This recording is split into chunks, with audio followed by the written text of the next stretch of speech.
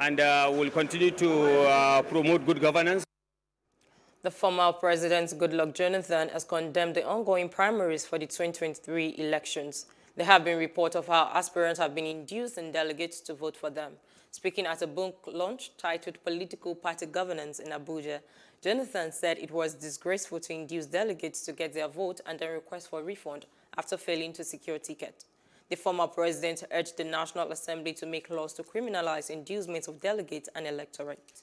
He also asked the legislature to expunge from the Electoral Act the sections that state how political parties should select candidates for elections. Delegates, and from what we are hearing, one has been going back to delegates to ask for refund when they fail elections. It's extremely disgraceful. It is something in Nigeria you hear such things. We should make laws that the current practices in our system have really reduced it. Otherwise, you will make laws that are irrelevant, and sometimes, when we are so tied to law, we cannot make laws that become enemy of the people. And the Supreme Court has reserved judgment in a suit filed by President Muhammadu Buhari and the Attorney General of the Federation, seeking an interpretation of Section 84, subsection 12 of the Electoral Act 2022. The seven-man panel led by Justice Muhammad Dattijo says the date will be communicated to the parties involved in the suit after taking arguments from parties and adopting their processes. At the proceedings on Thursday, the All Progressives Grand Alliance and the Nigeria Bar Association brought an application seeking to be joined as interested parties. The Federal High Court sitting in Lagos has held that the Nigerian Broadcasting Commission, NBC, acted beyond its powers in seeking to regulate the practice of advertising in Nigeria, contrary to the provisions of the Extant Advertising Practitioners Regulation Act of 2004. The court also declared that the NBC lacks the power to prohibit exclusivity on privately acquired intellectual property rights in program content of a right holder vis-à-vis the salient provisions of the Constitution and the Copyright Act. Justice Ambrose Lewis Alagwa also set aside the proposed amendment to the 6th edition of the NBC Code for being ultra-vires, incompetent, null and void, and perpetually restrained the Commission from implementing it. The court delivered the judgment in a suit filed by Lagos-based journalist Femi Davis. The Federal Ministry of Agriculture and Rural Development, in collaboration with relevant sectors and stakeholders, is creating awareness among hunting communities and the general public of the outbreak of the virus monkeypox on prevention of disease. The Minister of Agriculture and Rural Development, Mohammed Abubakar, said if the outbreak of the disease is left unchecked, it would affect farmers and significantly lead to low agricultural production. He urges the general public to avoid contact with animals that could harbor the virus, including animals that are sick or found dead where monkeypox occurs. The general public is hereby advised to avoid contact with animals that could harbor the virus, including animals that are sick or found dead where monkeypox occurs. Avoid contact with any material such as bedding that has been in contact with a sick animal. Practice good hand hygiene, such as the washing of hands and the use of alcohol-based sanitizers after contact with infected animals or humans. The Ministry would like to assure the general public and the international community of our resolve to continue to collaborate with relevant sectors and stakeholders to promptly contain the disease in the event of an outbreak in the country. And as Nigeria prepares for another round of elections in 2023, citizens have continued to express their views on what their expectations are. And that's on Street Views. Take a listen.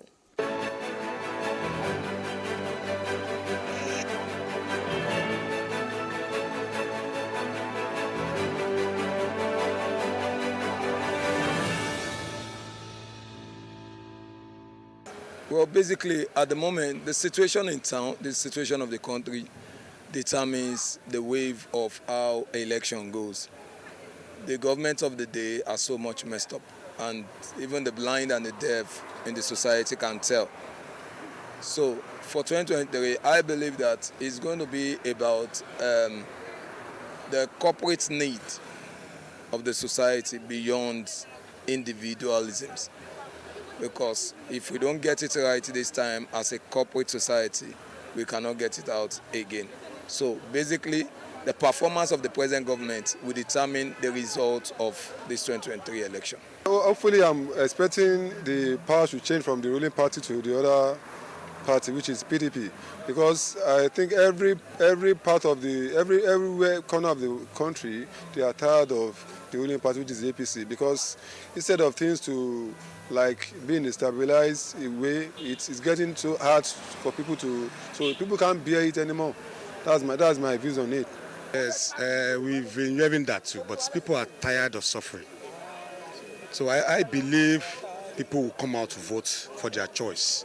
That will really make peace. Because imposing people on party members have always brought menace to our society. When people vote for their right choice and the right choice wins, it brings peace to the world. So I believe at this election, people will vote for their right choice.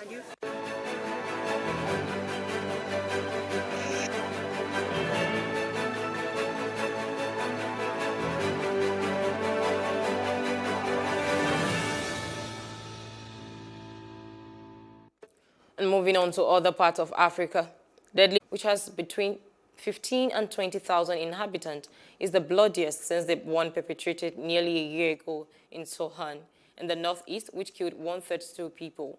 This attack follows several others recently recorded in Majori against soldiers and civilians. The Executive Council of the African Union have met in Malabo ahead of a two-day summit set to tackle the humanitarian and political crisis the continent faces. In an address in Malabo, the AU Commission chairperson pointed at different issues about 20 heads of state are due to tackle, from Libya in North Africa to Mozambique in Southern Africa, from Mali in West Africa to Somalia in the Horn of Africa, across the Sahel, the Lake Chad Basin, down to the east of the DRC in Central Africa, where terrorism has continued to spread a deadly web with considerable consequences on finances, economies, and people's safety. And outside Africa, Ukrainian President Volodymyr Zelensky has complained about divisions inside the European Union over more sanctions against Russia and asked why some nations were being allowed to block the plan.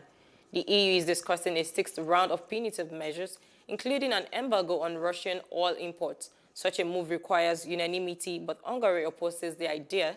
For now, on the grounds its economy would suffer too much. Zelensky, in a late-night address, wondered how many more weeks it would take the European Union to agree on a sixth package, noting that Russia was receiving €1 billion a day from the 27-nation bloc for energy supplies. Now, China and Russia have vetoed a U.S.-led push to impose more United Nations sanctions on North Korea over its renewed ballistic missile launches, publicly splitting the United Nations Security Council for the first time since it started punishing Pyongyang in 2006. The remaining 13 council members all voted in favor of the U.S.-drafted resolution that proposed banning tobacco and oil exports to North Korea, whose leader, Kim Jong-un, is a chain smoker. U.S. Ambassador to the United Nations Linda Thomas-Greenfield described the vote as a disappointing day for the Council. It goes without saying that this is a disappointing day for this Council. The Council has refused to take action in response to the DPRK's unlawful launching of intercontinental ballistic missiles. I wish I could say I am surprised. We have been circulating a draft of this resolution for 9 weeks. In that time, the countries vetoing this resolution have refused to engage on the text despite our commitment to inclusivity and flexibility during consultations. Before today, this Council had a remarkable record of consensus and collective action on this issue going back many years to peace and security. Today, 2 permanent members of this Council chose to veto rather than act. Thank you, Madam President. And in business news, Twitter investors are suing Elon Musk and the social media platform over the handling of the billionaire's $44 billion bid for the company. The case alleges he violated California corporate laws in a number of ways and accuses the Tesla boss of wrongful conduct as his false statement and market manipulation have created chaos at Twitter's headquarters in San Francisco. The lawsuit also said Musk benefited financially by delaying the disclosure of a significant stake in Twitter and its plan to become a board member of the company.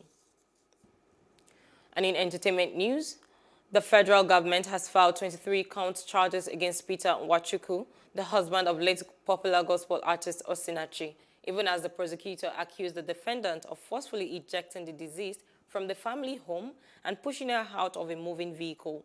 The charges of culpable homicide under Sections 104 and 379 of the Administration of Criminal Justice Act 2015 and Section 221 of the Penal Code and the Violence Against Persons Prohibition Acts were by the Federal Ministry of Justice before the FCC court.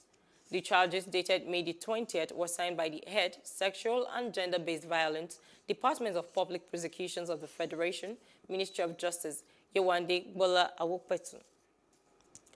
And in sport news, Nigeria Professional Football League side Kwara United has debunked claims that the club had signed a new coach in place of Abdullahi Bifo, who traveled to the United States for medical treatment. According to club chairman Kumbi Titiloye, the former Abia Warriors and Katsina United gaffer was granted some days off to travel abroad for urgent medical treatment. Titiloye said that Bifo will soon return after his treatment in the U.S., with his assistant Lukman Ijaya and Mukaila Iyala in charge of Kwara United MPFL Match Day 30 encounter against Aqua United on Saturday in Ilorin. And that's the news brief. For more stories, please follow us on our Facebook, Twitter, and Instagram. And do subscribe to our YouTube channel at Plus TV Africa and Plus TV Africa Lifestyle. I am Khadijat Balogun. Many thanks for watching.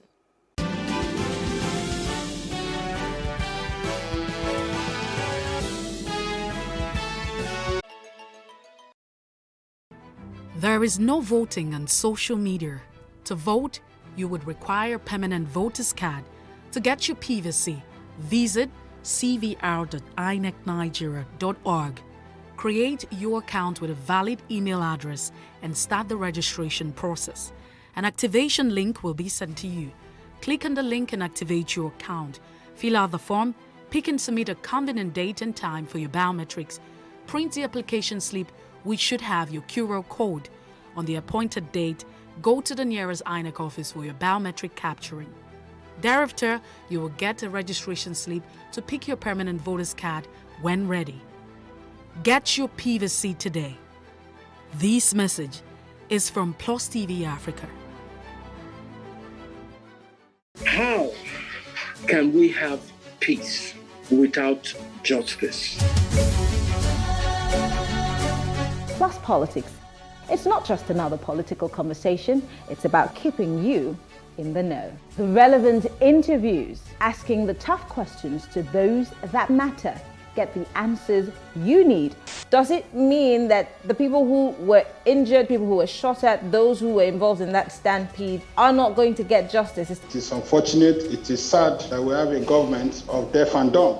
Analysis from top experts. The last election was not really an election. We feel that Obasanjo has a very special place in his heart for hating Ijaw people. I think it really boils down to two things. One, trust and accountability. Plus Politics, every weeknight at 7 p.m. on Plus TV Africa.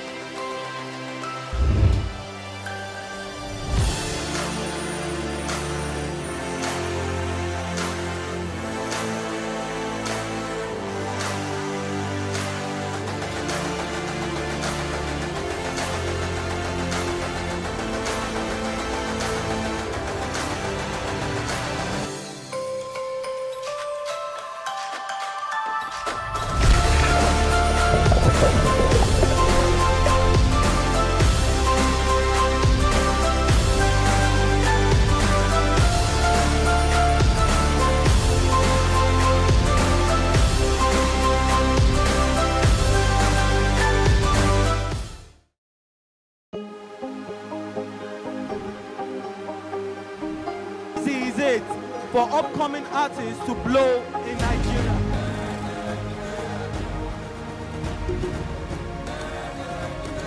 Welcome to Plus Trending. I am Bukky November, your host, saying thank you for joining us on today's episode. Welcome back. It's tea time on Plus TV Africa. Practice makes perfect. I'm not perfect yet, but I'm a lot better than I used to be. He's a king. He's entitled to marry 100 if he wants to.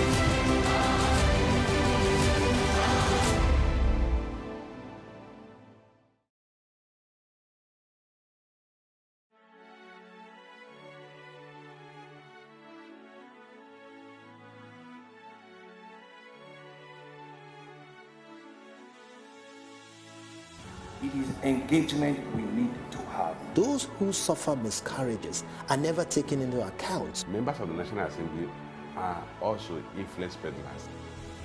You are sitting on Nigerians' money. From the barbing, I pay my rent. On the barbing, I send my children to school. A consultative engagement. No any tangible notification before they ban us. It's one thing for people to be at your back and the heat of the moment, and another thing for them to still be with you when push comes to shove.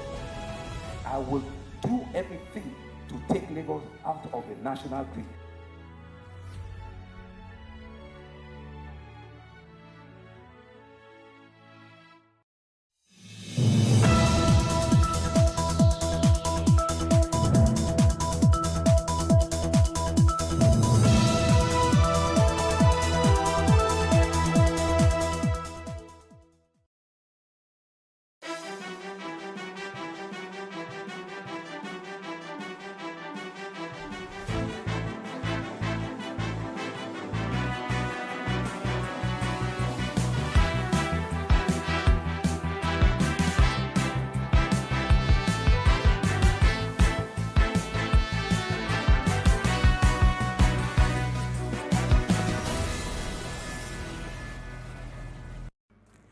Hello and welcome to What Are You Saying?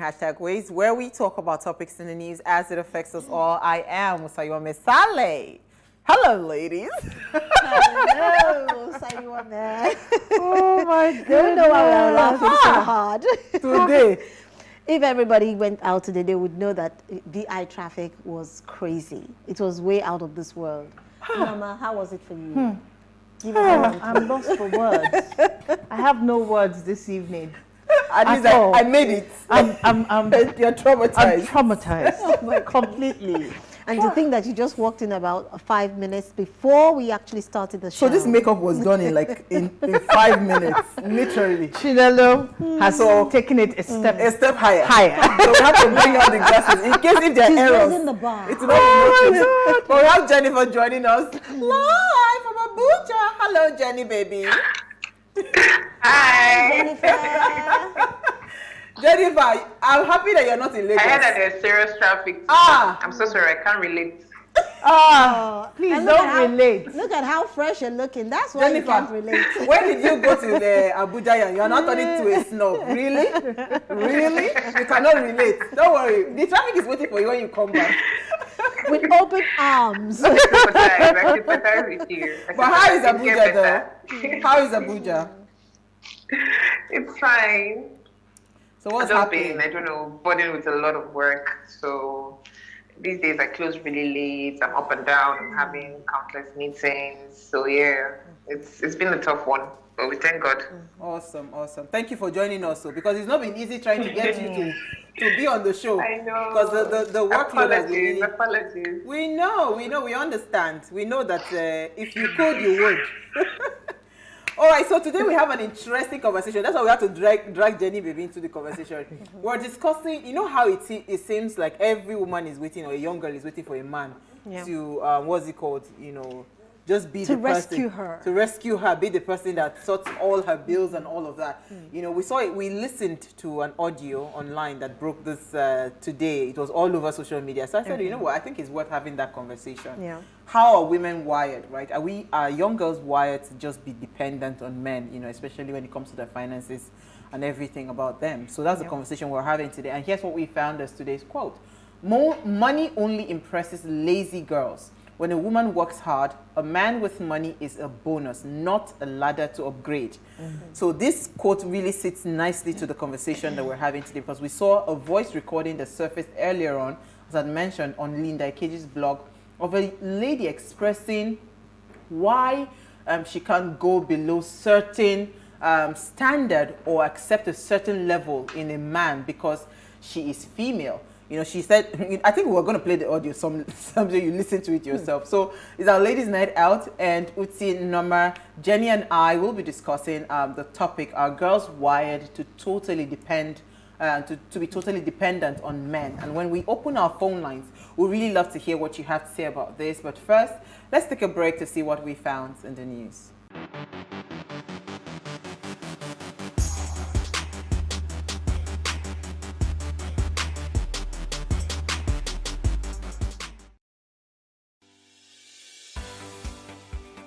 Businesses in Africa can be very challenging.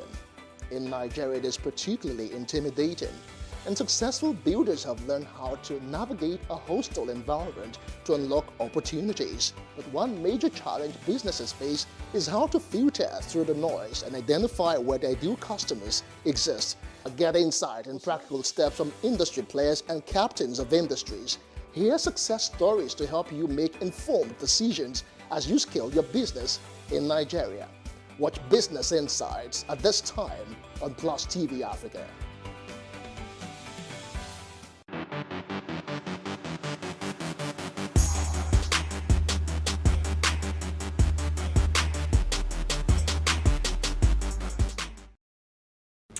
All right, you're still watching Ways. On May 26th each year, National Paper Airplane Day honors the simple aeronautical toy that has been around for thousands of years.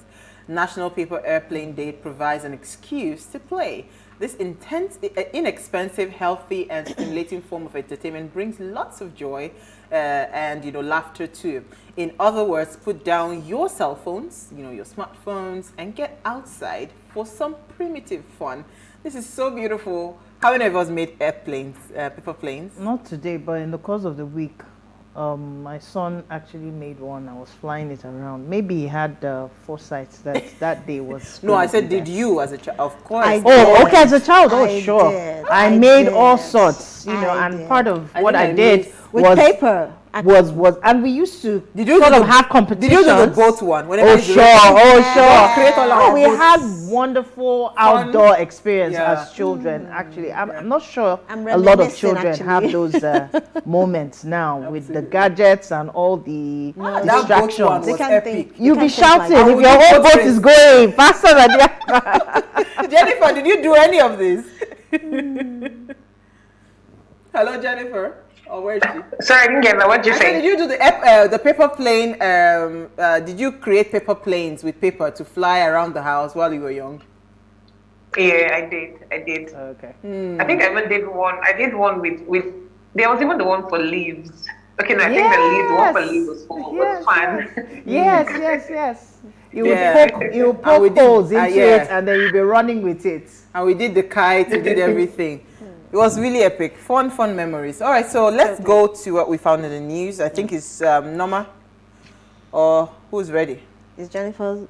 I don't think Jennifer has a news for us. Okay. So let me, Noma, do I take Go ahead. Go ahead, Isi. So my story is a tragic one, and I had to go all the way to Senegal to get the story. The story resonated with me because it has to do with newborn babies, and it says that 11 babies die in Senegal hospital fire, and it's a real tragic one. It's is heartbreaking. I don't know what the parents are going through currently. And it says that 11 newborn babies died in the hospital. And the president says this, the president said this, said that it happened yesterday, and that's Wednesday. And he said that he learned about it, and with pain and dismay, that the deaths of the newborn babies that were gutted in the fire. So it's a painful experience for any parent to go through this, and because of that, he said that in his words, he said to their mothers and their families, "I express my deepest sympathy," as he tweeted. Now, this, like I stated earlier, because it has to do with children, it actually resonated with me, and you know, it's a painful experience for a woman to go through, you know,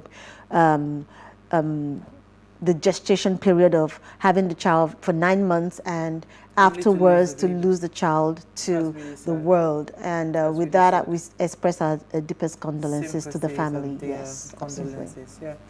All right. So, Norma, your story. Okay, mine is on the victory for PDP primaries. So the story goes that Jandor clinches the PDP gubernatorial ticket in Lagos. So the lead visionary, Lagos for Lagos movement, Dr. Olajide Adediran Jandor, on Wednesday, yesterday, clinched the PDP ticket for 2023 governorship elections in Lagos State. So declaring the result in Ikeja, the chairman of the Lagos PDP Electoral Committee, returning officer Mr. Emmanuel Ogidi, said that Adediran scored 679 votes to defeat his contender, Mr. David Ovon, who polled only 20 votes. Okay. Ogidi, who noted that there were 775 ad hoc delegates for the primaries, said that only 709 were accredited, while 10 votes were voided in the elections. So it's congrats to Jandor for picking up the ticket for PDP. I believe today the APC primaries was taking place. We don't have the results yet.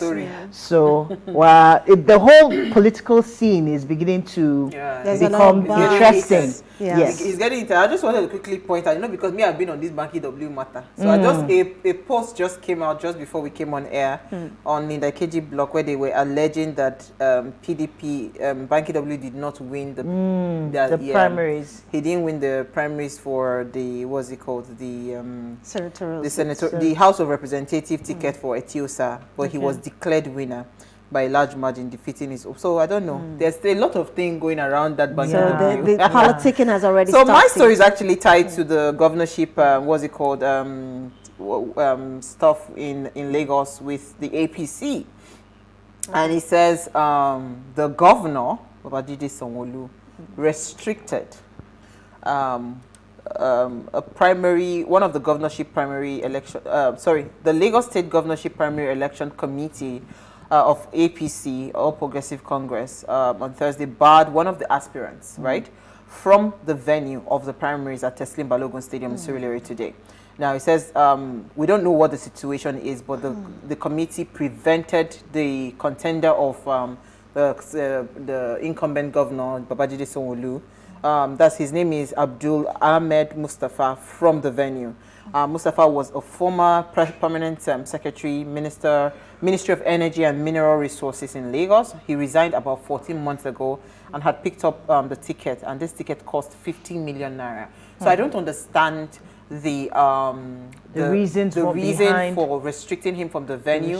And is this an offense that can be is suable? I don't understand how it works, because why would you? I mean, if I spend 50 million to pick up a ticket, I have a right, the same right you have, you know, to be in the venue whilst the delegates and all of that are voting and all of that. But we understand the politics that happens within those delegations and all of that. I mean, I was saying it yesterday that the former Vice President Sambo, his son has asked all the delegates to return his 2 million naira that he gave them. You know, we know what happens with all these delegates, how they bribe and all of those things just to get, you know, the votes from the delegates. So why would you restrict or bar the person that is an aspirant like you. I mean, this is so wrong.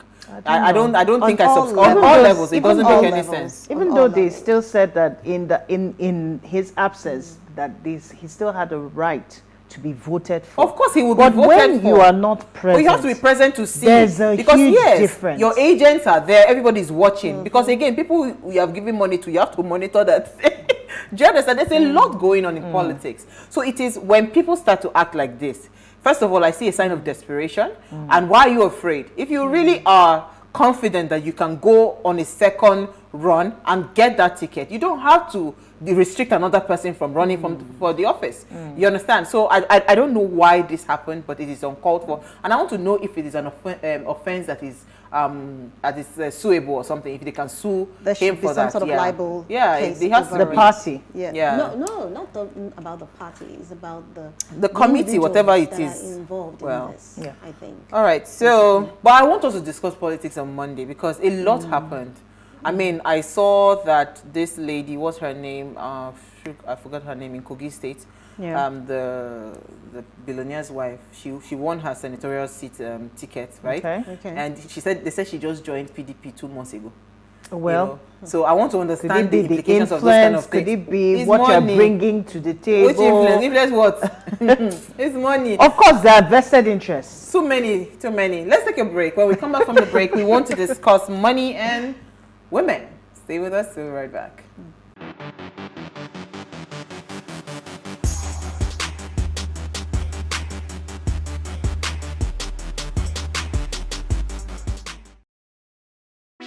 Hey, what's up, guys? You're welcome to another edition of Plus Event, and I remain your host, Ifeoluwa Oshuke. Your absence isn't an excuse anymore, as Plus Events is all you need, as we bring you the glitz, the glamour, and loads of fun. Oh, definitely. No question. He's a living legend.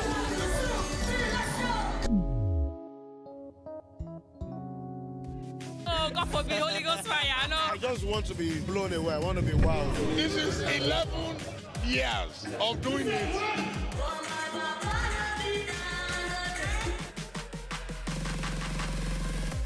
I'm surrounded by so much positivity.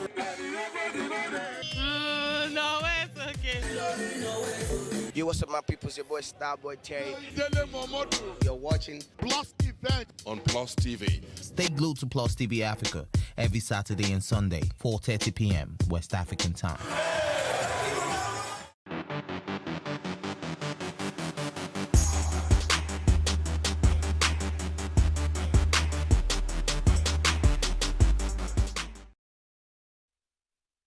Girl, somebody I'll marry will be staying in the city now. Somebody I'll marry will be staying in Lagos or Abuja or Dubai or Texas or Washington. Wow.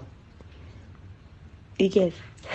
But you as a guy now, you can marry a girl that stays in the village because you're the one that's going to marry her. She's not going to marry you.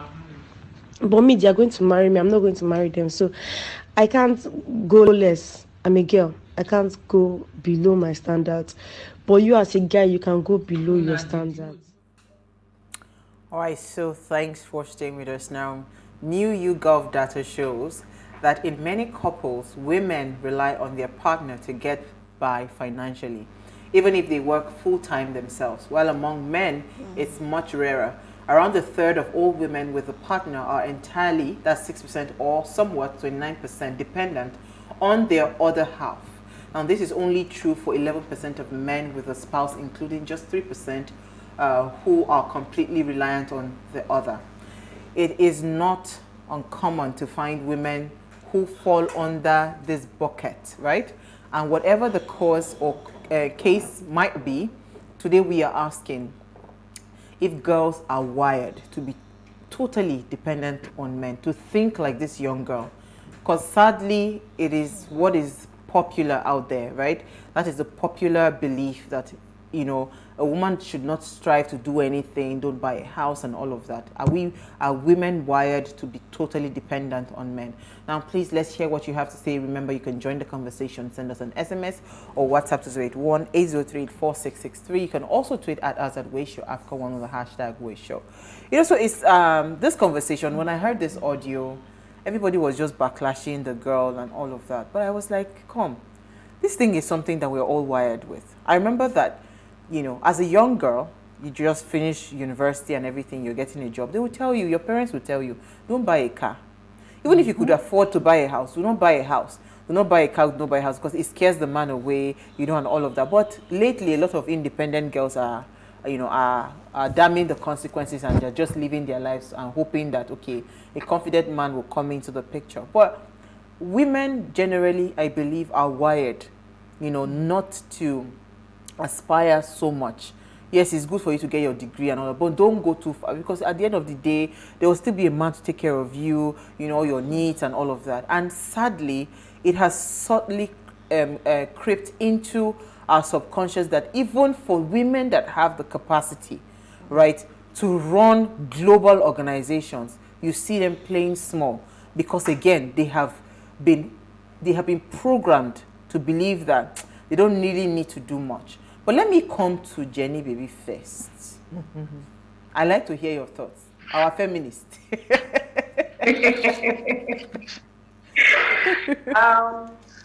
Honestly, listening to that audio, I'm honestly not surprised. And that's because a lot of us women have been wired to be dependent on the man.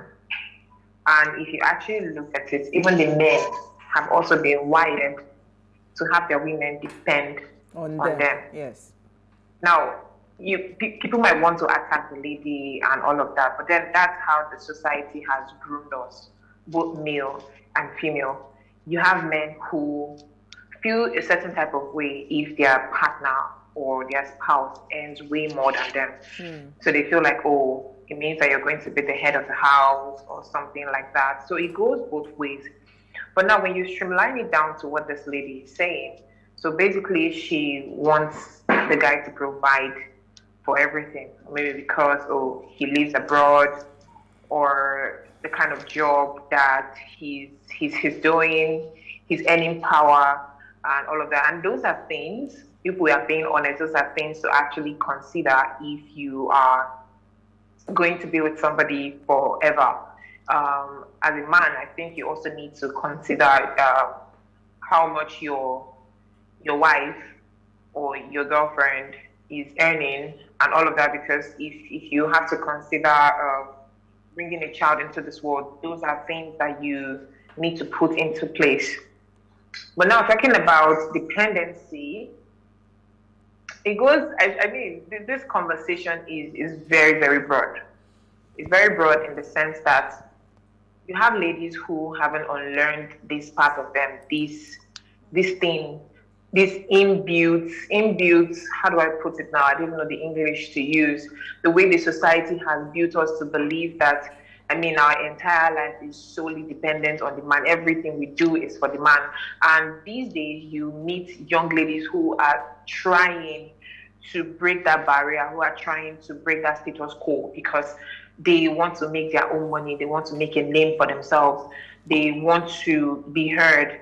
They want to be able to afford the basic things in their lives. And I would implore ladies to know that, well, there's a saying that says, money stops nonsense. And it's the honest truth.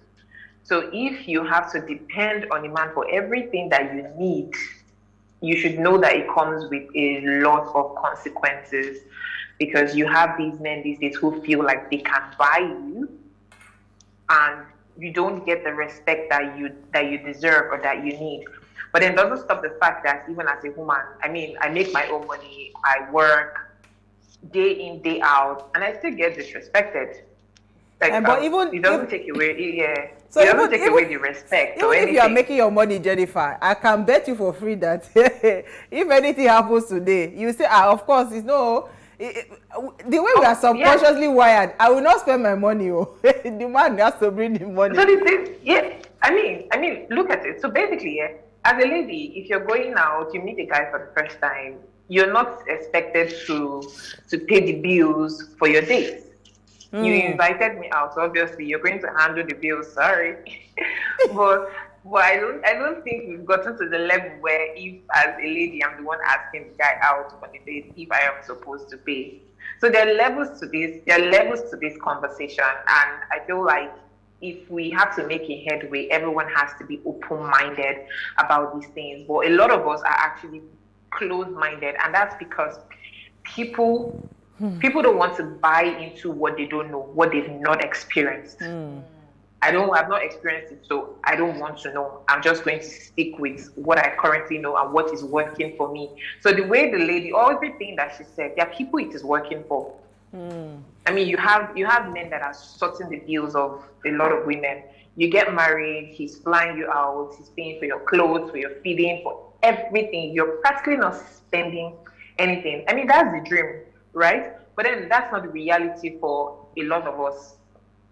Okay. Well, yeah, I'll let other people speak. So because, what I heard from that video when she said that, the guy should live in Texas, so she felt like it is okay if I'm living in my Ajegule house. Because I do not need to aspire to own a house in VGC or a house in Texas or in whatever. She said, because I'm not the one going to go and marry. He's the one that is coming to marry me. So let me be in my hole. Let me be in my village. He will come and meet me there. But let me hear your thoughts on this, Norma and Isi.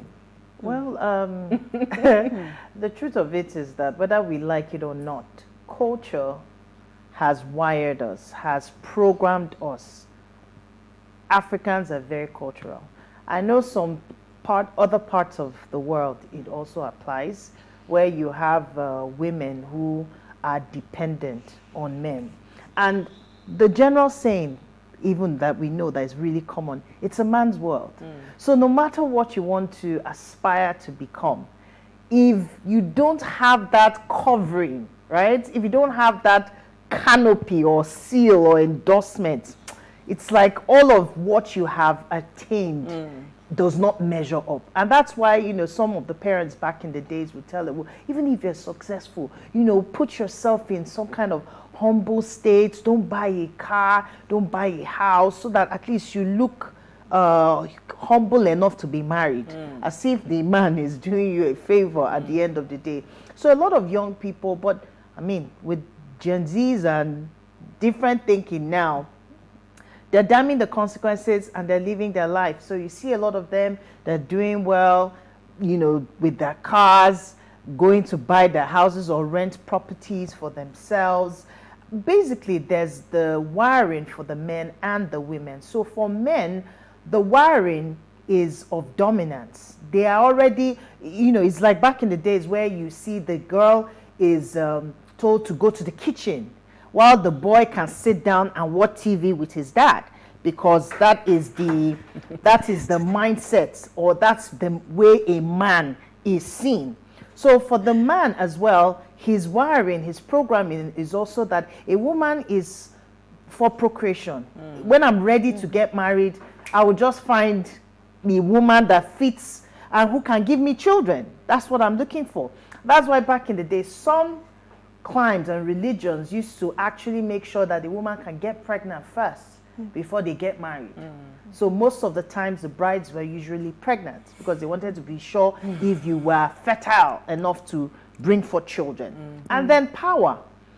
Men have been programmed to feel powerful over women. Especially when they are able to provide. And entitled, especially when they have the money. So it's like they're doing you a favor and you're just like another trophy that is added to my collection or on my set and all of that. And then for the women, you have women who are programmed to that they're, for the kitchen. So you don't amount it to anything but, and that's why sometimes again you see, they're telling you, you have to, your homemaker. Be a homemaker. You must take care of your home. You cook for your husband. Some of those things. Imagine when I got married, I'm from a house where it wasn't, whether you're male or female, every one of us knows how to cook, but we knew how to, we were all domesticated. But I got into a marriage where I had the mind, I'm cooking for 14 people, 20 people, and I had a husband that would come back and say, I think I'll take cornflakes,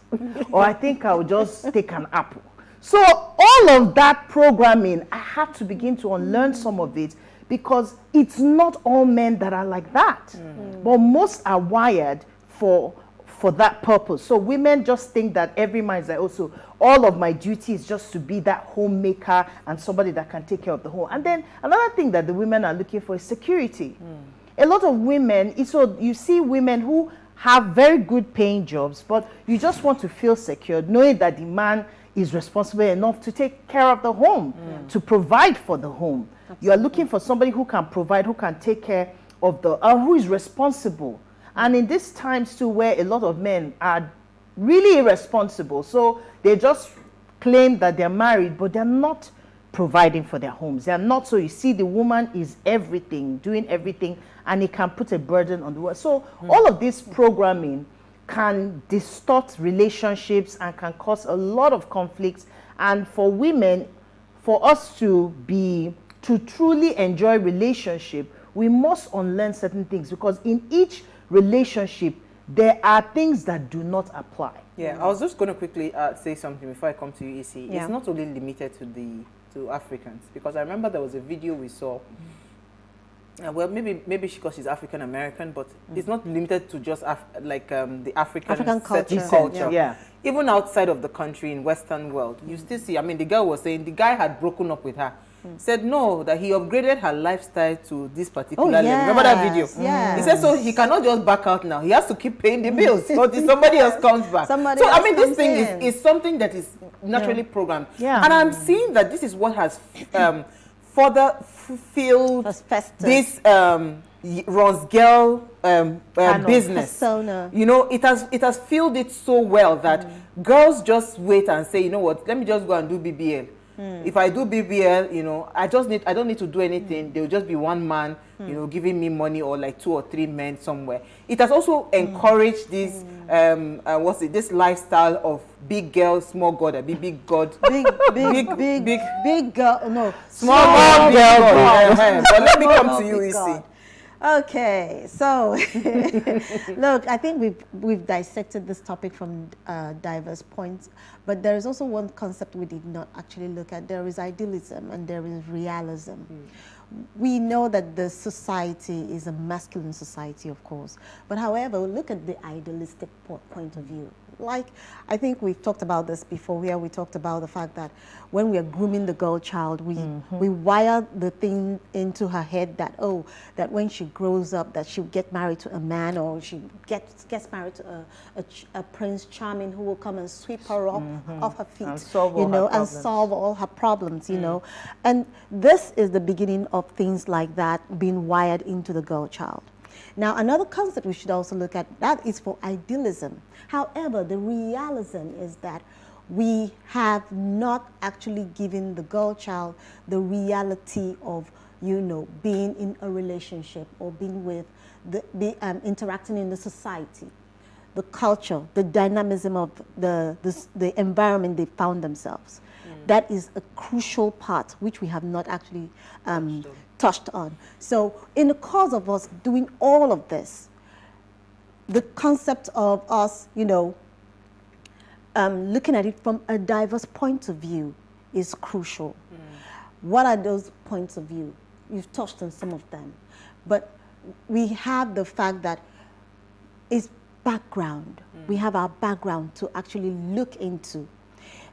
Look at this. If I listen to the lady that was talking, yes, we can backlash her. Yes, it's her way of thinking. I remember when we were in Ekpoma back then, some people said that there was this girl who was walking to the farm, and she had what's it called, firewood Basket, and basket on her head, and some jeep just stopped and picked her up and decided to marry her there because he wanted a wife who was homely, who was good.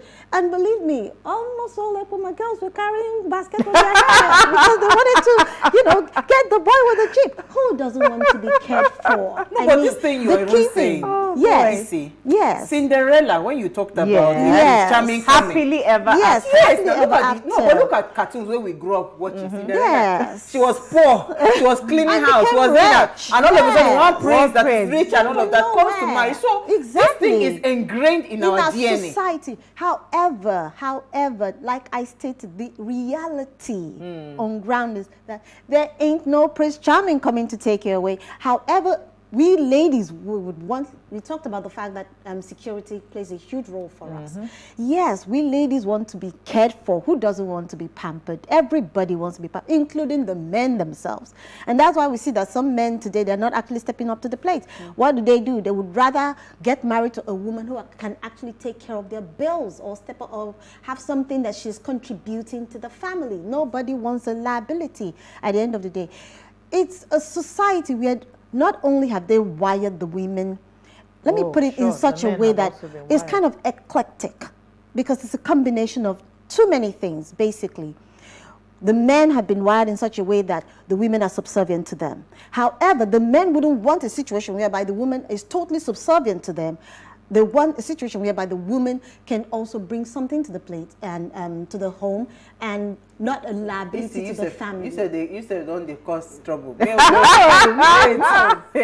take break. I'm stating the reality. Like I stated, we have reality and we have idealism. Okay, let's take a break. I want to open our phone lines. As it is right now, it's like I want to relocate to Ajegule. Somebody from Banana Island will come and marry me. It will not work. Stay with us, we'll be right back.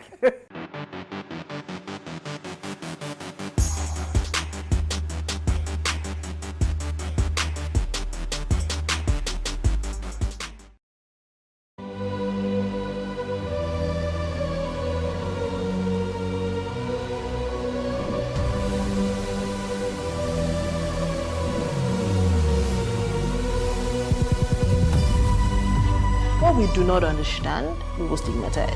What you can see is the remaining of the tanker that exploded. The suspect equally confessed.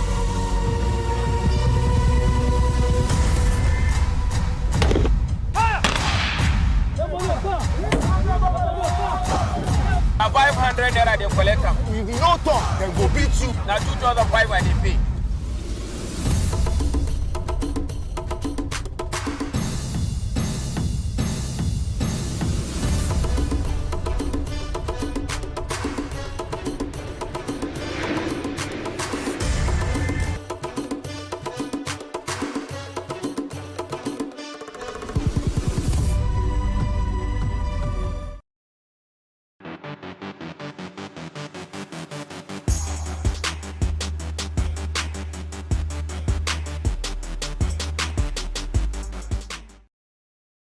All right, so if you just tuned in, it's our Ladies' Night Out, and we're discussing the question, are girls wired to be totally dependent on men? Now, please, let's hear what you have to say. Remember, you can join the conversation. Send us an SMS or WhatsApp to 081-803-4663. You can also tweet at us at WaysHowAfrica1 with the hashtag WaysShow. And our phone line is now open. You know the rules. Turn off the volume of your television set when you're calling, and the number to call is 07025007749. All right, so in case you didn't hear the audio, in the first segment, we had played an audio where a girl was saying that she doesn't have to do so much. She just needs to stay where she is. It is the man that is looking for marriage. Now then come to marry. So, you know, she doesn't need to have a particular standard of living. So it is okay for her to be anywhere, let the prince, but she does not want anybody on her level. She was talking to a guy. Now you are on my level. No. I need somebody that is like above my level. So she doesn't feel like she needs to be part of that journey to increase the leveling. You understand? She just needs to stay where she is. Somebody and be upgraded. And be upgraded. Simple. You know. So, but you know, but let me come to you, Jennifer.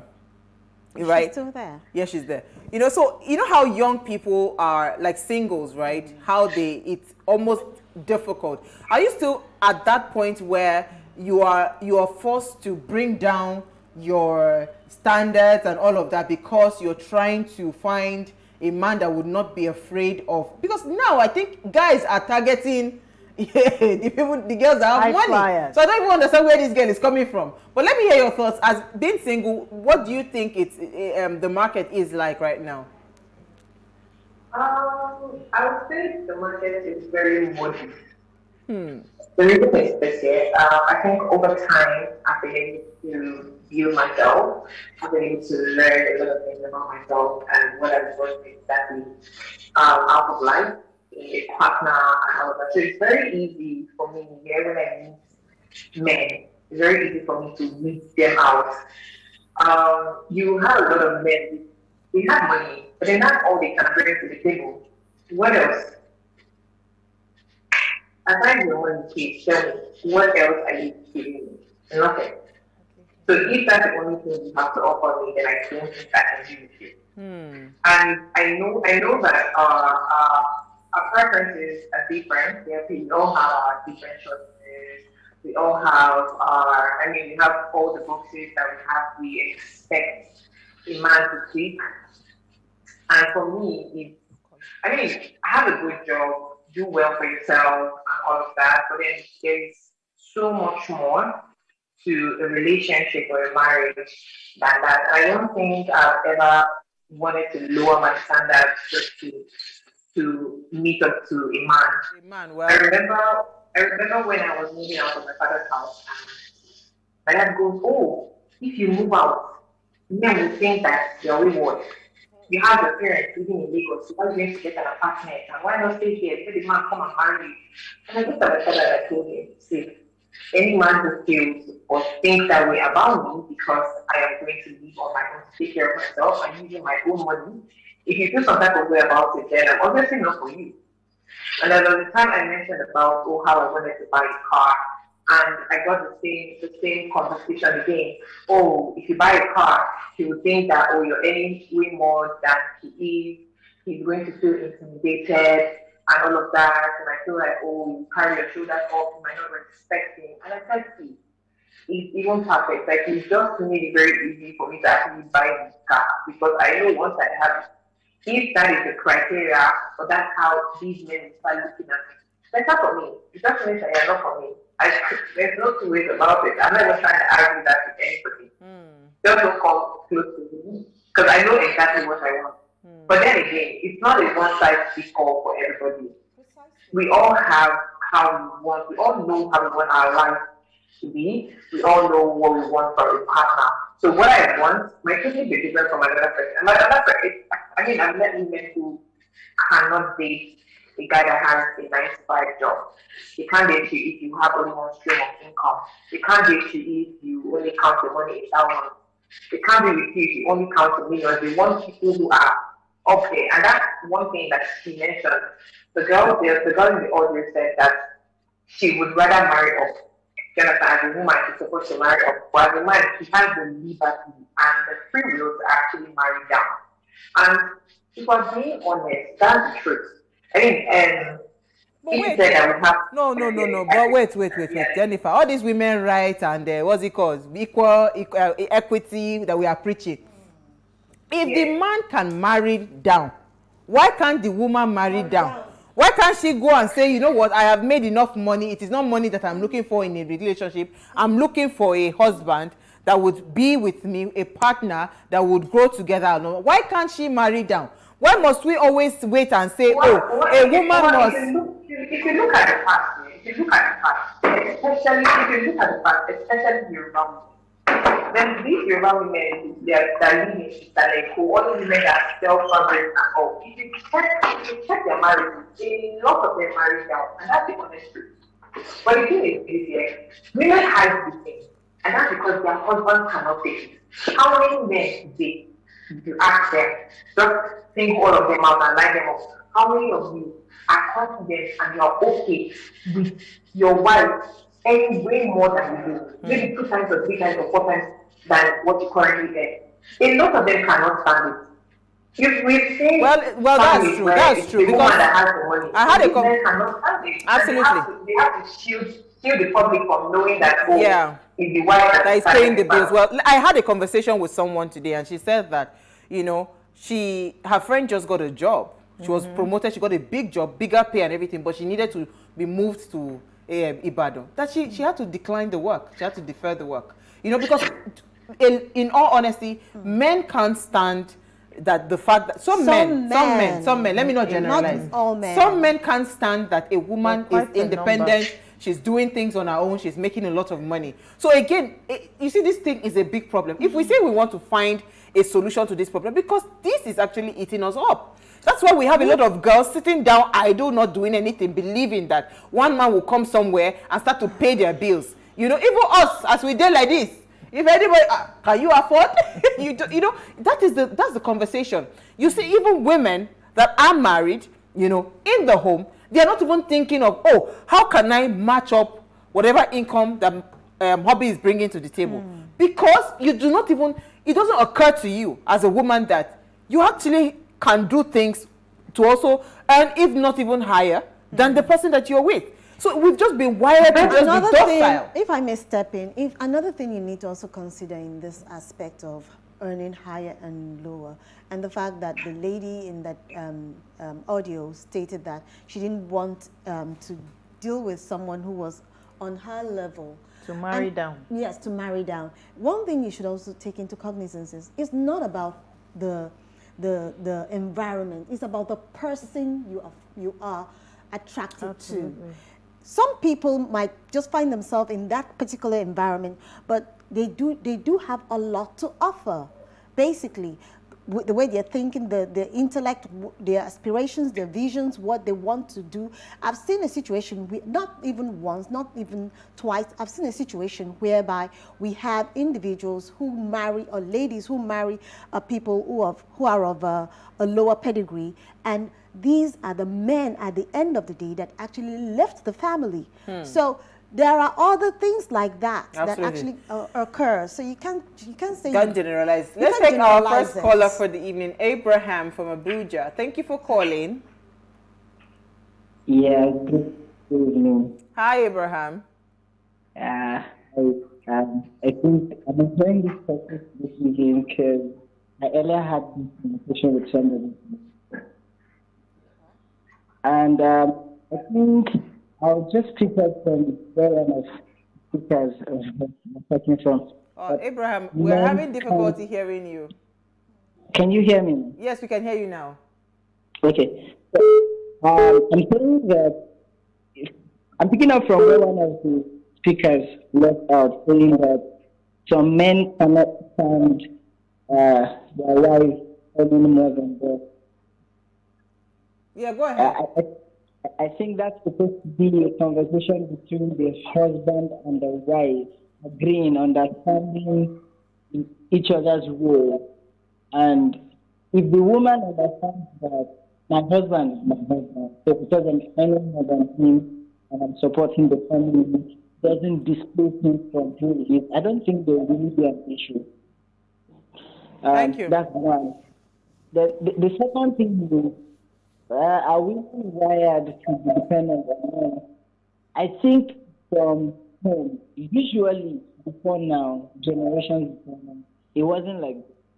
I think it's time that is changing, that is bringing intellectualization and is really affecting the society. So I don't think it's a good topic to guys are treating, and maybe all right, thank you, Abraham. We're having a bit of difficulty hearing you, but I think I got the crux of what you're trying to say. That it's supposed to be between parties. When you say that earn more than whatever, it is between the man and... Well, that's true. Every relationship is actually unique. Some men are comfortable, you know, and, you know, just allowing the woman to go and be the high flyer, get all the big bucks and all of that. I get you, and you're 100% correct. Let's take some comments then. Okay. I have this one from Mufoma.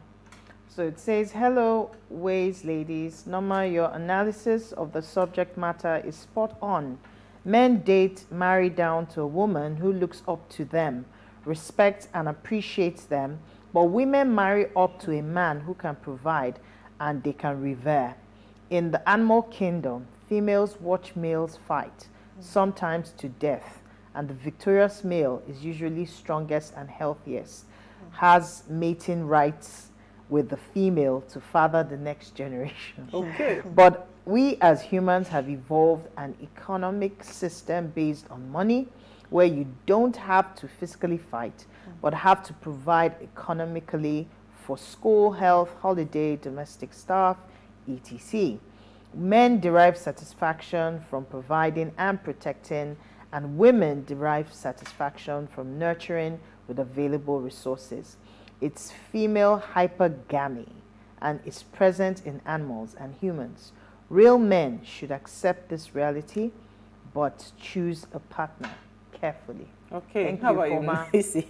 Well said. What wondrous analysis. Choose a partner carefully. I like that. So this is from Tammy, and he says, or she says, some parents from poor backgrounds push their girl child to go get boyfriend to meet their financial needs. The sense of entitlement and dependency is nurtured and imposed by some society. Okay, Jennifer, you have a comment? Is she there? Oh, she's frozen.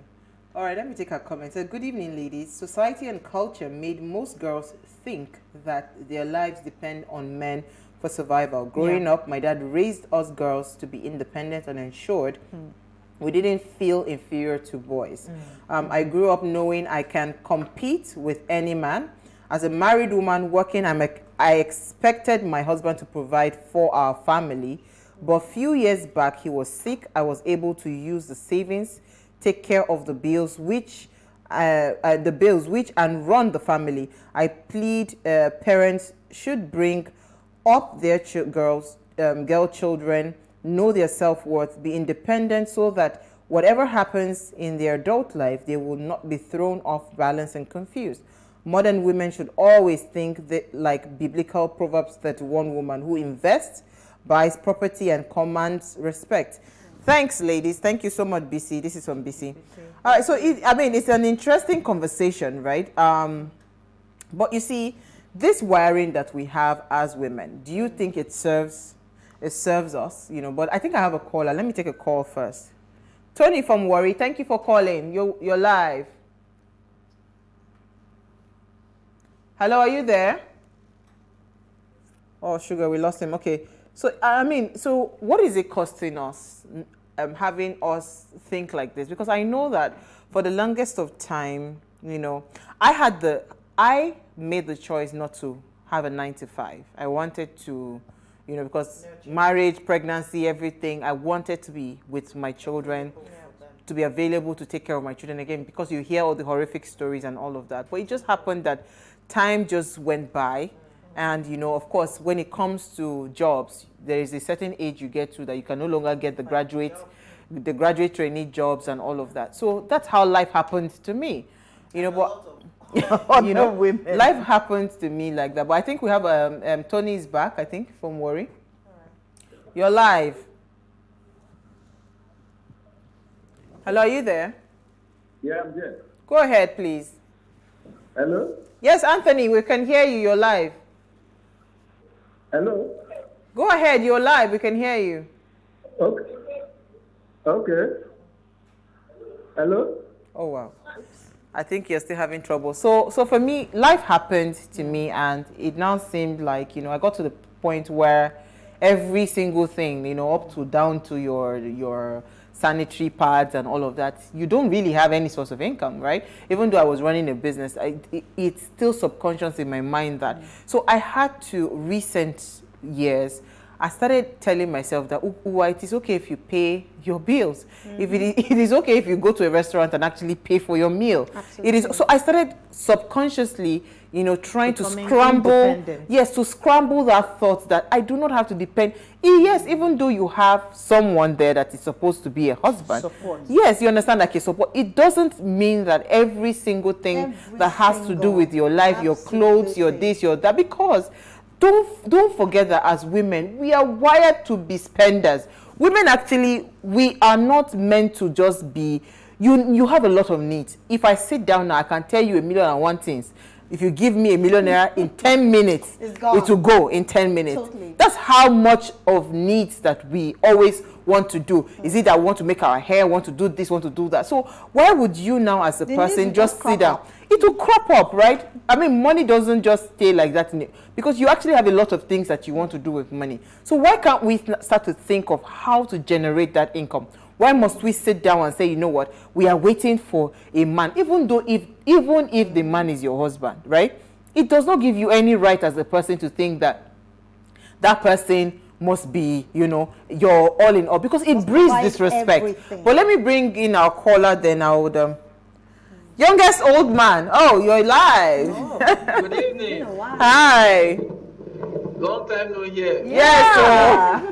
We are busy with the delegate business. You know, we are the new wives in town now. The delegates are the new wives in town. Yes, so people, you know, the kind of hotels, the calls you get with some sweet tones, and they give you some envelopes. So this is our season. In fact, we are the main problem. You wish you enjoy yo. Our old Jerry, don't mind them. God did. Well, you see, the issue is that I had a lot to say, but there's a comment you read from that lady. It kind of calmed me down that I think I understand that the world knows the truth about how creation gives men, you understand, some certain responsibilities, and the female with their own responsibility. However, along the way, if anything turns, I think we have the capacity to adjust and understand that this is not, it's something, it's a one-off thing. It's not a change of lifestyle. For example, we all expect the man to be the provider, and if things table turns around, it now comes that the woman should provide. I think there should be an understanding that it's a one-off situation, but we can't change the total creation of that dependent. In fact, let me tell you, if a woman is the richest, if she has everything, she still want to get it from a man. Yes, it's natural. So that is just how God creates his own thing. I don't really know how he does it, but that is how we are. So that lady's comment calmed me down. Okay. So and we need to reread that comment and understand what she said, and that is just the truth. Thank you. All right, so let's take more comments. Yeah, in fact, you took the words out of me. I think when we understand the dynamics and the uniqueness of each relationship, then it makes it easier to adapt. Totally. Okay, so I have this comment, and it says, "Good evening, my dear beautiful sisters," or what are you saying? We already know who it is. Yes, Daniel. #Ways. The question is, are girls wired to be totally dependent on men? The answer is yes, and vice versa. To some girls, for their own relationship to be solid, to favor them, the man must be fully loaded and wealthy. Trust me, some girls really love their men because of what they have, not for who they are. I can bet you that when it comes to a time that the man cannot fend for his girl, the lady decides to end the relationship. Totally. That lady becomes lazy and a liability. Men always want to call the shots because they are the breadwinners. My name is Daniel. Wade's regular fan. Quickly, your comments. So Thank you, Daniel. This is the comment goes this way. It says, if a woman earns more than her partner, with time she will lose respect for him, especially if she meets people better than her and her husband. Female hypergamy is women's way of picking the best option available to them to father their kids. This is from Frank. I was going to say respect. Respect is, I don't agree. No, respect is both ways. I don't if agree a with man that. is buying down to your sanitary pad, a man is buying it for you, you cannot afford to buy anything for yourself. The man will also disrespect you. So disrespect is both ways. Let me take our final caller for the evening. Hello, you're live. Hassan. Hassan, you're live. Is he there? Oh, I think it's a network problem. You know, so, I mean, because when you talk about respect, that was where I was going with the conversation, that it got to that point where I said, well, you need to start to, you know, God gave you brains, gave you 2 hands, gave you 2 legs. Yes, okay. So what do you need to do? And I started quietly building a career for myself, right? So, I mean, it's never too late to start. But when you now get to that point where you are just there's nothing you're contributing, you're not bringing nothing to the table, right? It doesn't make any sense. So you now sit down and all you're thinking of is how to breed the next child or how to do, so it doesn't make any sense for me. Can I quickly add that for men who may not be the one who has the earning power, maybe the woman that has the earning power, at the end of the day, if you also do not respect that woman and the fact that she is helping the family or she is holding the family together, it's going to bring contention, because some men ego comes in and they begin to, half and puff. Exactly. And this woman is literally trying to put the home together, and you are not even being grateful, or you're not even being supportive. You may not be the one bringing the money or the cheese, but at least that support, advice, or Auntie women, please bring in the cheese. No, it's true, because when God created us, they didn't say this was male brain, female brain, or whatever capacity. God gives every human being the capacity to do great things. So all this wiring that we have been wired to think that we need a man for sustenance, it makes no sense. We need to start scrambling that thing from a medulla oblongata. Oblongata, whatever. On that note, did we lose Jennifer? Thank you so much, guys. I think we had fun with this topic. Oh, Jennifer. Thank you, Norma. Thank you. All right, before we go, do ensure you follow us on Instagram at Wayshow Africa. You can interact with us further, drop a comment, and more importantly, follow all our engagements on social media. Like, share, invite your families and friends to watch and follow the conversation. I just wanted to add, instead of asking men for money, ask them for work. Tell them to give you work to pay do. You for so the you work can use your brain and pay and get the money. I mean, that's what I asked for. Money, in case you missed our quotes, here it is again. Money only impresses lazy girls. When a woman works hard, a man with money is just a bonus, not a ladder to upgrade. Come on. We'll see you guys live at 8 p.m. as we bring another great conversation to your screen.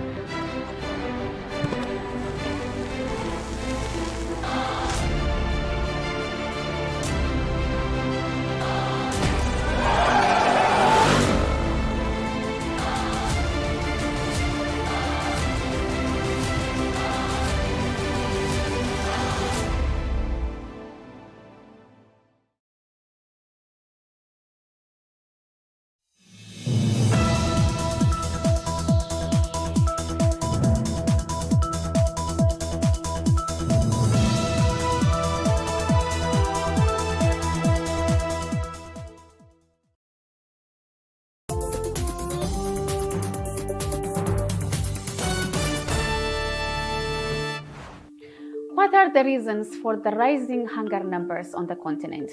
According to the United Nations Food and Agricultural Organization, after a decade of the world making progress in fighting food insecurity, world hunger has increased by more than 20% for people in Africa, and more than 1/3 are undernourished, the highest proportions since 2014 and greater than any other region worldwide. The United Nations Food and Agriculture Organization estimates that around 800 million people on the continent, equivalent to about 60% of the continental population, are affected by moderate or severe food insecurity. Some point to the COVID pandemic's impact on the local supply chains and food shortages. But many analysts say it's drought due to growing climate change issues. That is the main reason for the growing hunger on the continent.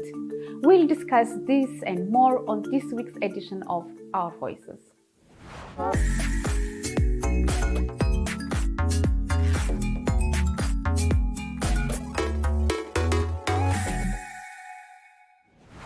Hello, I am Semenya Shekoye and this is Our Voices.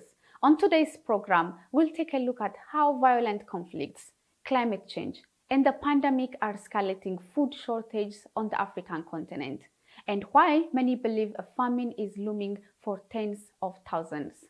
Let's begin in Madagascar, where more than 1 million people are suffering from a 4-year drought that the World Food Programme is calling the worst in 40 years. Many people in Madagascar are at risk of the world's first climate-produced famine. Anne Zwanku has the story. Water is precious and rare in southern Madagascar, where rain has not fallen in some areas for years. Farmer and father of 6, Dipens Untobo lost all his crops and animals to the drought, the worst to hit the region in 4 decades. There was no more water to drink. The price of rice had gone up. We had to sell our livestock to buy food. I was very afraid to die. If it wasn't for the government's help, we would have died of hunger. Thousands of people have fled Madagascar drought-ravaged areas to look for food. As the World Food Programme warns, the risk of famine is growing. To cope, authorities built centers for healthcare and to teach mothers how to process cassava to feed their children. Mais aussi tout ce qui est distribution des repas chauds. Also, distribution of hot meals, food, and water every day. There are approximately 40,000 people, even 100,000 people per day, to whom we have been able to distribute 1 liter of water per person per day in these centers. Par personne par jour dans ces centres. Green Title, a government project launched this year, gives farmers like Untobo land, seeds, and livestock to help them recover. The program also teaches Madagascar's farmers sustainable agriculture so they can be more resilient to future droughts.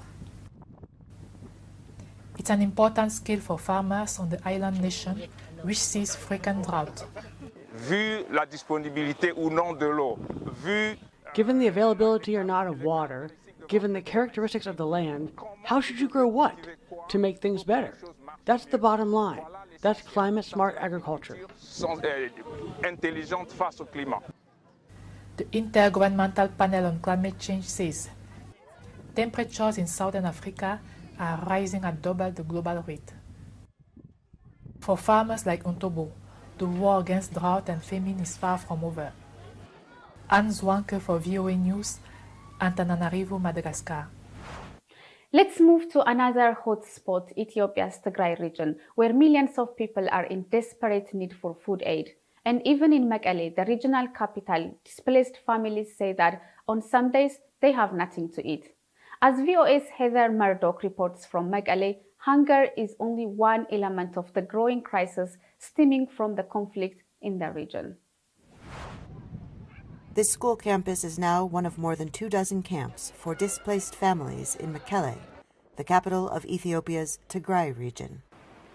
More than 80 people sleep inside each of these classrooms, the families say, and every one has a harrowing story about how they got here. I was at the market on a Saturday when suddenly tanks pulled in and the war began. I ran to my house and my sister was making coffee. I told her we had to run. We saw houses burning and heard bombs. The World Food Programme says 5.2 million people in Tigray, more than 90% of the region's population, need emergency food aid. But here in Mekelle, where aid is available, people go hungry. By mid-afternoon in this camp, many families say they haven't eaten anything yet, and that this is not unusual. Local leaders of the displaced families say residents here are short of almost everything. We are facing a lot of difficulties. We don't have enough food, shelter, sleeping materials, and clothing. Before the war, we fed our children 3 times a day, but now we cannot. The conflict in the Tigray region began in November last year, when Ethiopian government troops, a month-old son, have been injured. Zufan says her son's arm was injured as she fled, and it took her months to reach Mekelle for treatment. I went to the doctor yesterday. He said, "Where were you? He needed an operation, but now you are too late." There are children at the camp without their parents, and parents who lost their children in the chaos, Zufan says. And while her son may never have full use of his arm again, there are so many other mothers whose children are dead. Heather Murdoch, VOA News in Mekelle. To discuss why hunger is growing rapidly in the African continent and the impact it's having on communities, I talked to Hajir Malim, the Regional Director of East and Horn of Africa at Action for Hunger, an organization that has been on the front lines preventing and treating hunger. There is no short of efforts to try and address the increasing levels of vulnerabilities in Africa. However, these efforts are not meeting the intended targets because of a number of factors. One is the increasing levels of conflict that is driving tens of millions of communities from their homes and making them vulnerable. When a community is uprooted by conflict, they then lose the ability to be able to produce their own food, and therefore these then subject them to hunger. In addition to conflict, we're seeing dramatic impact of climate change across the African continent. In Africa, traditionally, farmers and pastoralists have ways of managing the shocks that they face. However, with now frequent droughts, these coping mechanism and traditional ways of rangeland management is being compromised as the severity of these droughts and floods continue to erode the existing capacities within these communities. And finally, as COVID-19 has hit the world, we're seeing that impact as well on the food security situation in Africa. You mentioned conflict as one of the major driving forces to the rise of hunger. And we are seeing new conflicts emerging in the Horn of Africa and at the continent level in Africa. And the old conflicts are even getting protracted, and none of them are going away. What are the solutions to address the root causes of conflict, and how can Africa come out of this? Definitely, conflict is increasing, and it's particularly impacting women and children who continue to remain vulnerable. Many of our refugee camps have 80% population who are women and children who continues to remain vulnerable to the impact of conflict. Then one key issue that's really driving this increase in conflict is lack of resources and the competition over the limited resources that exist within communities.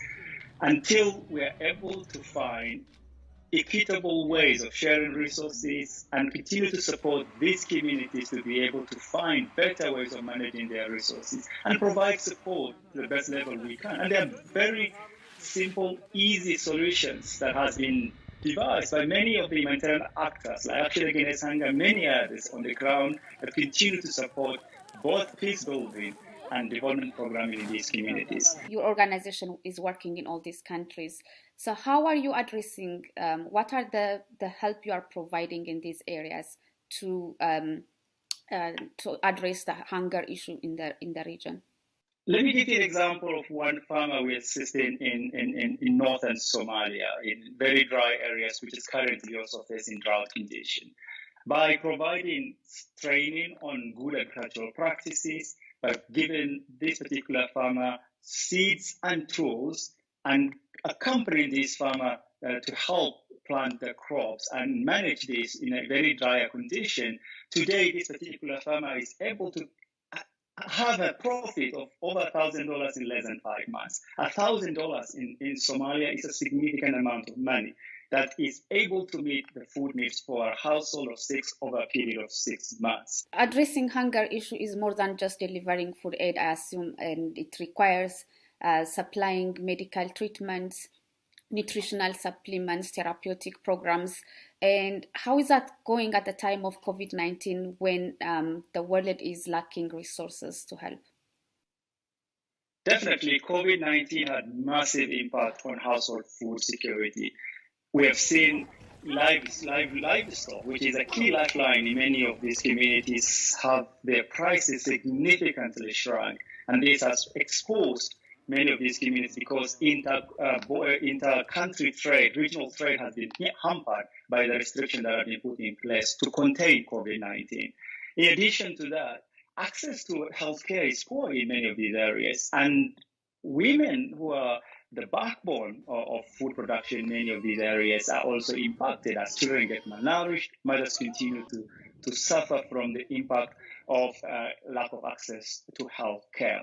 So what we're doing today is to make sure that we reinforce and support government's efforts to reach the last mile, deliver essential services, medical services, education services in terms of providing nutritional counseling and support to mothers at all levels, reaching the most vulnerable, the communities that are not reached by other actors on the ground. It's time for a break. But first, do you think climate change is now the leading cause for food insecurity on the continent?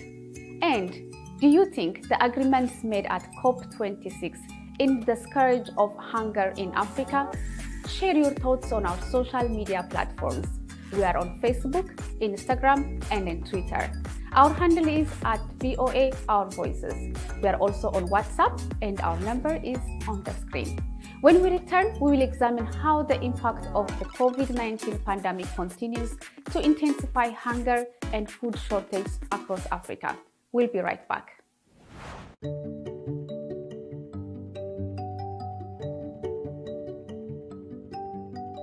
This is a country that I chose to become a citizen. I didn't have to become a citizen. I chose to become a citizen. I feel like America gave me an opportunity to pursue my passion as an artist. I really believe that clean eating is a way to a more successful life or a happier life, if you want to put it that way.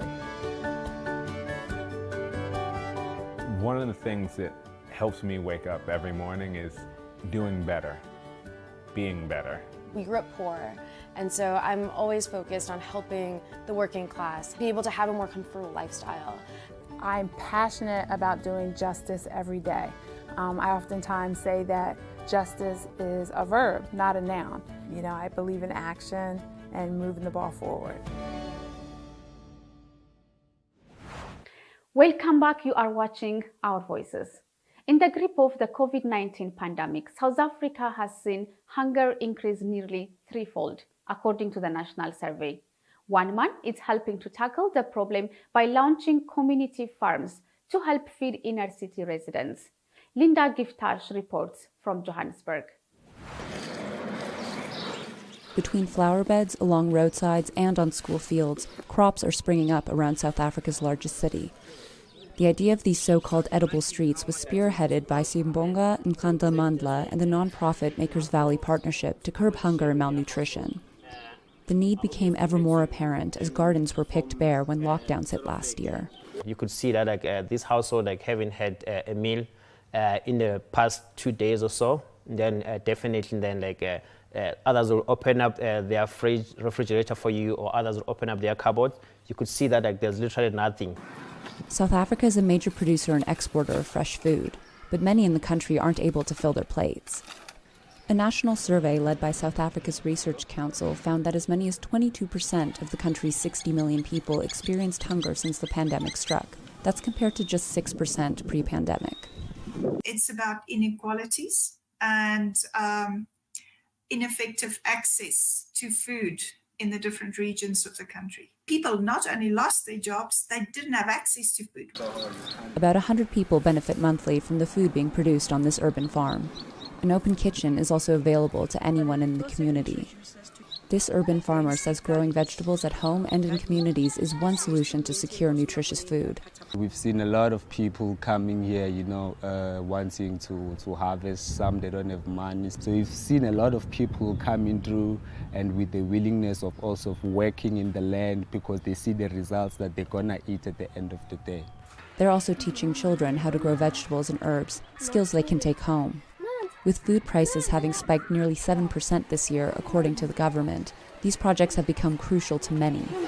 If more people can be involved, in growing food, taking care of vacant land and try to make it in a food forest, then we can have more food, more people that we can feed. Waiting for seeds to sprout is no quick fix. But with more funding, Makers Valley wants to plant more vegetable patches throughout the community to help put more greens on people's plates. Linda Giftash for VOA News, Johannesburg. The coronavirus pandemic is increasing hunger and food insecurity in Zimbabwe, which was already struggling with a poor economy before the pandemic began, according to the government report released earlier this year. The World Food Programme says the problem is especially acute for unemployed urban dwellers. Columbus Mavunga reports from Harare. The government report called Zimbabwe Vulnerability Assessment says about 2.4 million locals in the country's urban areas are struggling to meet their basic food needs because of lockdowns to contain the spread of COVID-19. Murambiwa Simon Mushongorokwa used to get casual factory jobs before the pandemic hit Zimbabwe. I used to get about $30 a week. It was not enough for my needs. But when the lockdown came, it got worse until I started growing mushroom. He uses forage from his backyard, corn and sorghum field to grow the mushrooms. He says he now gets about $5 a week from selling it and uses some for consumption with his wife and 5 dependents. Simon Julius Kufakwevanu, an official from a local NGO, has been teaching people in this poor suburb to grow mushrooms. Before the introduction of mushroom growing farming in this area, it was very tough for people in this community to survive because of the lockdown and so forth. But now, when Fisher-Wolf brought in the mushroom growing, it's changing because we can now buy something. We are now able to go to the shops and buy mini meal, buy sugar and so forth. The World Food Programme says it is looking for more ideas and resources to help 550,000 people like Mushongorokwa in urban areas get basic food for survival. COVID-19 has not only wiped lives, it has wiped livelihoods as well. The number of people who are unable to put food on their table in Zimbabwe's urban areas has increased from 30% during the same period in 2019 to 42% right now. Zimbabwe government says it is giving about $12 a month to families affected by lockdowns. That's nowhere near the $500 an average family of 5 to 7 people needs to survive each month. People like Mushongorokwa hope that with the lockdowns recently eased, jobs and livelihoods will come back. In the meantime, the WFP is seeking $32 million to feed food insecure urbanites. Columbus Mavungam for VOA News, Harare.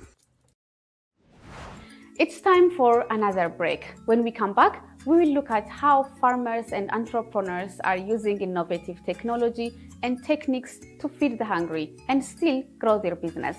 That's coming up next. Stay with us. We're bringing women's voices to the conversation, and more than that, we're building a community of inclusion and empowerment. Here in Kinshasa, campaigns to raise awareness against the spread of coronavirus are common, but getting that information to people who have no access to water, electricity, or money can be a challenge. We are here at Kalerwe Market in Uganda, Kampala, where in this whole market, women are crying out for their situations to change. For women it will be better for us. I think a big thing for me is just being able to say that when these protests are happening, does it turn around into policy? Our kids are raped every single day. This movement got the governments to listen. It really was powerful because it showed what is possible when men and women band together and say enough is enough. It's not necessary anymore to climb on a car. I can be in any place to cheer with the people.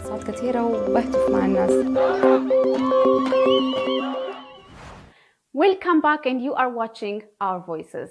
Now to Gabon, where more than 50 young people are in agriculture entrepreneurial training.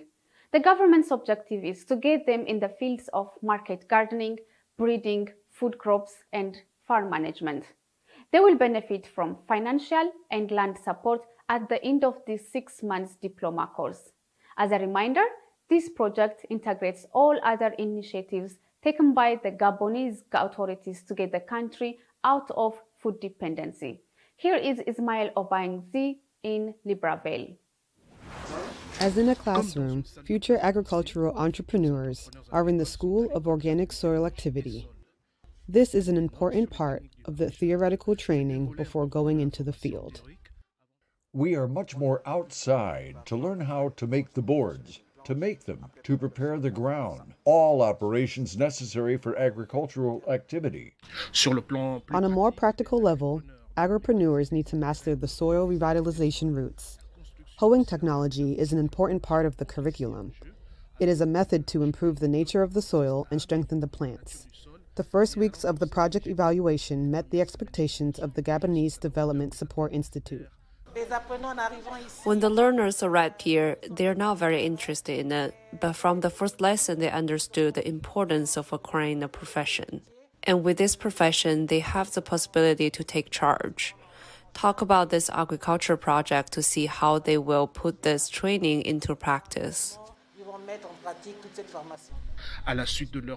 Once the training completes, the students will be a part of the Gabonese Agricultural Achievements Program and the initiatives of the committed nationals to sell their products. My dream is to have a farm. I realize that the agricultural sector, both in Africa and in our country, is a promising sector, and I wanted to participate alongside our government in ensuring that our country is self-sufficient in terms of food.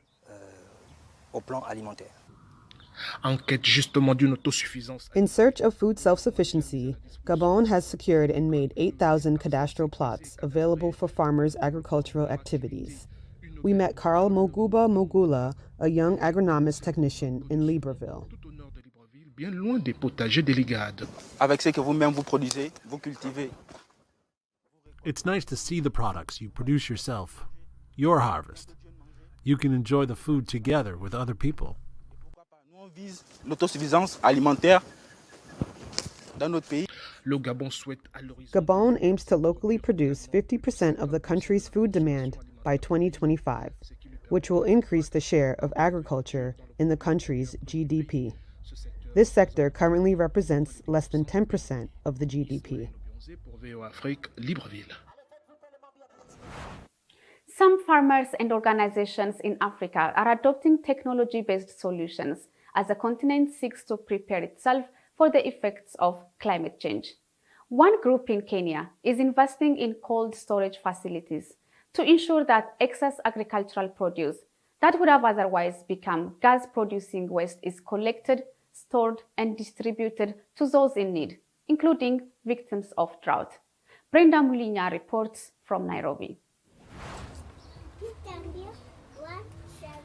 For close to 5 years, Food Bank in Kenya has been helping people like Lillian Vihenda feed their families.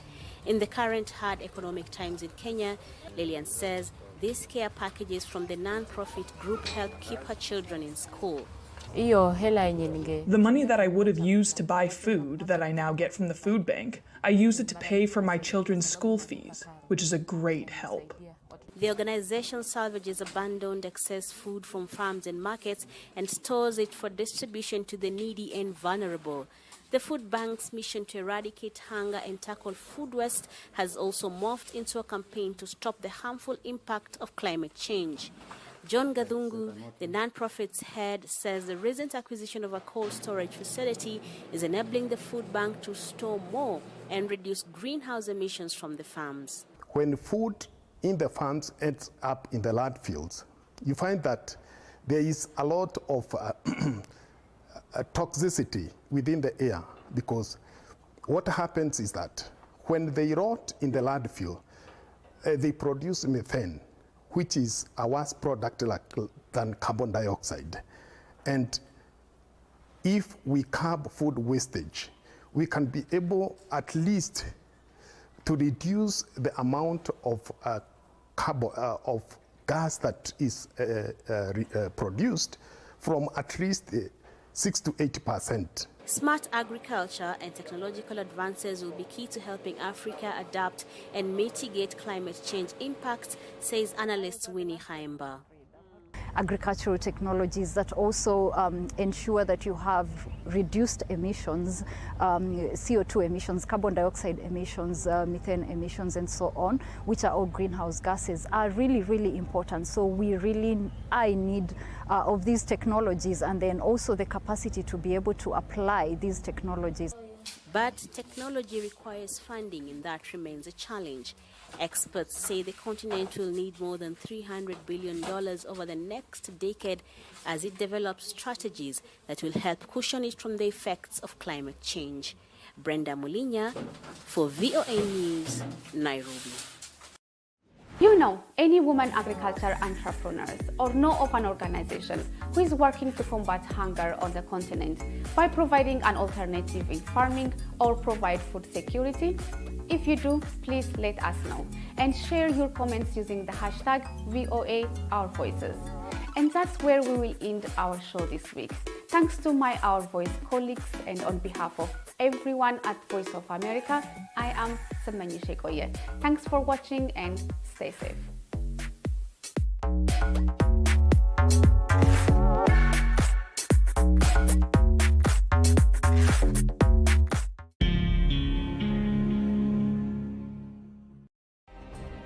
Nigeria's Niger Delta region, from where the black gold fuels Africa's largest economy, where the lines between wealth and poverty has never been thinner. Conflicts, poverty, insecurity, and environmental challenges daily confront the region. How can the Niger Delta story be changed for the better? Join Mamude Akuga at 9 p.m. every Friday evening on Plus TV Africa as he probes deep in search of solutions. Inside the Niger Delta with Mamude Akuga, the authentic voice of Nigeria's oil-rich region.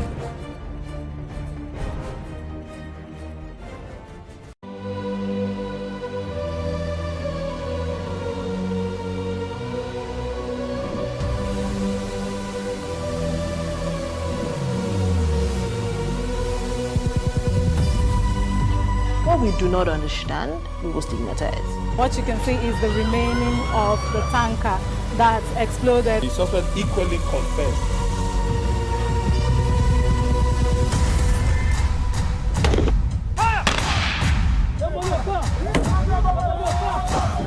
A 500 naira they collect them. If you no talk, then go beat you. Now 2,500 they pay.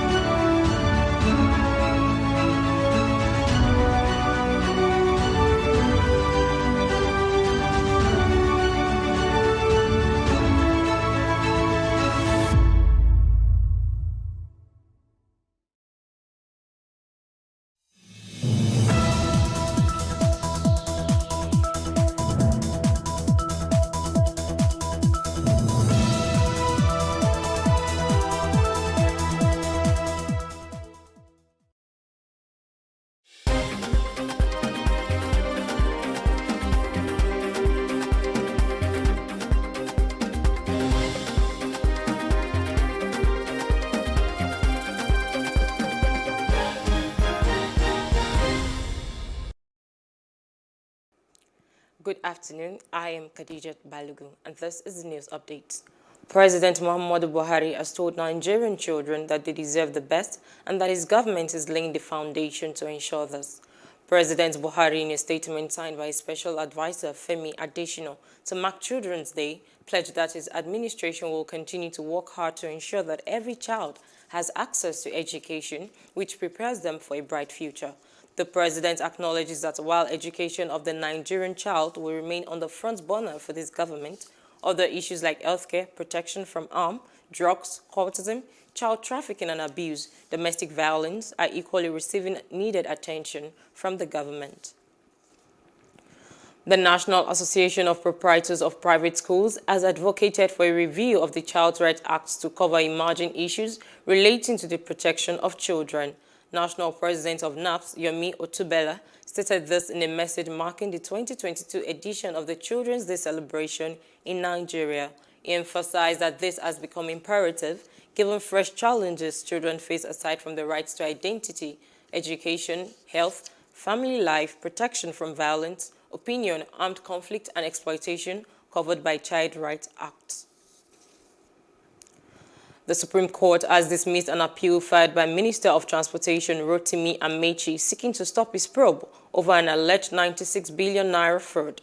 In a lead judgment prepared by Justice Emmanuel Oge, but read by Justice Adamu Jairo, the Apex Court dismissed the appeal of Amechi on grounds that the issue of not being given a fair hearing does not arise as no one is on trial. The move by Rivers State is a panel of inquiry into the alleged fraud in which Amechi had prayed the Apex Court to prohibit Governor Nyesom Wike from investigating his 8-year tenure as the executive governor of the state. And in a related development, the Supreme Court has dismissed an appeal filed by former Director General of the Nigerian Maritime Administration and Safety Agency, NIMASA, Dakuko Peterside, in a 6 billion naira character defamation suit instituted against him by former Governor of Rivers State, Peter Odili. In a lead judgment prepared by Justice Amina Oge but read by Justice Adamu Jairo, it dismissed the appeal, ordered the parties should bear their respective costs. Odili had in October 2016 dragged Peterside to court, demanding 6 billion naira as damages for character defamation, alleging that Peterside during a press conference in Port Harcourt defamed him and his allegations that Governor Nyesom Wike's Supreme Court victory was hatched by him.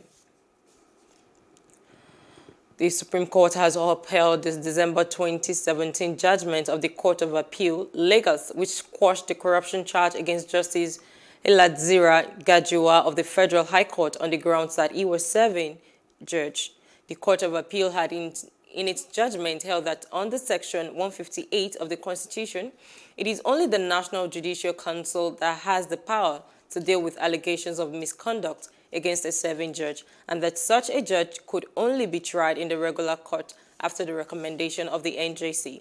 In a judgment on Friday, a 7-member panel of the Supreme Court upheld the decision of the Court of Appeal and dismissed the appeal by the Economic and Financial Crimes Commission, EFCC, the agency that was trying Ngajiwa. The President of the Senate, Ahmed Lawan, has said that the race for presidency of Nigeria should be a contest of ideas and not where one comes from. Lawan, while addressing the All Progressives Congress leaders and particularly the delegates from the Federal Capital Territory, also said he has offered himself for the job because he possessed the essentials that would make him an effective and efficient president of Nigeria. Lawan said he believes he has the social, political, and educational wherewithal to become an effective and efficient president of the Federal Republic of Nigeria after President Muhammadu Buhari finishes his tenure. So because I ran for this office, and because I'm from the north, should not be any reason for me to think that somebody from another part of the country, for example from the southern part of the country, cannot be president. I present my credentials that I have, with all humility, the requisite training, the requisite experience, and the network and links across the country to make Nigeria greater. So let this contest be a contest of ideas, not contest of where someone is coming from. And Senator Aisha Ahmed Binani has been declared winner of All Progressives Congress primary, having polled 430 votes. The election committee chairman, Malam Gambo, announcing the primary election result in Yola, said Binani scored the highest number of votes in the election, which was contested by some heavyweights in the state. Senator Binani scored 430 votes, while Nuhu Ribadu, former chairman EFCC, trailed with 288 votes. On the power vessel of me, by the National Working Committee, National Executive, and upon our constitution of our great party, the APC, as the Chief Returning Officer of this election, I have confirmed beyond reasonable doubt that Senator Aisha Ahmed Binani is declared the winner of this primary. Now officially congratulate the winner of this primary election, Senator Binani Sema Tanna, for emerging victorious at the primaries. Let me also commend the gallant exercise in which 5 other contestants participated, and I am confident that because of the transparent nature of this selection process or election, we would all accept this result in good faith. The journey has just begun with unity. The journey has just begun with unity, cohesion. We can together attain our goal. This victory is just not for me alone, but rather for all of us. As aspirants, and that is why we must work together to ensure victory for APC in order for all our party members to once again have a government that is our own. And moving on to outside Africa, Turkey's Foreign Minister Mevlut Cavusoglu has said he expects Sweden and Finland to take concrete action and halt what it says is a support for terrorist groups in order for Ankara to lift its objections to them joining NATO. Finland and Sweden formally applied to join NATO last week, seeking to boost security following Russia's invasion of Ukraine and hoping it would be a quick accession process, and other NATO members touted the planned enlargement as historic. However, Turkey challenged the move, saying they harbor people linked to the Kurdistan Workers' Party militant group and followers of Fethullah Gulen, whom Ankara accuses of orchestrating a 2016 coup attempt. The Kremlin has blamed Ukraine for the fact that peace talks between the two countries are frozen, saying it was unclear what Kyiv wanted. Kremlin spokesperson Dmitry Peskov said in a call with reporters, revealed that the Ukrainian leadership constantly makes contradictory statements, which does not allow a full understanding of what the Ukrainian side wants. Ukrainian President Volodymyr Zelensky said earlier that he had tried repeatedly to organize a meeting with Russian President Vladimir Putin to end the war, but that Russia did not appear to be ready yet for serious peace talks. And in business news, Twitter investors are suing Elon Musk and the social media platform over the handling of the billionaire's $44 billion bid for the company. The case alleges he violated California corporate laws in a number of ways and accuses the Tesla boss of wrongful conduct, as his false statement and market manipulation have created chaos at Twitter's headquarters in San Francisco. The lawsuit also said Musk benefited financially by delaying the disclosure of a significant stake in Twitter and its plan to become a board member of the company. And in entertainment news, Jennifer Aniston has joked about her divorce with Brad Pitt on her appearance at the final episode of the Ellen DeGeneres show. The Friends alum, who was the first guest on the show when it debuted in 2002, talked about her own experience when the comedy sitcom ended after 10 seasons. Aniston and the Once Upon a Time in Hollywood actor got divorced in 2005, a year after Friends ended. And in sport news, the Golden State Warriors have clinched a spot in their 6th NBA Finals in the last 8 seasons after convincing a 4-1 Western Conference Finals Series victory over the Dallas Mavericks, ending with games 5 120 to 110 win. Clay Thompson shone on the night, hitting a game-high 32 points and was reduced to tears come the end of play, having made a remarkable comeback from 2 major surgeries and 2 years of grueling rehabilitation. The Warriors will face one of either the Boston Celtics or the Miami Heat, with their series currently 3-2 in Boston's favor. About 36 points in closeout game. It doesn't matter. I'm expecting a big show versus this man tonight. And Stephen, we've seen in these playoffs from them. This is another elimination game they face. Curry with a three. Again, we've never seen a player like Curry. Doncic right down the lane. Powell will tap it in with a whistle. Looked like that was Powell going over the back. Yep, picked up his first. And Coach, here, look at the degree right here. It's from Kleba down to Luka, hooks it inside, deflected by the leaping Poole. Curry, wide open three, Thompson. Into the first. Wiggins on Doncic, hands off to Bjelica, cross court. Dinwiddie, good at the buzzer.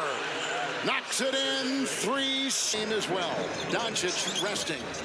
Thompson firing.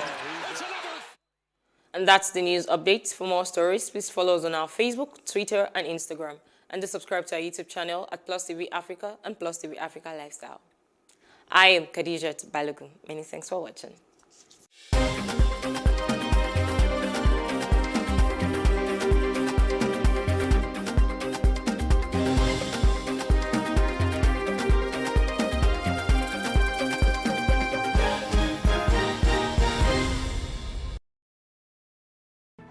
There is no voting on social media.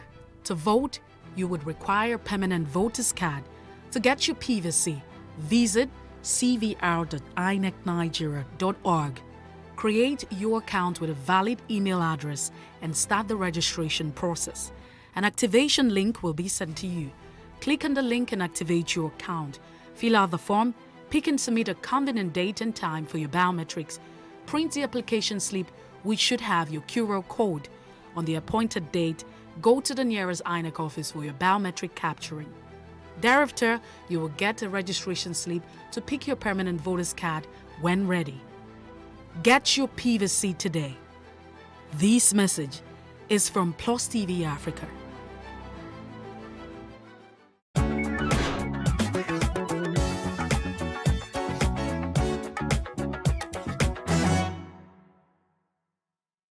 Nigerian female artists have shown growth and made a remarkable impact in their music careers.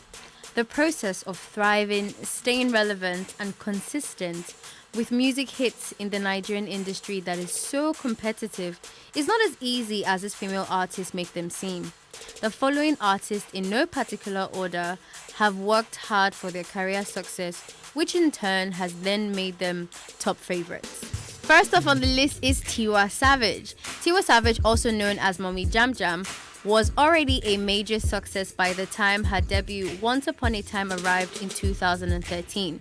She continued releasing hits throughout the following decade and expanded her global reach, performing at international festivals and venues and appearing on the 2019 soundtrack The Lion King: The Gift. With releases like her 2020 Cecilia and of course the latest 2021 Water and Gary EP, her sound grew to incorporate vintage Afrobeat influences, while her lyrics have become more socially conscious and female empowering. I mean, people can't seem to get enough of her most recent 2021 music hits featuring iconic American female artist Brandy, titled Somebody's Son.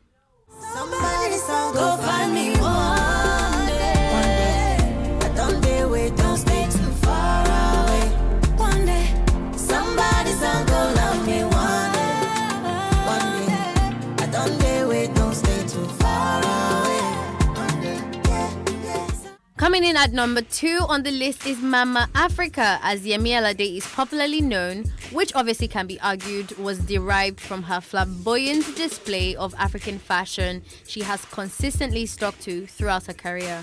I mean, in 2016, she was named brand ambassador for African Fashion Week Nigeria and African Fashion Week London, respectively. But away from fashion, she is a Nigerian Afro-pop singer and songwriter who emerged in 2009 as the winner of the popular Pig Talent Show.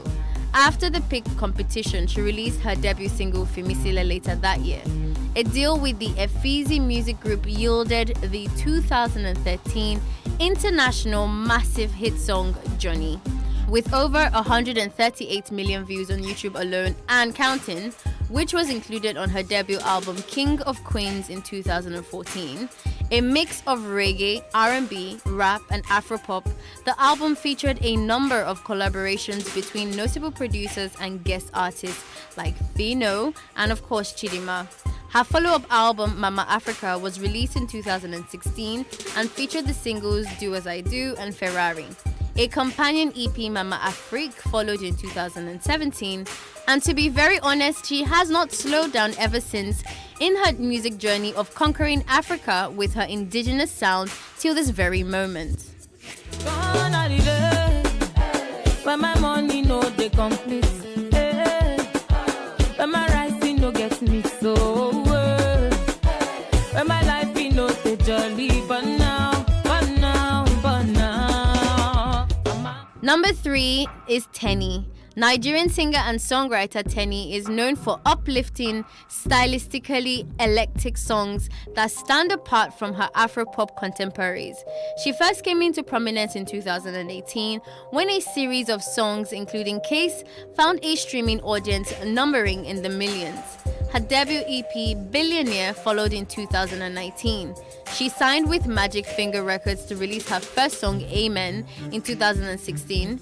Moving to Dr. Dollar's Entertainment in the following year, her second track, Virgin, found a broader audience, and the year 2018 brought mainstream hits like Case and, of course, the very likable Uyomeyo. She presented her first EP, Billionaire, in 2019 and was nominated for a BET Awards for Best New International Act and an MTV Europe Music Award for Best African Act. Still with Dr. Dollar, Tenny teamed up with DJ Neptune on the next year's The Quarantine Playlist EP.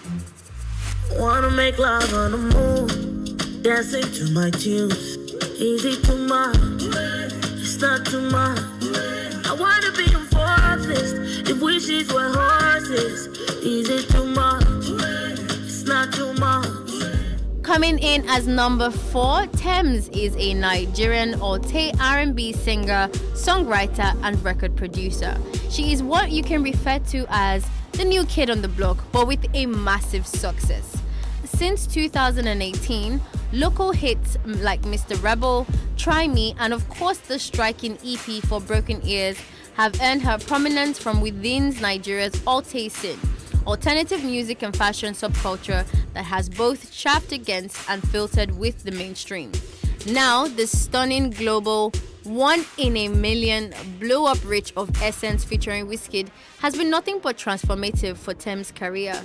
Tems also appeared on Certified Lover Boy, the Drake album. Yes, the American rapper Drake. Tems featured on Drake's album that has topped the US and UK charts this month on the song Fountains. I don't know why you're the one. Turn me out of my mind. You don't need no other body. You don't need no other body. And finally, coming as number 5 is Simi. Simi is an award-winning Nigerian female music artist with years of experience under her belt. Her professional music career started in 2008, following the release of her first debut studio album titled Ogaju in 2008, which contains songs like Iyatemi and Araele, with the entire musical production from Sam Clef. In 2016, Simi released an EP with Vowels titled Chemistry, and followed it up in September of 2017 with her very own sophomore album, Simisola, which was a hit, making it at number 5 on Billboard World Music Charts. The album also debuted at number 1 on both Apple Music and iTunes charts and held that position for 3 weeks. Apart from staying steady on her game as a singer and songwriter, she can also be credited with mixing and mastering her now husband Adekunle Gold's debut studio album, Gold. Shall we get assignments? But you no pay attention to the intimidation she dey face. No be like water.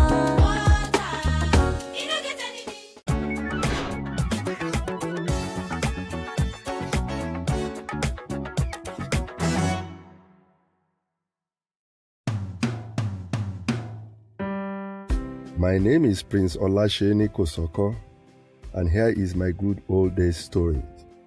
I was born at the Lagos Island maternity into a family of royals. My father, from the Kosoko royal chieftaincy family, is a 4th generation of the direct descendant of King Kosoko, who reigned as Oba of Lagos between 1845 and 1851. While my mother was from the Eletui Iwashe chieftaincy family, both of them of blessed memories. I come from a middle-class family, with my father starting off as a school teacher and ending up as a quantity surveyor, while my mother worked as a secretary/receptionist for a multinational company in Lagos. Even though I come from a Muslim home, I started my early schooling at the Holy Cross Catholic School at Oil Mill Street, Lagos Island, at the instance and insistence of Mrs. Ayodele, aka Mama Teacher, against my father's preference for a Muslim school. I had the opportunity to mix with my schoolmates as I had to walk the about 3 kilometers distance from my school in Oil Mill Street through Bangboshe Street, with distractions along the way, especially at Iteku Cemetery, where we plug falling fruits, play pranks, and those who had issue to sort with themselves will slug it out physically there. Then all the way to Massey Street, where Mama Teacher served and had an after-school lessons for us. This is where I will have my lunch and siesta until my mom comes to pick me up for home after closing from work. By the way, the Iteku Cemetery, located on Igbo Shere Road, Joseph Street, is where great sons of Lagos like Abad Macaulay, Ajayi Crowther, etc. were buried. Their remains were later removed from there, and the cemetery later gave way to a sports center. We lived at Evans Street, Lagos Island, opposite the Eti Chieftaincy Family Palace in the 60s and until the early 70s, when we moved to the middle-class Surulere neighborhood, where I lived most of my formative years. Those were days when the Lagos Municipal Transport Service, otherwise known as LMTS buses number 28, conveyed us from the popular CMS bus stop to the end of Adelabu Street, where we resided. Bus number 27 takes you to Ogunlano Drive, and my stop was Alhaji Masha bus stop. My sojourn in life took me to Comprehensive High School, Ayetoro in Ogun State, where I was privileged to meet other students from diverse backgrounds, including foreigners. It was a very interesting period, having to leave Lagos on my own for the first time. We boarded vehicles flying Lagos to Abeokuta, from where we connect the buses that take us to Ayetoro. It was always very amusing when you read such inscriptions like, "One with God, no hurry in life, Wale ki ojoko Oluwa omo ero okan, Jisoro pawo, etc., etc. on those buses. The most amazing way to feel your arrival in Abeokuta is the loud music of Ayinla Omowura, the Akpala legend that rents the air through the length and breadth of the motor park at Lafenwa, and indeed any motor park in Abeokuta. My holidays were very exciting and something to long for, because I would spend part of it with my paternal grandmother at Isaleko, where she plied her trade in the sale of fried fish and shrimps. Staying with her offered me all opportunity to explore the wider Lagos Lagoon at Ebutero and environs, including the Igaidu Goro Palace, where the late Oba Adeyinka Oyekon II threw the gates of the palace open to all and sundry. I recall with nostalgic feelings how we as children go to play with our neighborhood friends, tire out after play, have dinner, and rest our heads in our neighbors' houses without any fear of abuse or molestation. My extended family, even though was largely dominated by Muslims, comprises of Christians and traditionalists. We all partook in all the celebrations through festivals like Eid al-Maulud, Eid al-Fitr, Eid al-Kabir, Ileya, Christmas, Easter, Eyo Masquerade, Egungun, Gelede, Efe, and Fanti festivals.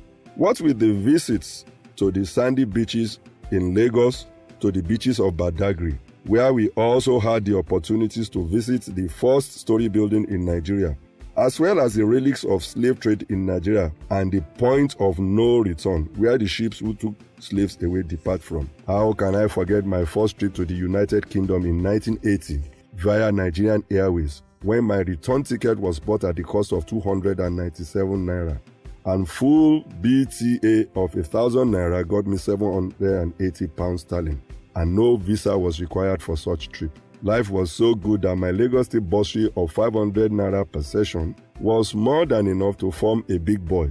Remarkably, a close friend and I combined equal contributions of 300 naira each and bought a Volkswagen Igala for 600 naira in 1980, a car we jointly owned and drove around Lagos. Did we paint Lagos red? The rest is left for your imagination.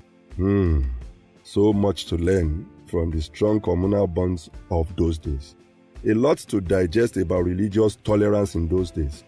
So, where did we get it wrong? Will our children believe us when we say we had so much fun in those days? I wonder how fast we have lost our moral and to a large extent cultural values. For me, it is not a hopeless situation. All lads should therefore be on deck to continue to inculcate those time-tested values in our children for a better society. We can change the narrative.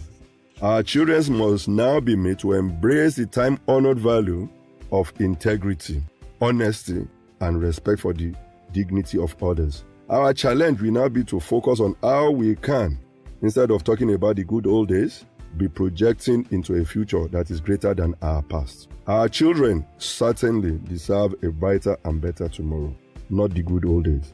I therefore join others in joining Sir Shemo Orebadejo in this collective drive towards a greater tomorrow. Thank you.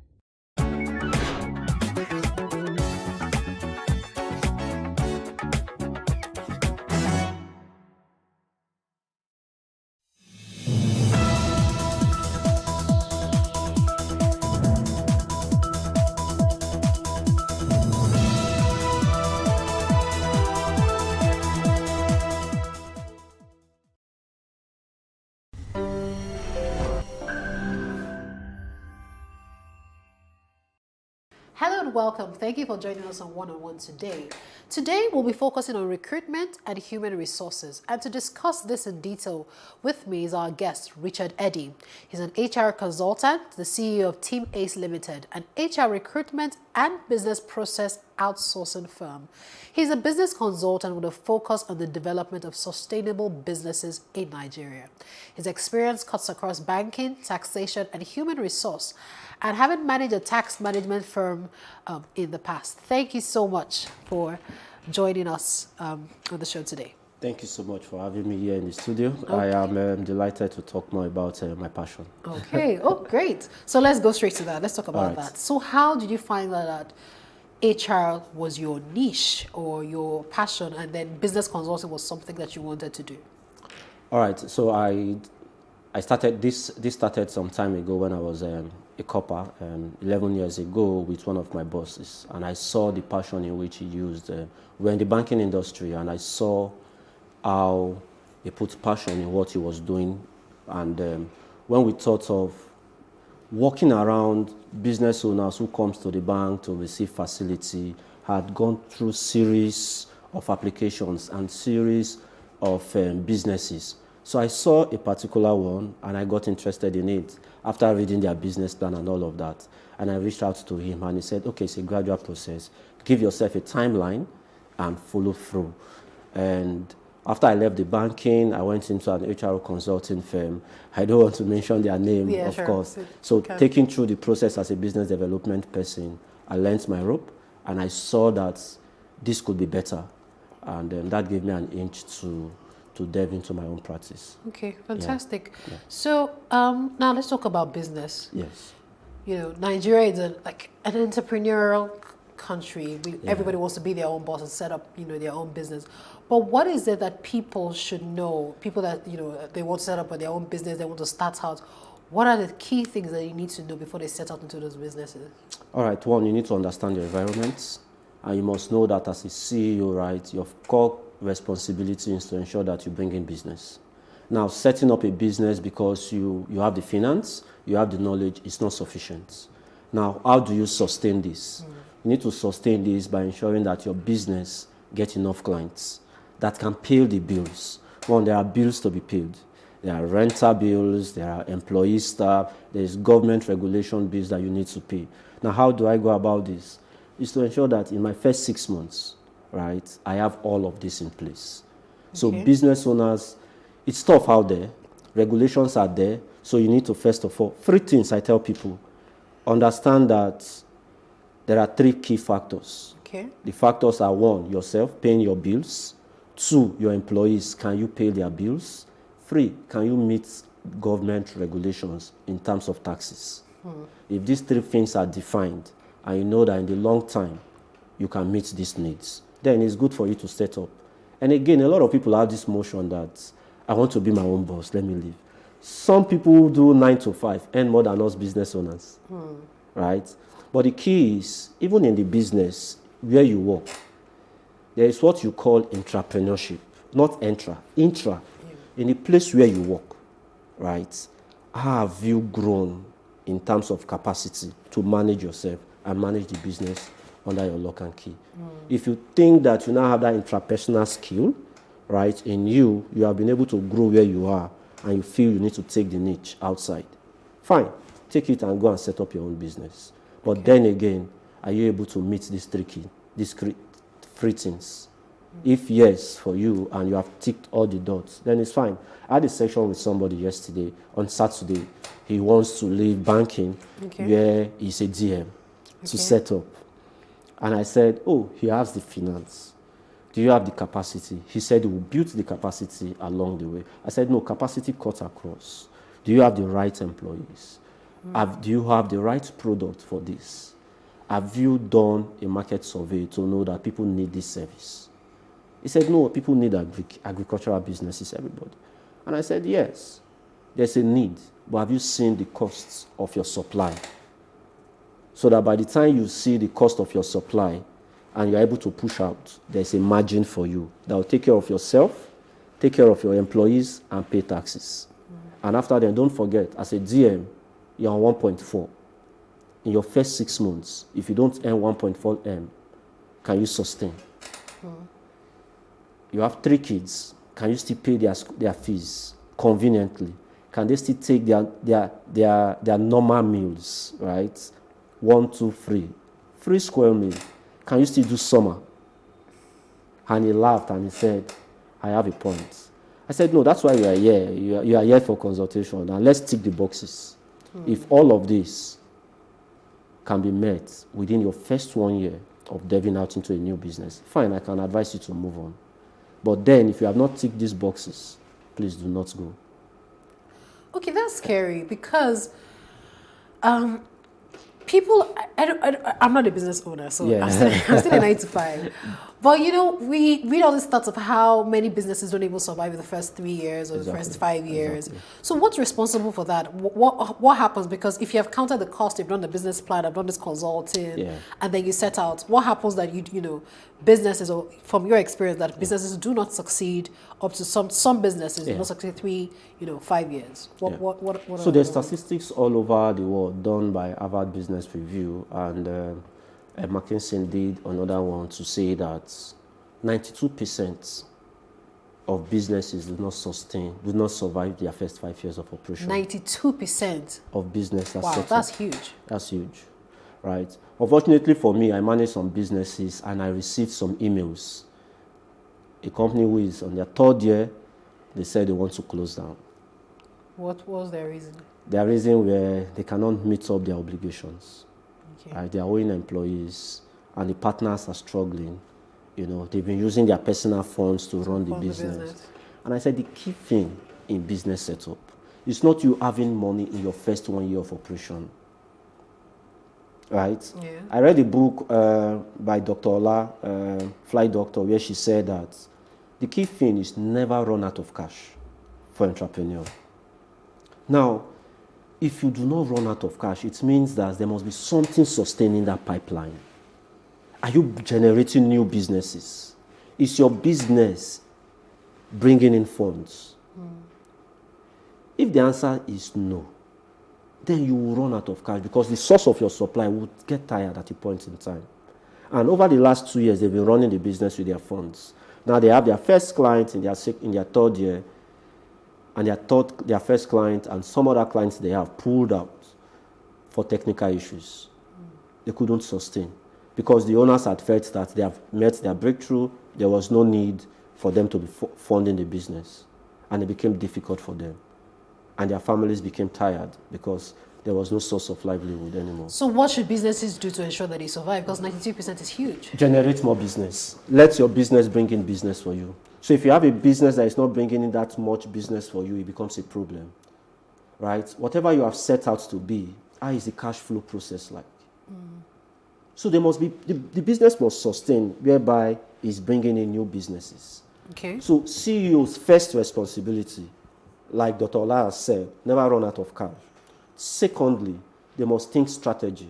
Strategy in terms of generating new business, acquiring clients that will pay for their services. If clients do not pay for your services, you can't continue to use your money to fund your business. Okay. All right. So on that note, we'll just take a short break. And Yes. when we come back, we'll continue this conversation. Thank you so much. Yeah. Please stay with us.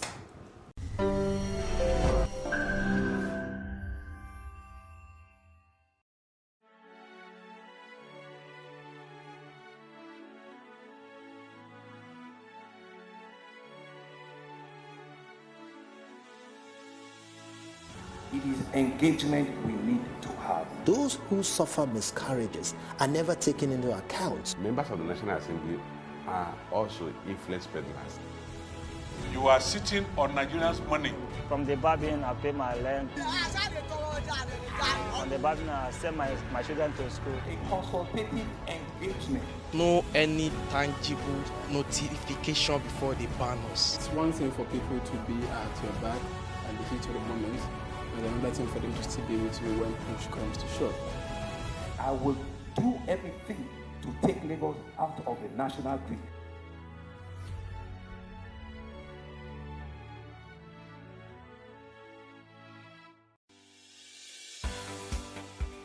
Businesses in Africa can be very challenging. In Nigeria, it is particularly intimidating, and successful builders have learned how to navigate a hostile environment to unlock opportunities. But one major challenge businesses face is how to filter through the noise and identify where their ideal customers exist. Get insight and practical steps from industry players and captains of industries. Hear success stories to help you make informed decisions as you scale your business in Nigeria. Watch Business Insights at this time on Plus TV Africa. Thank you for staying with us on One. We're back with our guest, Mr. Richard, and we're talking about businesses and survival in Nigeria. So we're talking earlier on about how the scary statistics from Harvard Business Review. So what must entrepreneurs begin to do to ensure that their businesses don't die out by the second, third, or even the first year of business? Yes.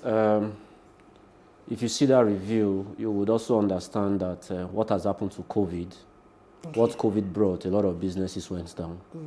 It means that our business models must begin to be sustainable. Okay. That word sustainable comes in 3 legs, right? Companies must put policies in place. All right. Policies that must enhance the growth of the business.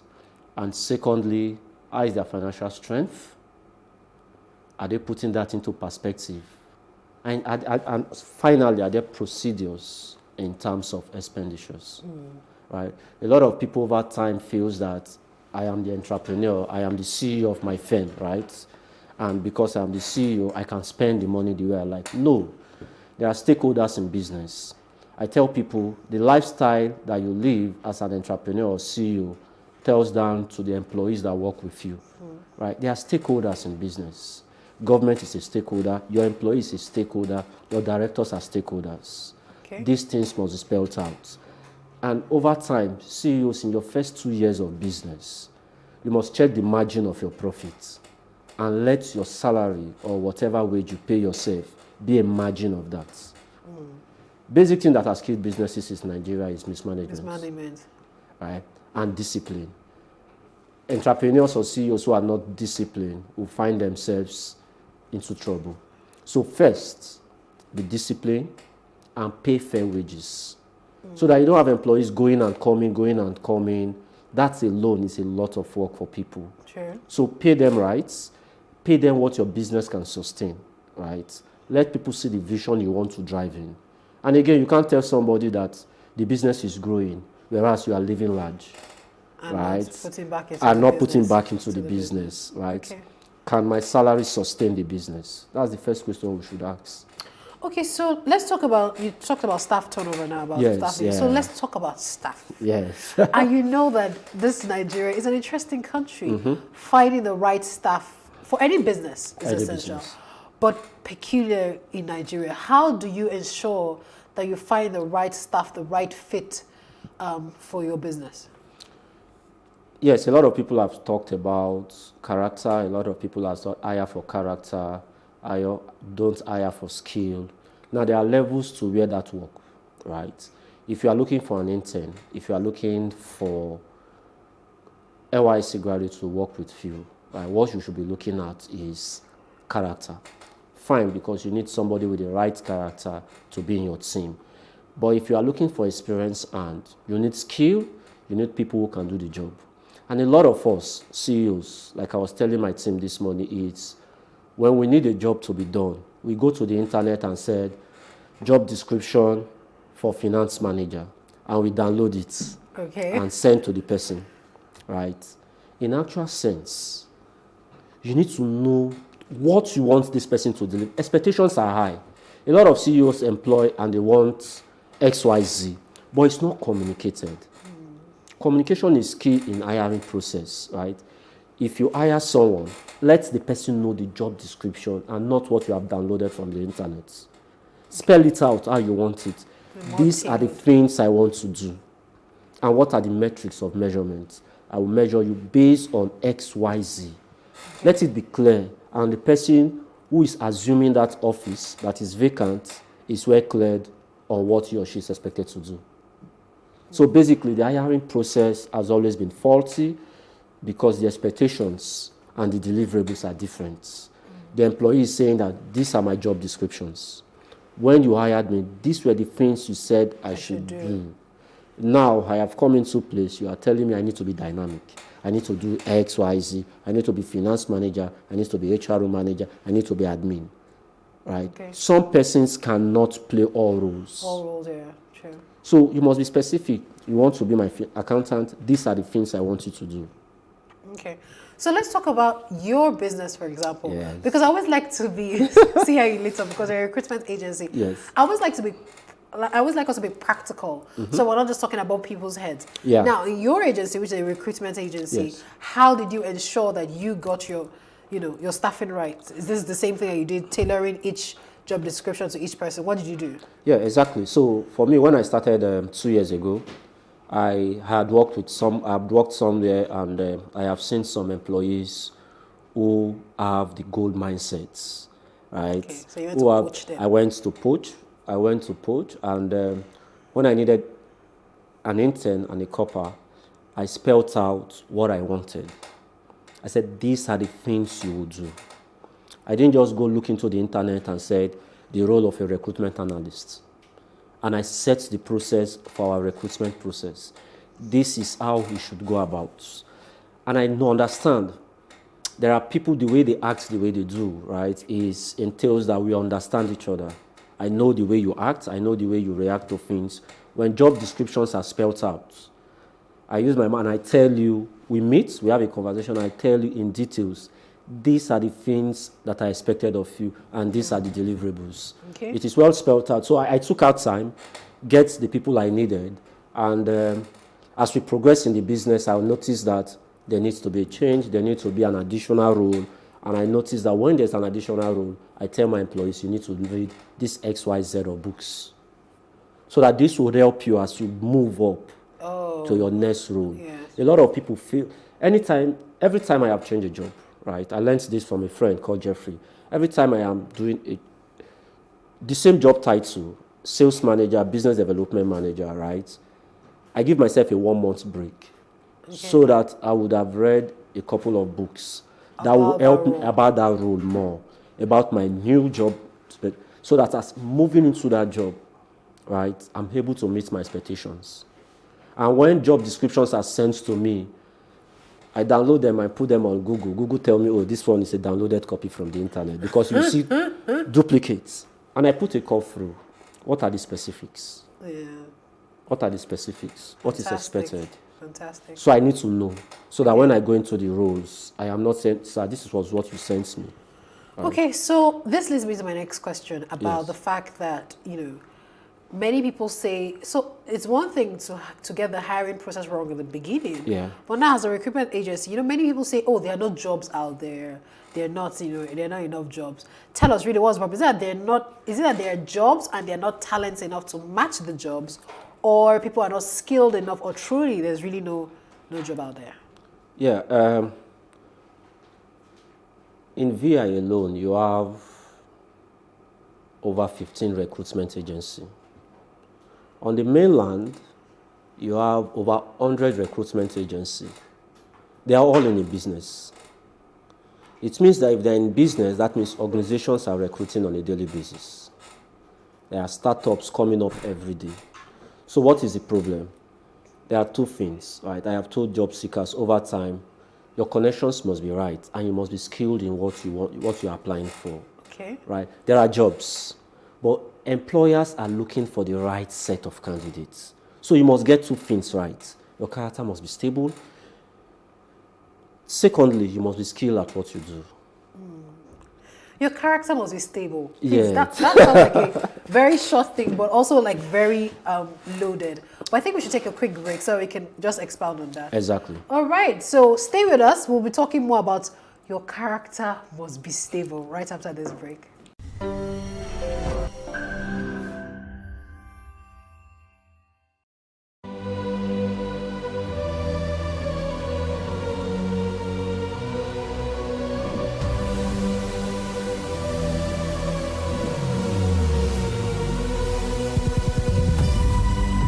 What we do not understand, we will stigmatize. What you can see is the remaining of the tanker that exploded. The suspect equally confessed.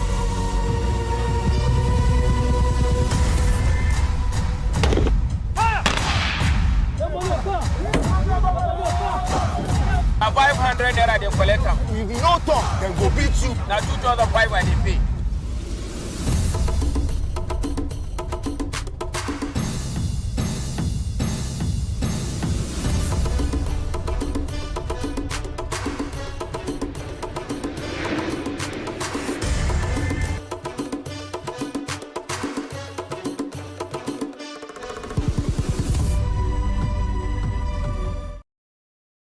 Thank you for staying with us.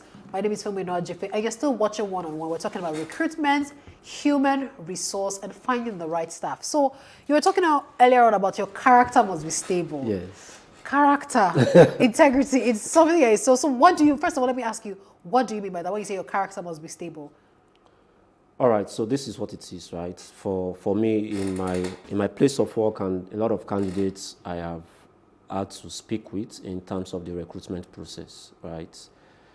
Now, the recruitment process is in two folds, right? The candidates apply for the job, the recruitment agency sends a template, fill this XYZ, right? And timelines are given. Yes. Right, so if I send somebody a questionnaire to quickly fill, and I said, this is the time to fill it, right? You have till 22nd, which is the next day, to fill this, and then the candidate comes back and send an email apologies, I couldn't do this, right? That one, for me, I know that time management is a problem for this person. Now, we are breaking down character, right? I know that time management is a problem for this person. If this person comes to the right, if the person resumes, right, I'll get to deal with these apologies, right? Now, I want to know, for me, doing this task, how many minutes or hours will it take me to do this, right? I know, and I give a space of an additional 2 hours. Is this person feeling it in the right process? Now, secondly, what is the presentation like, right? Somebody who is well composed will give us a well-documented document in response to what we have asked for. Somebody who is just saying, I have applied before, let me just apply. You'll see some candidates. You are sending them an email to say, email they have sent to like 15 people. They will just forward it to you without editing. Sure. That's a turn off already for you because you see a lot of emails. What you have done, you have exposed other recruitment companies, your cousins, your uncle, who you should have kept private in that email trail, right? And I looked at myself, if this person resumes with me, is this what the person is going to do? Okay, well, let's now talk about character at the job, because we were speaking earlier on about, and this popular saying, I think it's from Simon Sinek, who says that you hire for skill, you hire for character.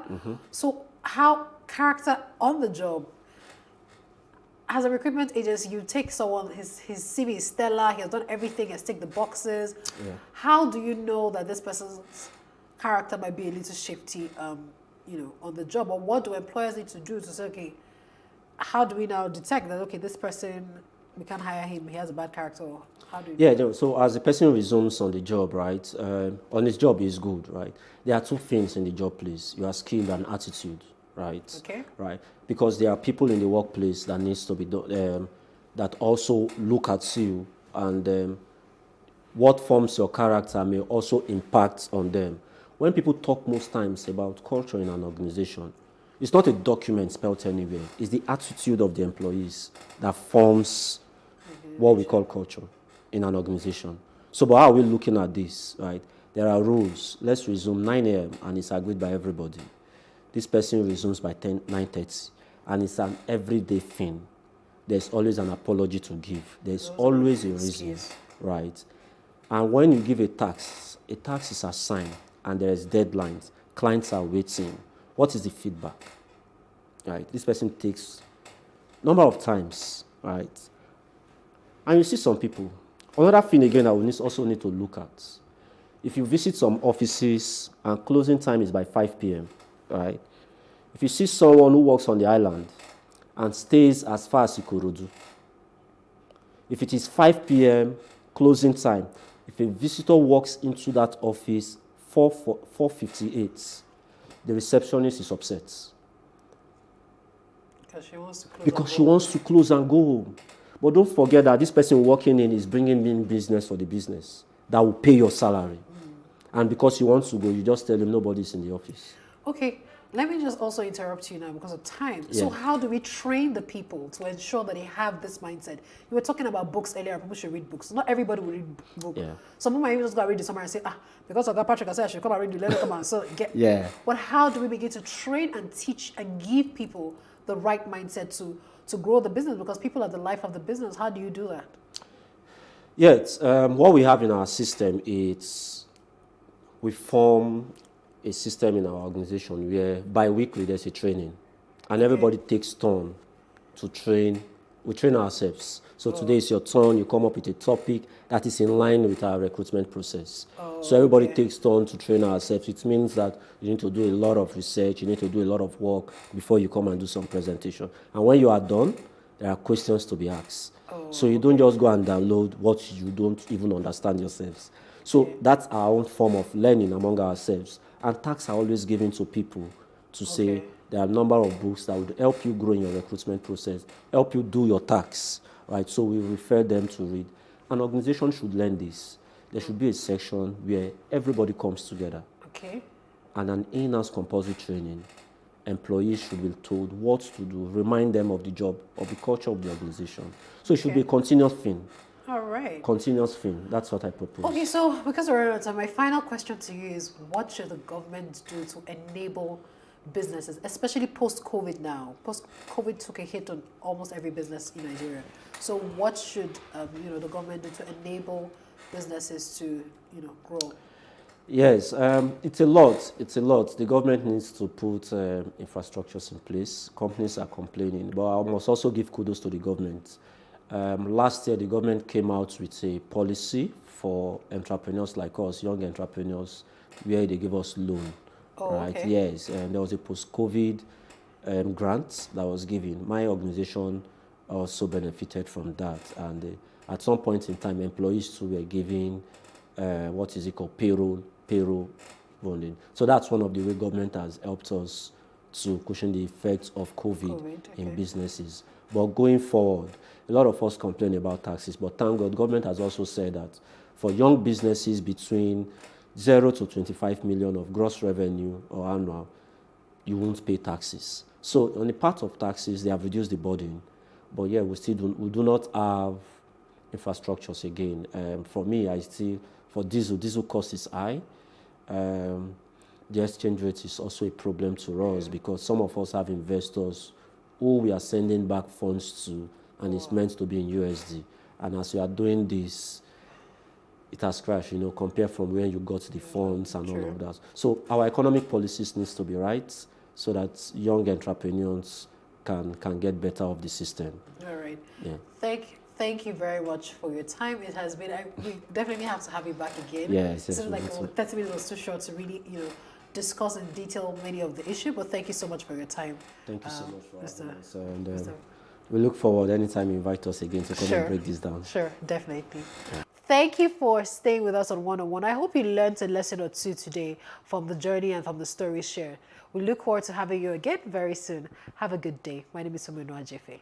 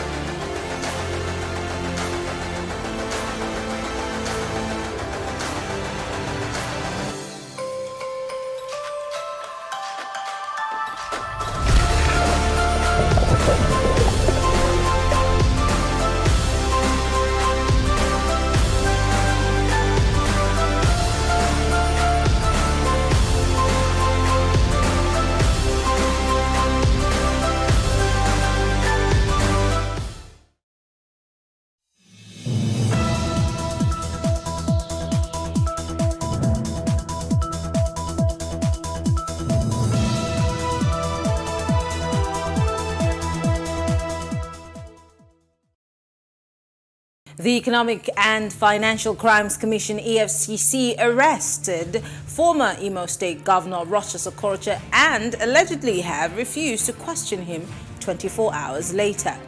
And former Governor of Anambra State, Peter Obi, has dumped the People's Democratic Party, PDP, and his presidential ambition. Well, this is Plus Politics. I am Mary Anacom.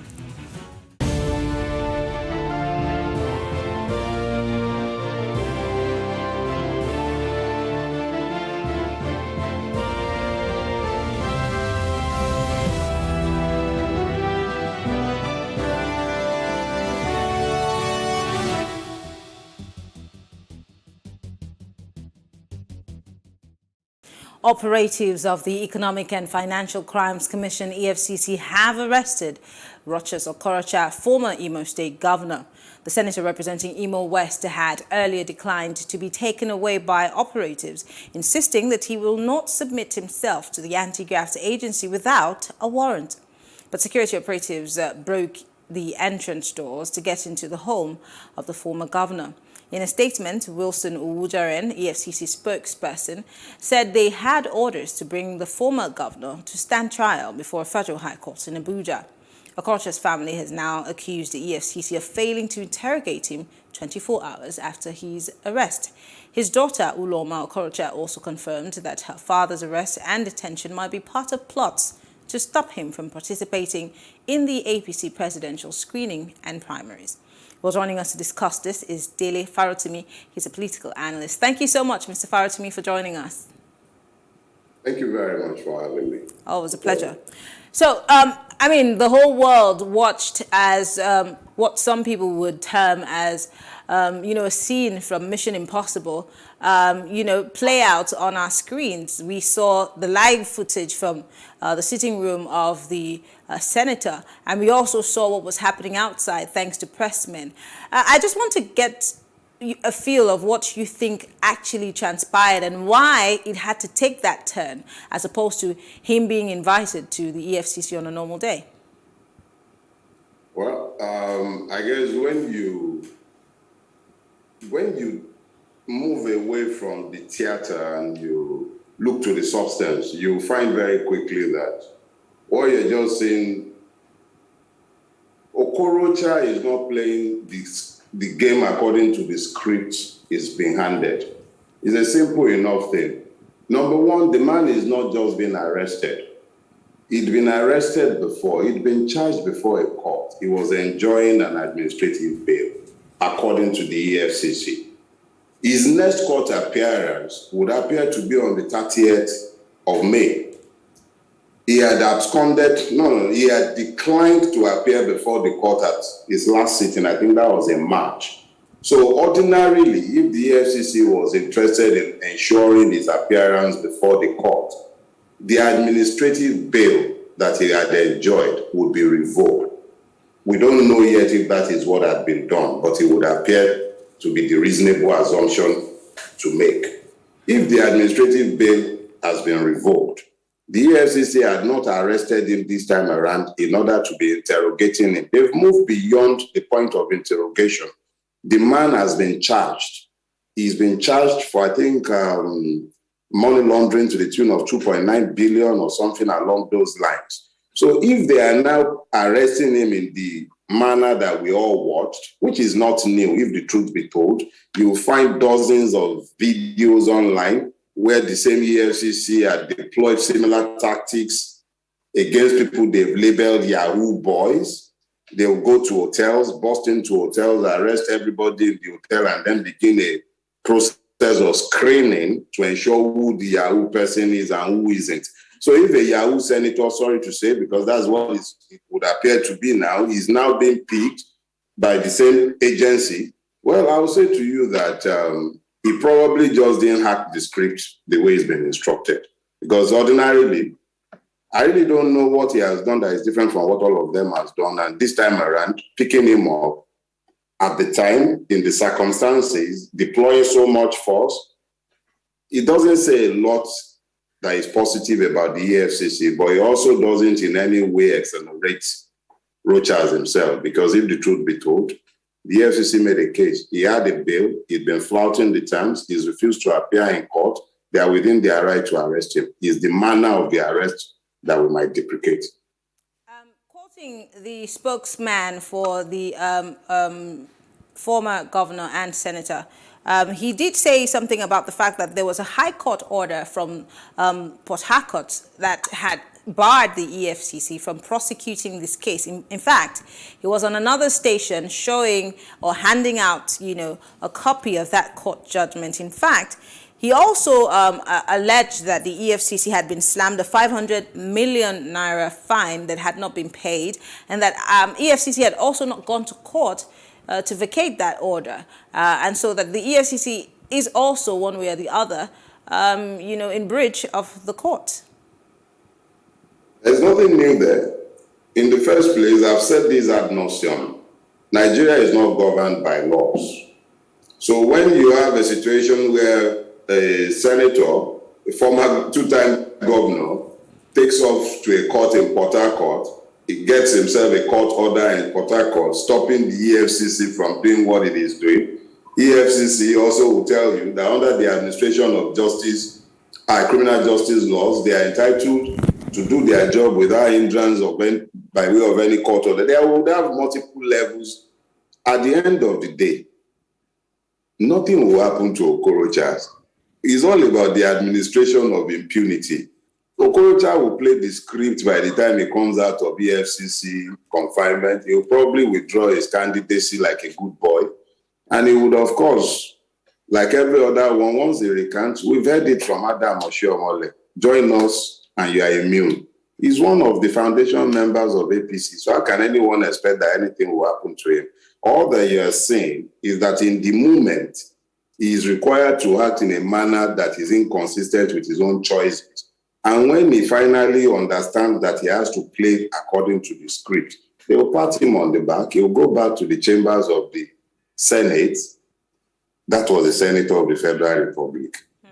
He will go back to the Senate again and make laws for the lesser mortals. And EFCC will promptly go back to chasing the Yahoo boys and filtering people through their processes. But at the end of the day, this is not about the Nigerian people.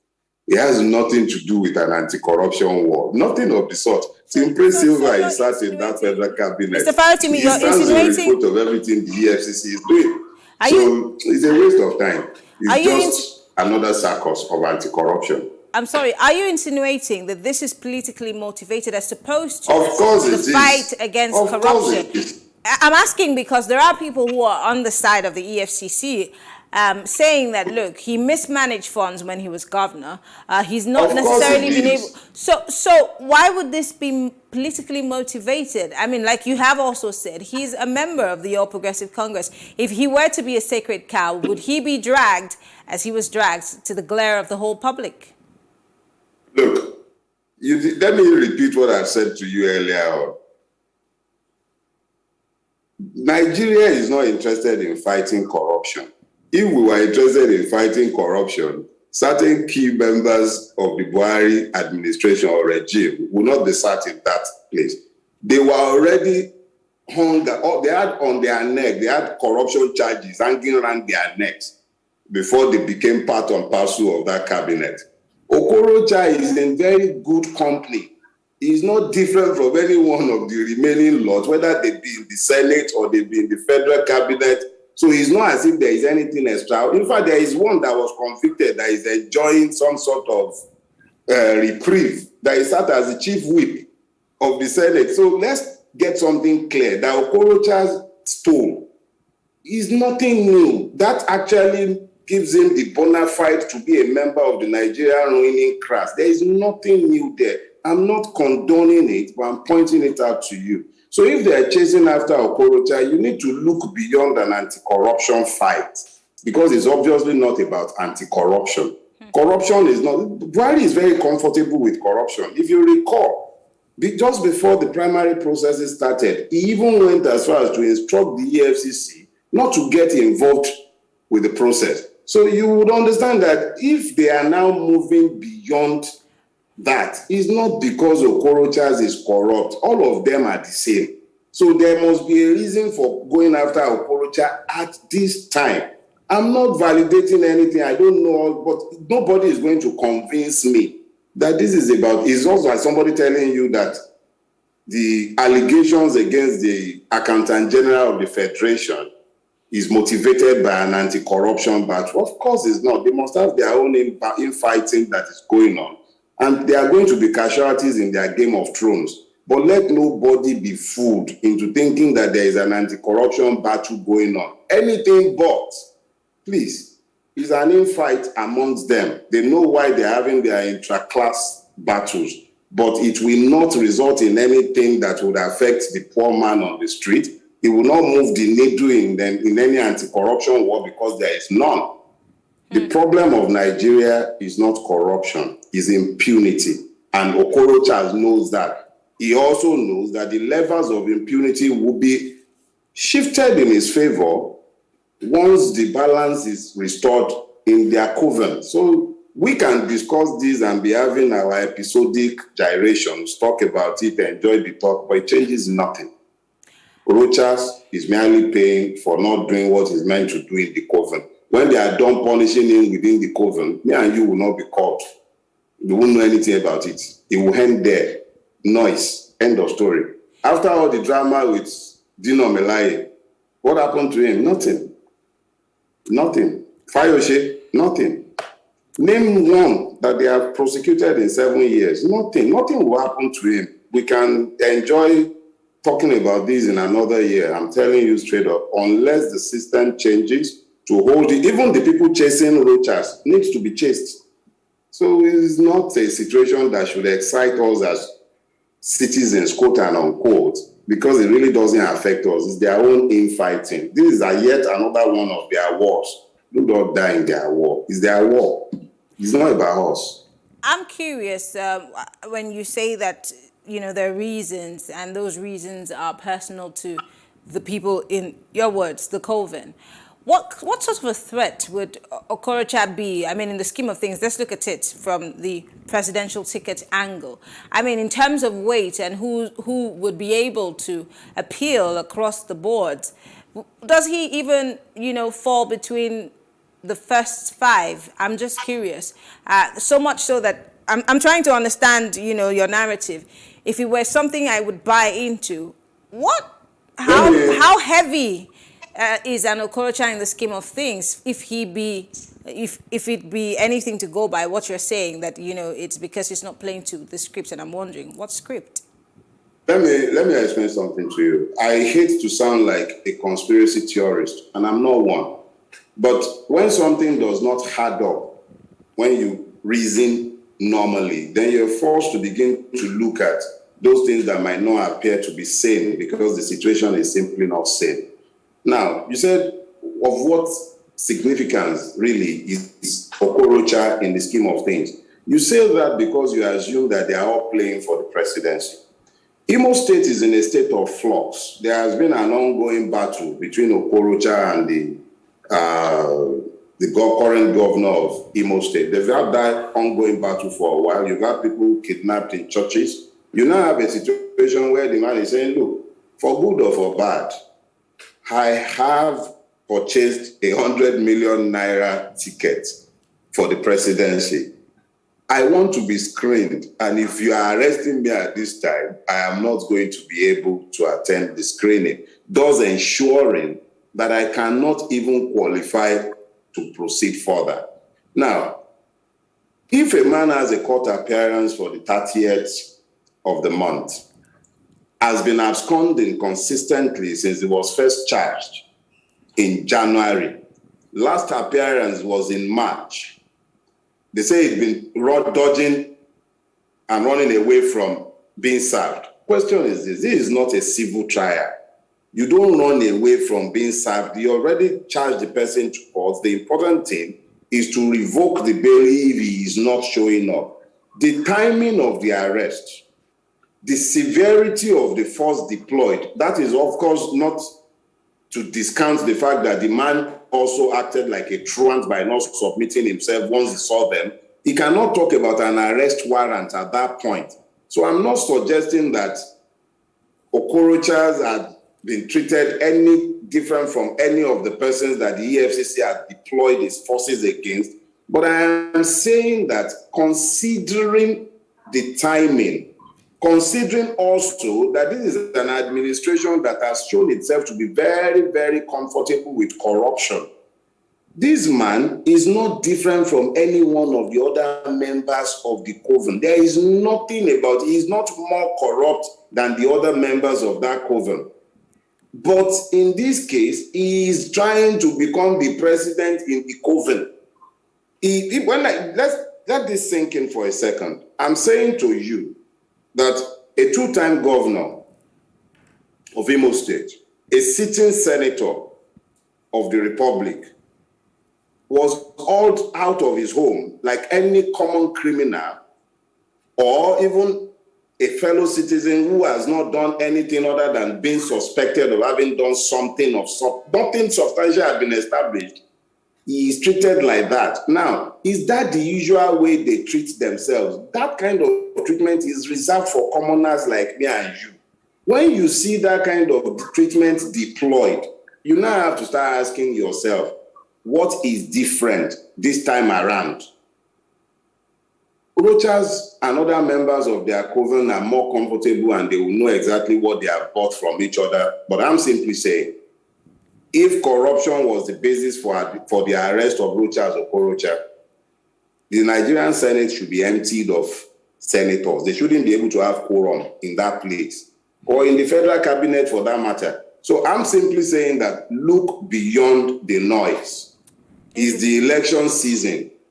The man was, if it was about buying votes and the buy delegate, the man could jolly well have emerged as a presidential candidate if he had enough money to deploy. So, and that maybe they think the 2.9 billion has been kept to be deployed at the election grant. For whatever reason, I think we should pay attention. Yes, he has a criminal charge in front of him, but this could have been managed differently. He left it open to the suspicion that they are political undertone. What they have done in their coven is not my business. I don't know, but that is the appearance that it has given.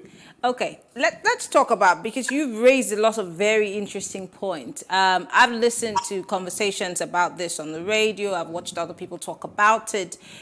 It calls to question the seriousness about the war against corruption, whether it be now, whether it be before, even in the future. Again, what does this say about our crime-fighting institutions, especially the EFCC, the ICPC? Have they ever worked? Because it calls to question all of the people who have ever been taken in by the EFCC. And with the drama that we saw a few days ago, it calls to question all of those things. And then, this is a three-pronged question.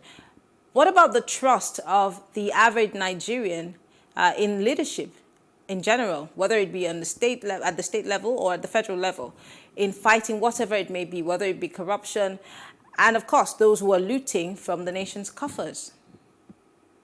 Well, you've asked a lot of questions, so let's unpack them one by one. One, it would be delusional for anyone to suggest that there is an anti-corruption war going on in Nigeria today or at any time in the last 20 years or thereabout. There hasn't been one. There has never been one.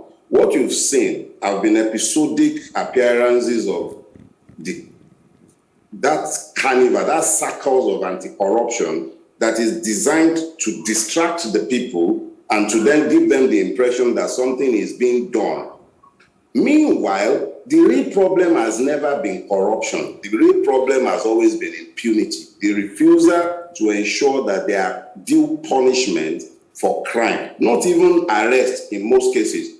So let's forget those lies and the charade. In 7 years, who has been convicted aside from the poor Yahoo boy or the one who... He's always been the petty criminals. The EFCC, in all fairness, let's be truthful to ourselves, that institution, there are good men and women there. They will do well if they were in a society that is allowed to function the way one should function. Most of them, I've had occasion to speak with a few. They have a lot of regrets about the way their works are usually scattered by their political overlord. But it does not change the fact that the body is redundant because the political will to allow it to do its job is simply not there. The Nigerian political class cannot afford to fight corruption because itself is rooted. You just need to look at the entirety of the ongoing political circles of primaries and all of them. That's sufficient to let you know. Let's keep that to one side. You talk about the erosion of public trust.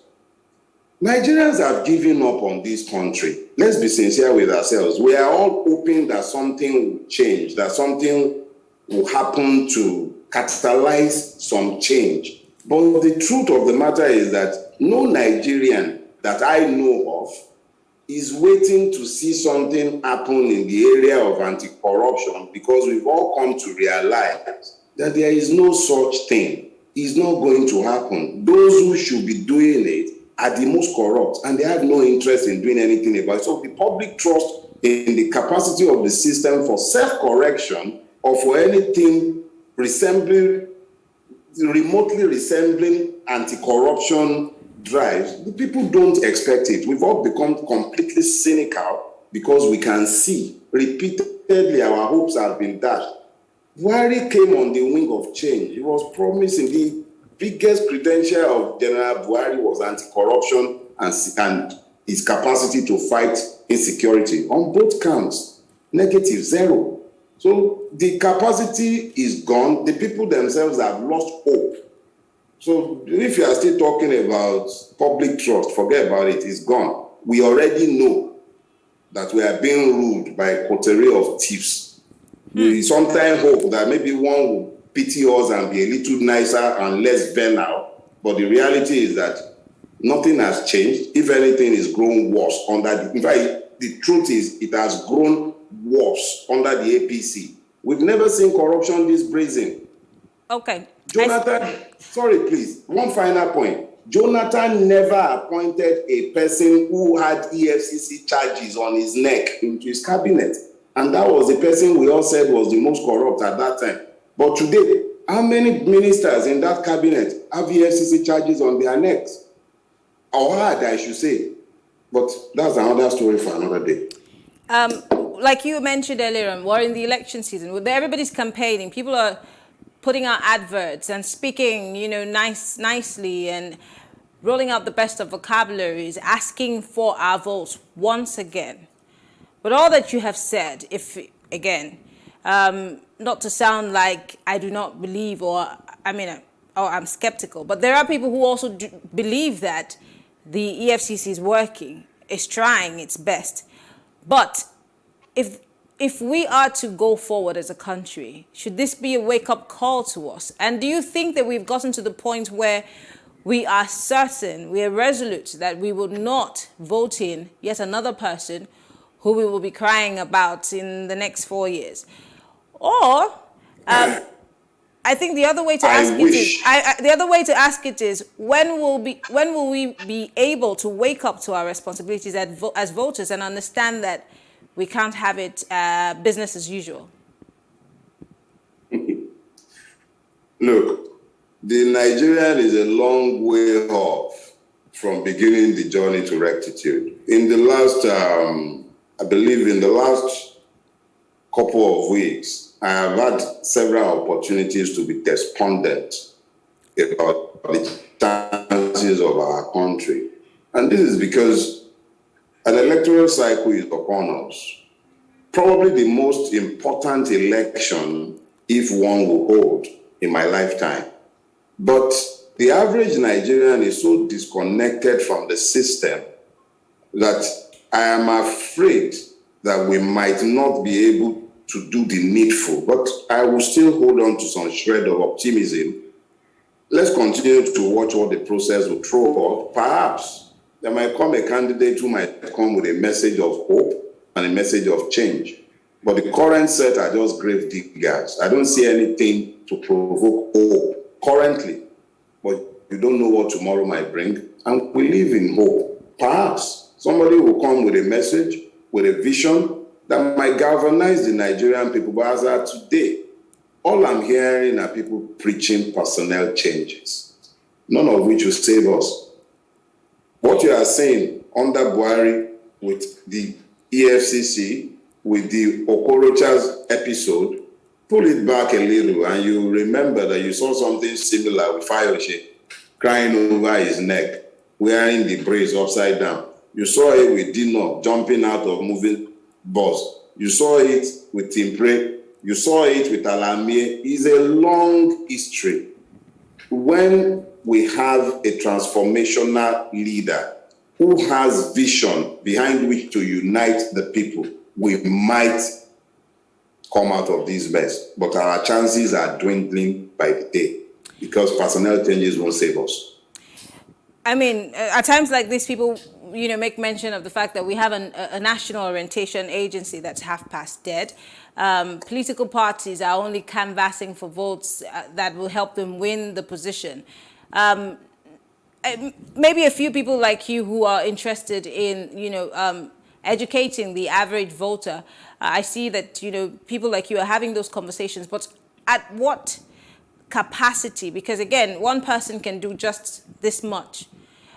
Do we need more of these conversations to be had, not just on the radio, not on TV, but where more and more people can be educated as to their rights, as to how they can participate? Because we keep asking for strong institutions to be built, but where do we start the building process? So, no Voltron is going to save Nigeria. There is no Voltron anywhere. There is no Superman. It's going to be the average Nigerian coming to the knowledge of the fact that he has no other country to call his home. He has to be the one to stand up and save himself. Looking to the political class is a waste of time. However, leadership is key in every situation. So yes, we will continue to agitate in our own little space and with as many platforms as are available to us to reach the people, to educate them. But that's the best we can do. We can only seek to educate, hoping that the people themselves will come to the knowledge of the fact that selling their conscience, selling their votes, detaching from the process, or finding alternative means of engagement with the system, which only exacerbates our situation, would not serve the purpose. We all need to find the engagement with the process. There are many beautiful young men and women working all over the country. I know a few. They speak in the area of voters' education, mobilization of voters, citizens to go and register to vote. But how is INEC helping that process? Look to the ongoing primaries in the parties. You see that even the political parties, they are clearly not designed as agents of change. They're just platforms for the capture of power. So a lot still needs to change. It might be that we're still with enough time to do something, or it might very well be that the change is already out of our own hands. But what is clear is that looking to individuals for anything beyond totem leadership and direction pointing is a waste of time. It has to be the people acting in concert before anything can change. Individuals can only inspire by their own examples, but that's all they are, individuals. The people themselves have to get to the point. It becomes quite frustrating when you seek to explain things to I think that we lost that connection. Mr. Faratimi, can you hear me? I think we lost that connection, but Dele Faratimi is a political analyst. I can hear you now. Yeah, we lost you briefly. Well, because time is not on our side, I want to say thank you very much for being part of the conversation. We'll only hope that things can get better. Thank you. All right, Dele Faratimi is a political analyst and he has been talking to us. We'll take a break now. When we come back, we will be discussing the resignation of Peter Obi from the People's Democratic Party. Stay with us.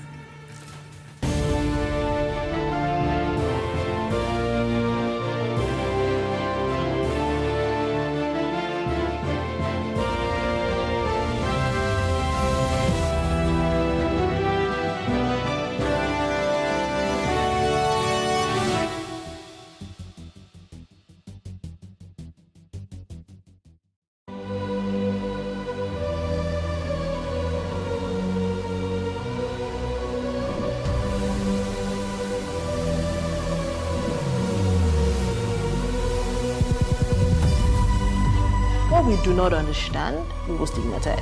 What you can see is the remaining of the tanker that exploded. The suspect equally confessed.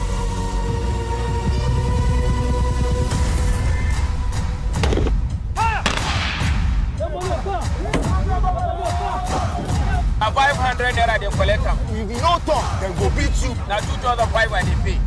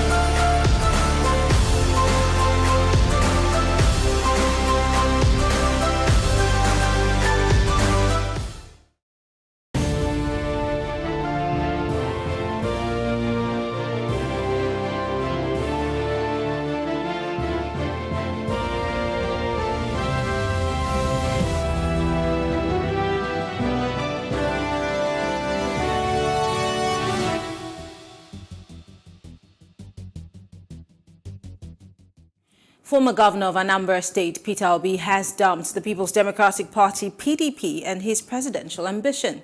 He explained that recent developments within the party were responsible for his resignation from the opposition party and withdrawal from its presidential primary slated for the end of May.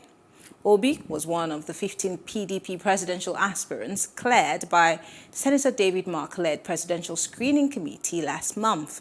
The party had recently thrown its presidential ticket open, attracting rebuke from social cultural organizations like Ohanaeze Ndigbo, which maintained that political parties like the PDP and the APC should zone their tickets to the southeast geopolitical zones. Well, joining us to discuss these are Opunabo Inko Tario, a political analyst, and Ezekiel Nyaitok, who's a politician. Thank you so much, gentlemen, for joining us. Thanks for having us. Good evening, Mariam. Great. Good evening, Nigeria. Mr. Nyaitok, I'll start with you because you have been a PDP member before. And I remember the last time we had a conversation, you talked about some of the things that happened within the People's Democratic Party, internal democracies-wise. With the message that was put out on Peter Obi's social media handle, of course, the letter-headed statement, and the abrupt, resignation from the party, does it seem like something that was done in a haste or something that had been in the works? Yes. I have been a member of the PDP for a very long time. And in the year 2010, I woke up one morning, called a press conference, and resigned my membership of the PDP. It was at the time that I was enjoying everything that could be enjoyed in the PDP, relationship from the presidency to my state, to my governor, and everything was going well for me by way of being a party man. As a matter of fact, if you look in the social media, you see my son, my first son, Anyekan, having a handshake with Mr. President then in his office. That's a one-on-one with Mr. President, while I had a one-on-one with my governor. So everything was going on well. But I asked myself, is this really what I want as a person? And the answer was obviously no. PDP had all the opportunities, everything that was needed for it to be in power for the next 60 years. But they lost the vision. They lost the focus. It became not longer that vehicle of governance, but a kind of, Game of Thrones, the powers. It was about the paraphernalia of the office, the powers of the office. It was not about governance anymore. And I couldn't stand it. Fast forward, what happened? They lost 5 governors and they said, oh, it doesn't matter. It couldn't be bothered. Nothing will happen. We'll still be in power. I called them and said, there's something really wrong fundamentally. Think about it. Oh, you are being intellectual. Forget it. Bottom line, they lost election. Now today, the 2 most viable candidates, 3, let me say 3, 3 most viable courted candidates are from the PDP. Who are they? Kwankwaso, today, do by any rating, is the man that controls the North. Mr. Peter Obi, by any, and in fact, is one of the biggest news, and there was no news if you were not something from the PDP. And third, even former President Jonathan, who is being courted for more reasons than one, is from the PDP. And PDP has let the 3 of them go without thinking. So I think that Mr. Peter Obi is a friend, and he's a very intellectual person. He's a very calculating person. And he's wanted to show himself, prove himself. So he got to the Nigerian public and he sold himself. Nigerians bought him. And he was expecting that PDP will think for the first time in a long time. And he pushed it till when the window was about to close. And he said, guy, I can't take this anymore. But always, I think he knew that there was a plan B. It's like a discussion that I had with Mr. Kwankwaso, who is my very good friend as well. And he told me something, which, I mean, there's nothing to hide. He said, look, I'm a politician. I've been into politics. If I go into primaries, he said, this guy, he called 1, 2, 3, 4 names, big names. He said, each of them will beat him in the primaries. Each of them will beat him silly in the primaries. But the Oh, I think that we lost that connection with Mr. Nyaito. Mr. Nyaito, can you hear me? I think that we lost that connection. Okay, Opunabo, I'm going to toss to you until we get him back. A lot of people have called out former Governor Peter Obi, saying that this is a huge mistake and that he probably didn't think it over before making this move. But do you think this was a huge mistake on his part, leaving the PDP? Well, I don't think so. I mean, Peter Obi probably would have, or definitely would have communicated on his actions, on the steps he was to take, would have weighed the pros and cons, and probably convinced that, yes, this was the best option for him.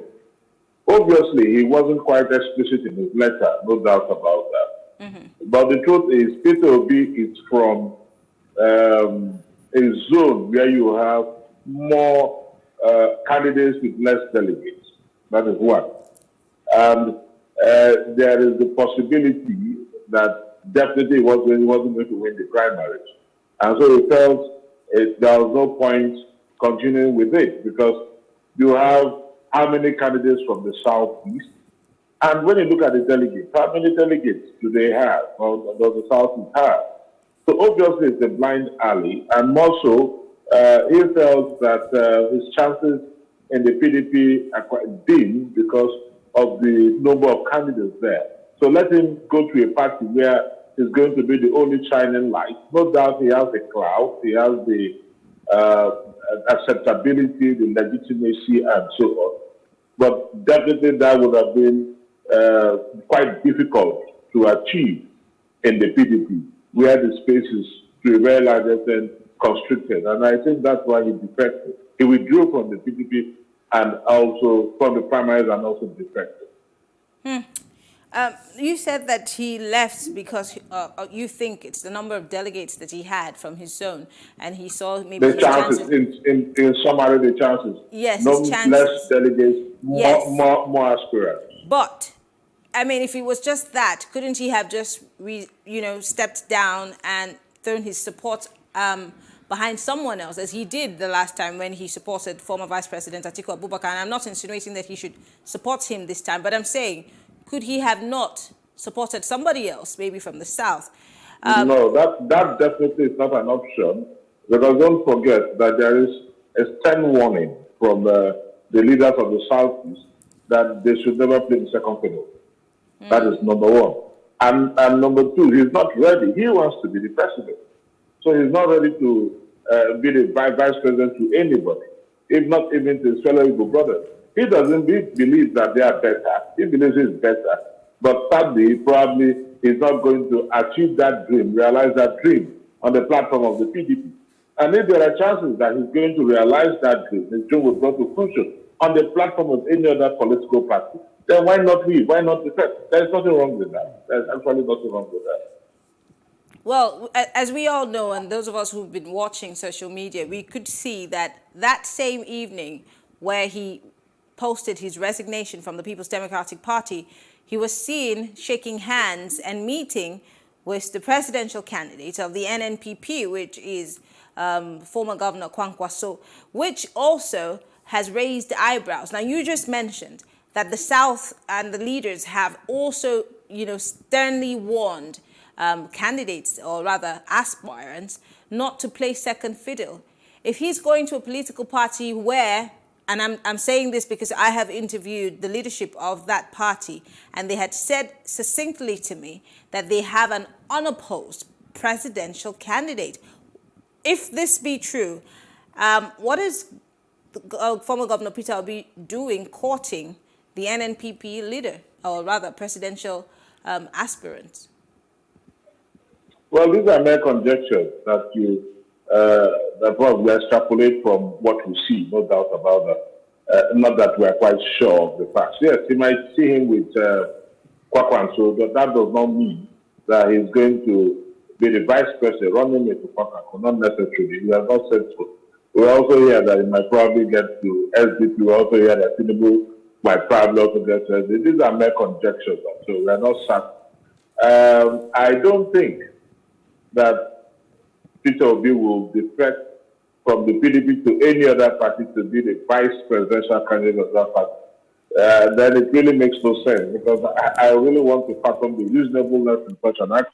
You can as well be the vice presidential candidate to an imagined PDP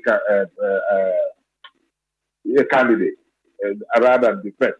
But again, probably he's done his own homework to realize who is going to emerge as the PDP candidate, presidential candidate, and is not comfortable, or that person already has his own vice presidential candidate. So these are all things that's why I said the letter is not explicit enough, So these are things that probably he would have considered and did not bring to public knowledge, because he did not actually give any cogent reason for defecting from the PDP. So he must have taken all these issues under advisement. Am I going to be a presidential candidate, or these other presidential candidates? We do already have a presidential candidate.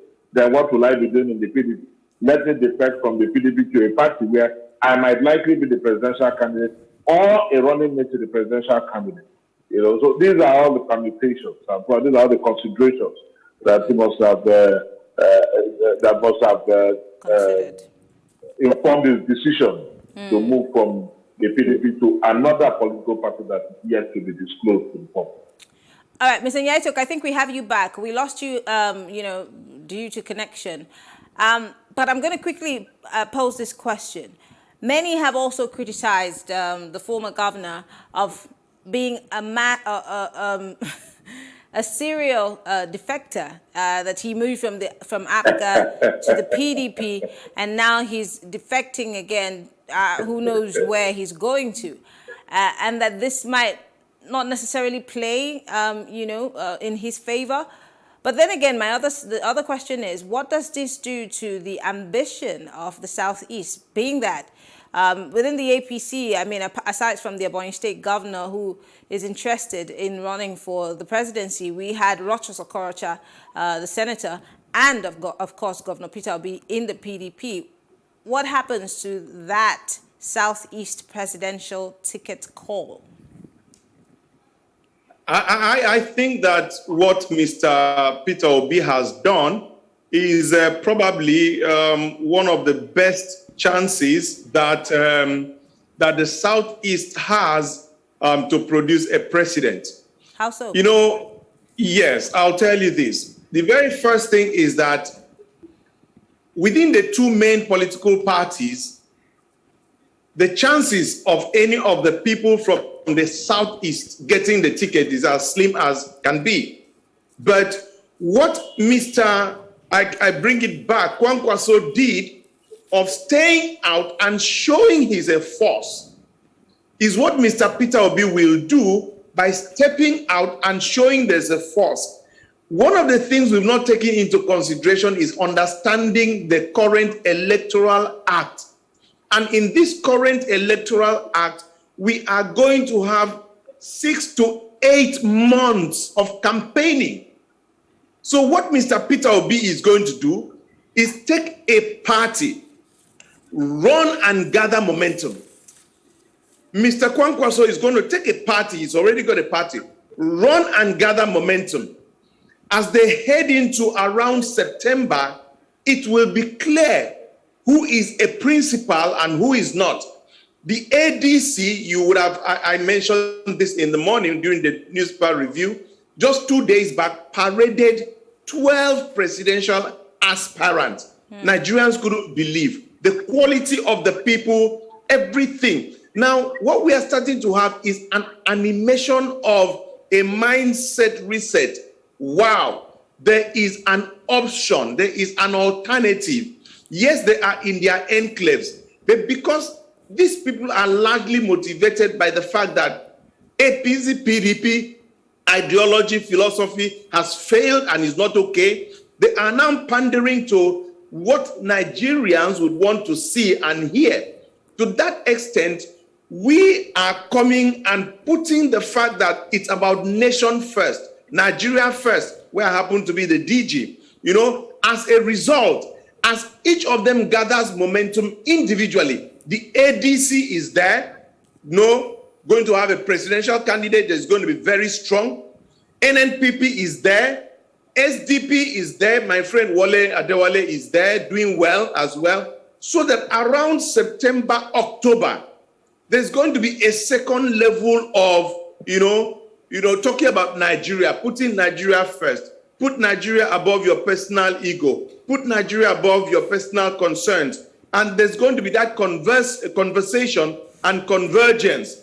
And it is at that point that you now start to forget about, your ego, I must be, I must not be. You are willing to put down in the larger interest of the nation, and form a government of national unity.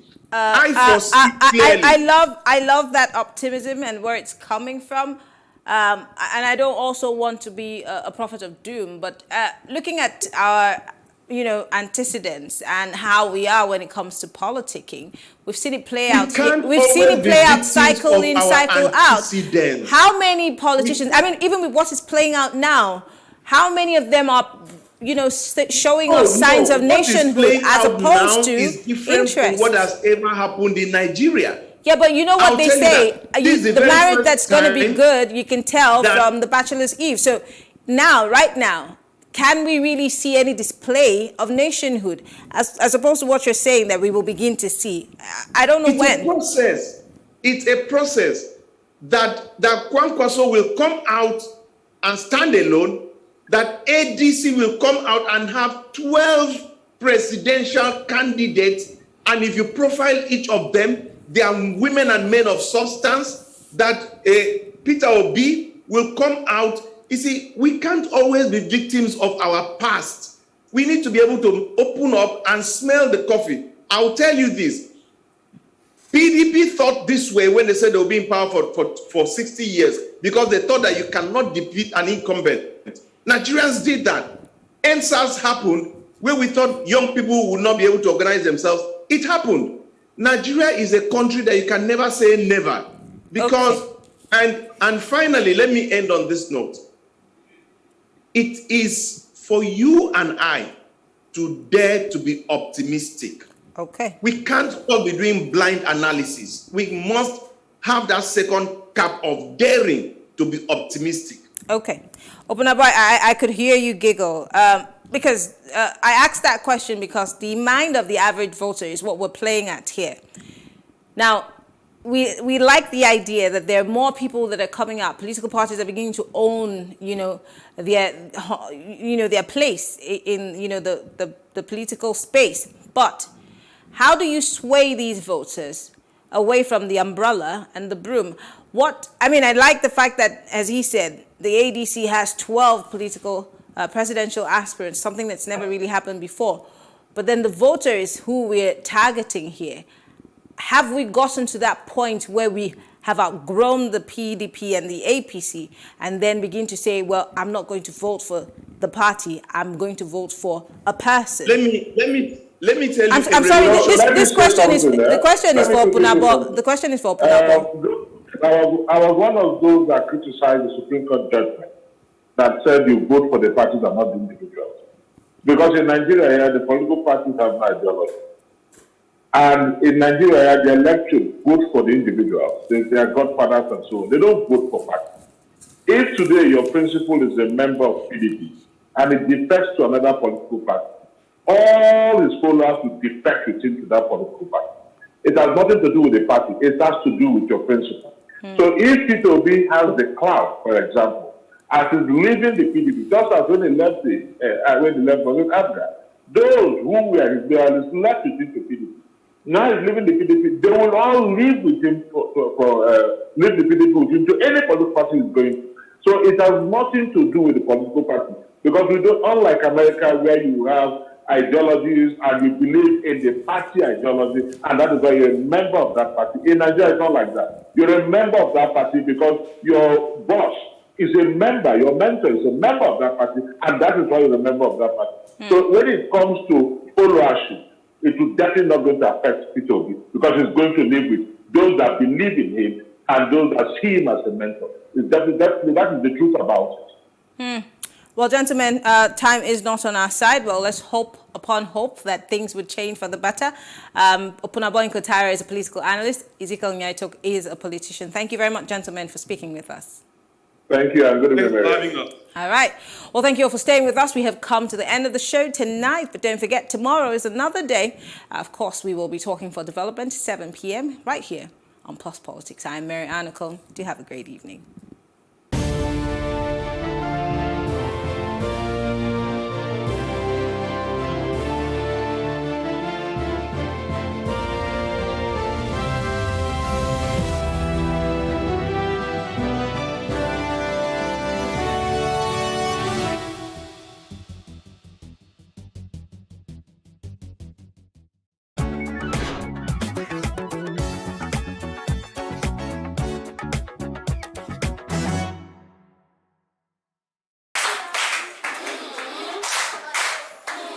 Children are innocent.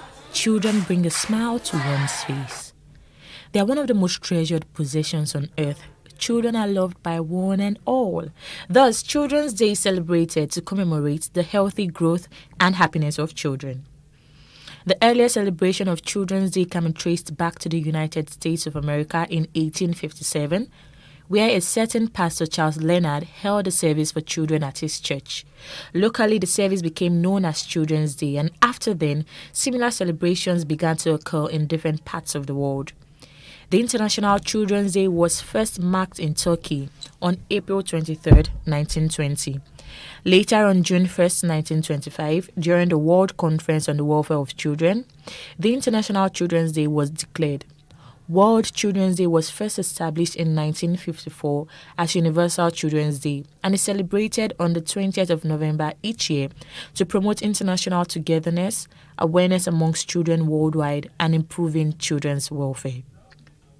It was first established in Nigeria on the 27th of May 1964, and it is celebrated traditionally yearly as it marks the celebration of children, raises awareness on issues affecting children, and appreciates their future socio-economic value to the development of the nation.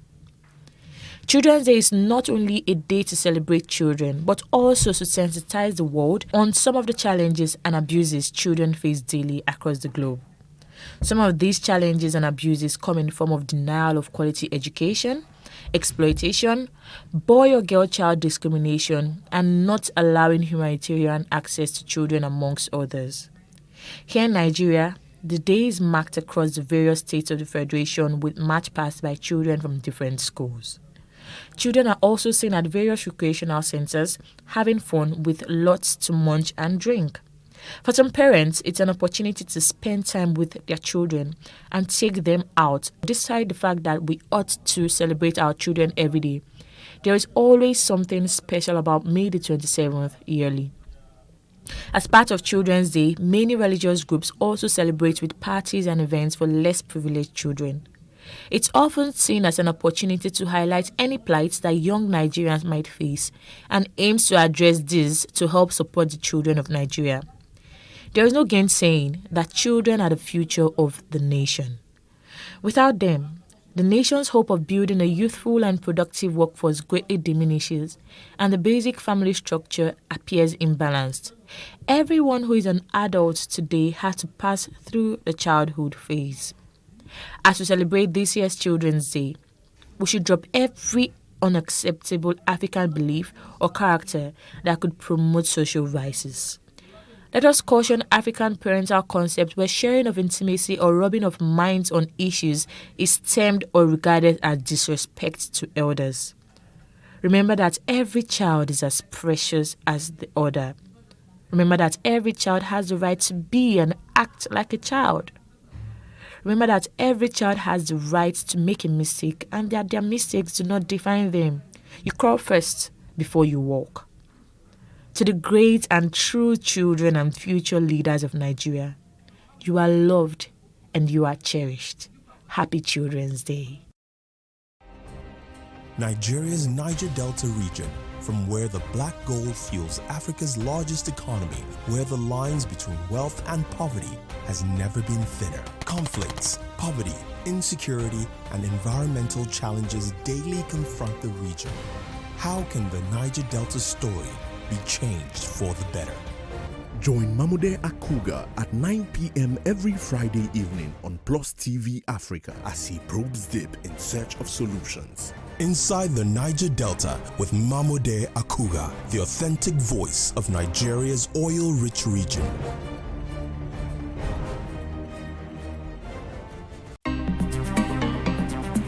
Life can be fun and rewarding, but it also comes with some risk. As in business, you win some, you lose some. And that's why you need to be wise in the choices you make. It's like placing a bet. Again, you need to be wise. Wise in choosing an innovative platform with the highest market options and highest odds ever. That's why Winners Golden Bet, the leader in online, in-shop, virtual, and live sports betting, gives you enhanced platforms that offer you the best chances of winning. For betting on live soccer matches, live dog races, and virtual games. Winners Golden Bet is your best bet. Instant payment on winnings guaranteed. Play online or in any of our numerous shops nearest to you. Hey guys, be wise. Play on Winners Golden Bet. Winners Golden Bet, the wise choice.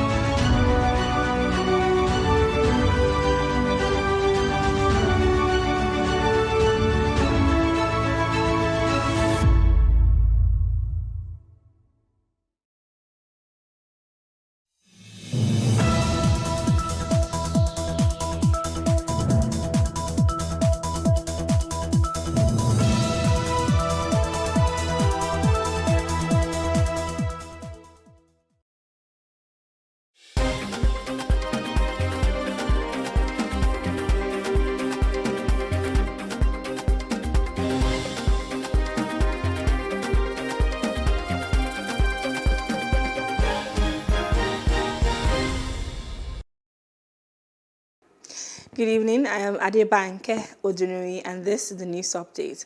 A federal high court in Abuja has refused to admit Rochas Okorocha to bail pending the determination of a suit he instituted against the federal government. Justice Inyang Eko declined the request by the former governor to compel the EFCC to release him on bail. In a brief ruling on the bail application filed by Okorocha, Justice Eko said he was not inclined to admit the applicant to bail. Rather, the judge ordered Okorocha to put the federal government on notice to come and defend his detention. The Supreme Court has dismissed an appeal filed by Minister of Transportation Rotimi Amechi seeking to stop his probe over an alleged 96 billion naira fraud in a lead judgment prepared by Justice Emmanuel Awuji, but read by Justice Adamu Jairo. The Apex Court dismissed the appeal of Amechi on grounds that the issue of not being given a fair hearing does not arise as no one is on trial. The move by Rivers State is a panel of inquiry into the alleged fraud of Amechi, which Amechi prayed the Apex Court would prohibit Governor Nyesom Wike from investigating his 8-year tenure as the executive governor of the state. No later development, the Supreme Court has dismissed an appeal filed by a former director General of the Nigerian Maritime Administration and Safety Agency, NIMASA, Dakuku Peterside, in a 6 billion naira character defamation suit instituted by Peter Odili, the former governor of Rivers State, against him. In a lead judgment prepared by Justice Amina Ouje, but read by Justice Adamu Jairo, dismissed the appeal, ordered the parties should bear their respective costs. Odili had in October 2016 dragged Peterside to court demanding 6 billion naira as damages for character defamation, alleging that Peterside, during a press conference in Port Harcourt, defamed him in his allegations that Governor Nyesom Wike's Supreme Court victory was hashed by him. The Supreme Court has upheld December 2017 judgment of the Court of Appeal Lagos, which quashed the corruption charge against Justice Hayoladizra Ngajiwa of the Federal High Court on the grounds that he was a serving judge. The Court of Appeal had in its judgment held that under Section 158 of the Constitution, it is only the National Judicial Council, NJC, that has the power to deal with allegations of misconduct against a serving judge, and that such a judge could only be tried in a regular court after the recommendation of the NJC. In the judgment of Friday, a 7-member panel of the Supreme Court upheld the decision of the Court of Appeal and dismissed the appeal by the Economic and Financial Crimes Commission, EFCC, the agency that was trying Ngajiwa. The Federal High Court sitting in Yenagoa has ruled that former President Goodluck Jonathan is eligible to contest the 2023 presidential election. The presiding judge, Justice Isa Hamad Dashen, gave the judgment today. He also held that Jonathan's right to vie for the office of the president again cannot be stopped by any retroactive law. Senate Minority Leader Eyinaya Abaribe has resigned from the People's Democratic Party, PDP. Senator Abaribe made his decision known in a letter to the ward chairman of the PDP in his ward, Ward 5, Obingwa local government area of Abia State. Concerning his next move, he told reporters that he would be vying for the Abia South senatorial seat under APGA. In a separate letter, Senator Abaribe notified Senate President Ahmed Lawan of his resignation from the PDP. Senator Ashatu Ahmed Binani has been declared the winner of the Adamawa State All Progressives Congress primary, having polled 430 votes. The election committee chairman Malam Gambo, announcing the primary election result in Yola, said Binani scored the highest number of votes in the election, which was contested by some heavyweights in the state. Senator Binani scored 430 votes, while Nuhu Ribadu, former chairman of Economic and Financial Crimes Commission, trailed with 288 votes. On the power vessel of me,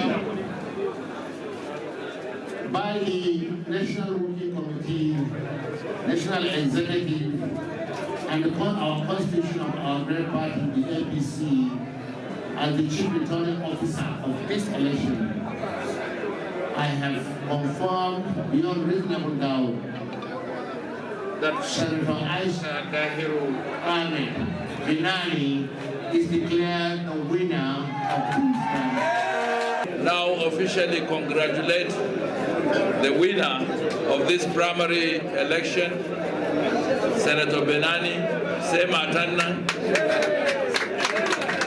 for emerging victorious at the primaries. Let me also commend the gallant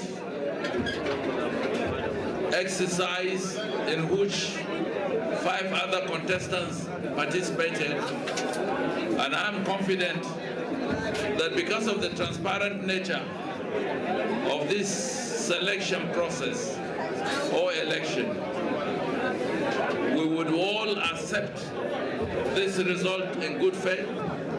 The journey has just begun with unity, cohesion. We can together attain our goal.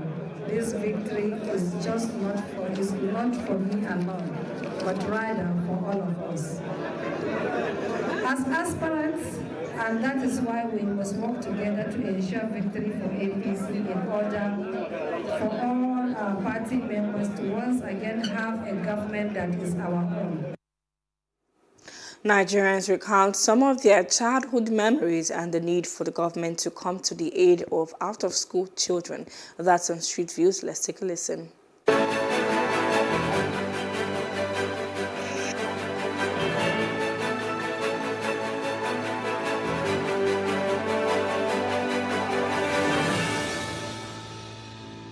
My childhood was full of fun. I'm the last born of my mom, and I'm always with her everywhere. So, I would like my children to go abroad for holidays. So I didn't have that privilege. And the fun was always there. We'll go to the back of the school where we'll have no disturbance, me and my friends. We'll just be there, and then we'll be throwing this rubber band. I guess you should be able to remember what that means. So it's always very fun. We'll celebrate them, they'll give them gifts. I prefer to go to school. Some are walking on the streets doing nothing. So we need assistance from the government. You can see my daughter, she's here today to help me, just to keep her company up today, not to roam about. I didn't really grow up with my parents. I stayed with my stepmom. So though she was not too bad, but my own children, of course, by God's enablement, they will stay with me, they will grow up with me, and I will train them. You know, there's a difference when you train your own personal child that you give birth to. It's always different. I really enjoy my kids simply because my father trained us very well. Whenever the children is approaching, they will buy us white socks, white tennis. That's at that material time. So we go to stadium or we go to school, we go to match, we do this, we do that. So it was really fun and very, very awesome. All I want for my children is best for them, academically sound. And I want to treat them in the way of the Lord. And I want them to become great, especially in this universe we are. The children's play, I miss that a whole lot. If I try to picture it, going back to it, I'm like, some of my siblings and younger ones that look up to me like, uncle, why are you playing like this? And didn't you know you are old? I'm like, because I miss that. I don't feel like celebrating Children's Day. Instead of me celebrating, I'm helping my mom to sell food stuff. And I think government should help them to provide parents shelters and take them to the motherless baby home, take them to schools, feed them and do everything they need.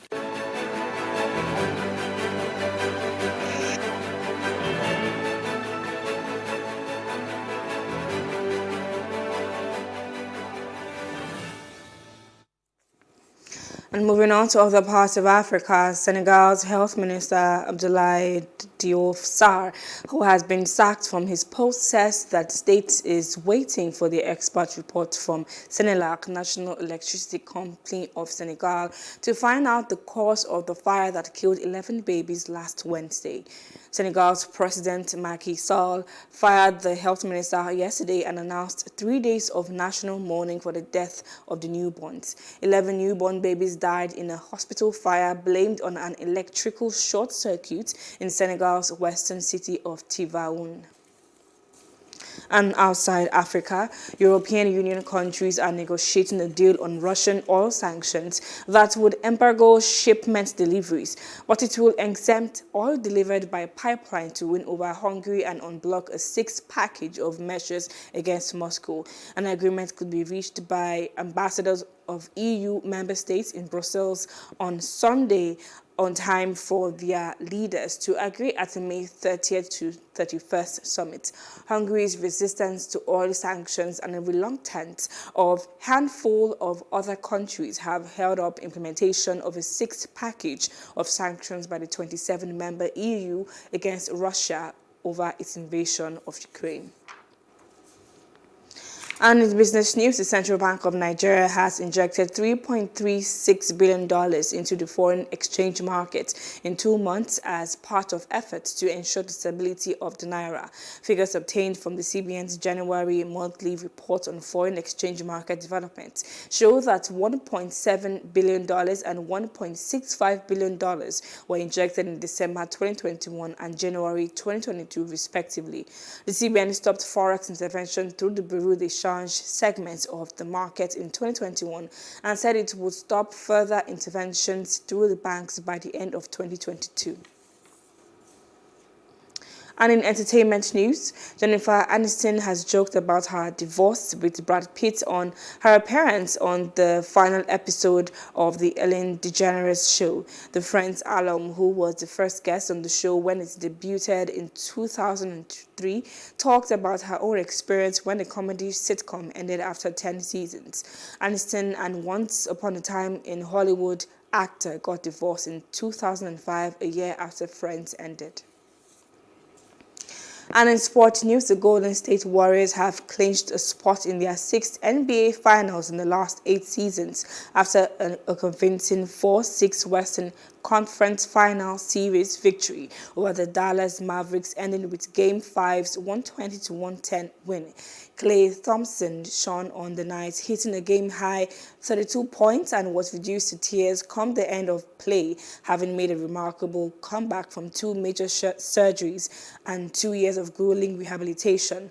The Warriors will face one of the either the Boston Celtics or Miami Heat, with their series currently 3-2 in Boston's favor.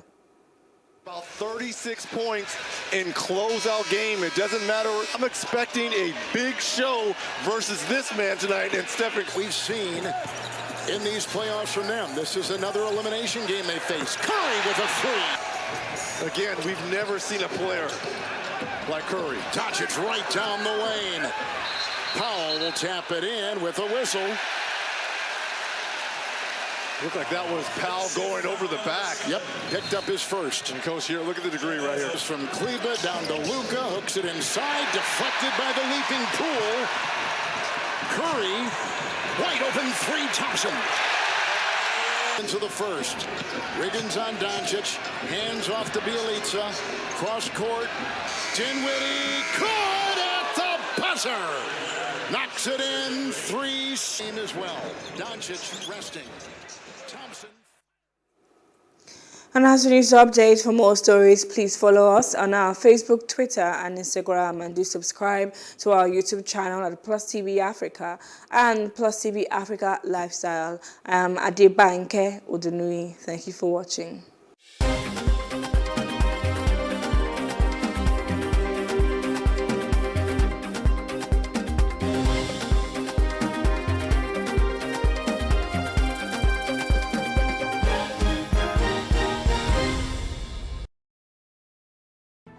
There is no voting on social media. To vote, you would require a permanent voter's card. To get your PVC, visit cvr.inecnigeria.org. Create your account with a valid email address and start the registration process.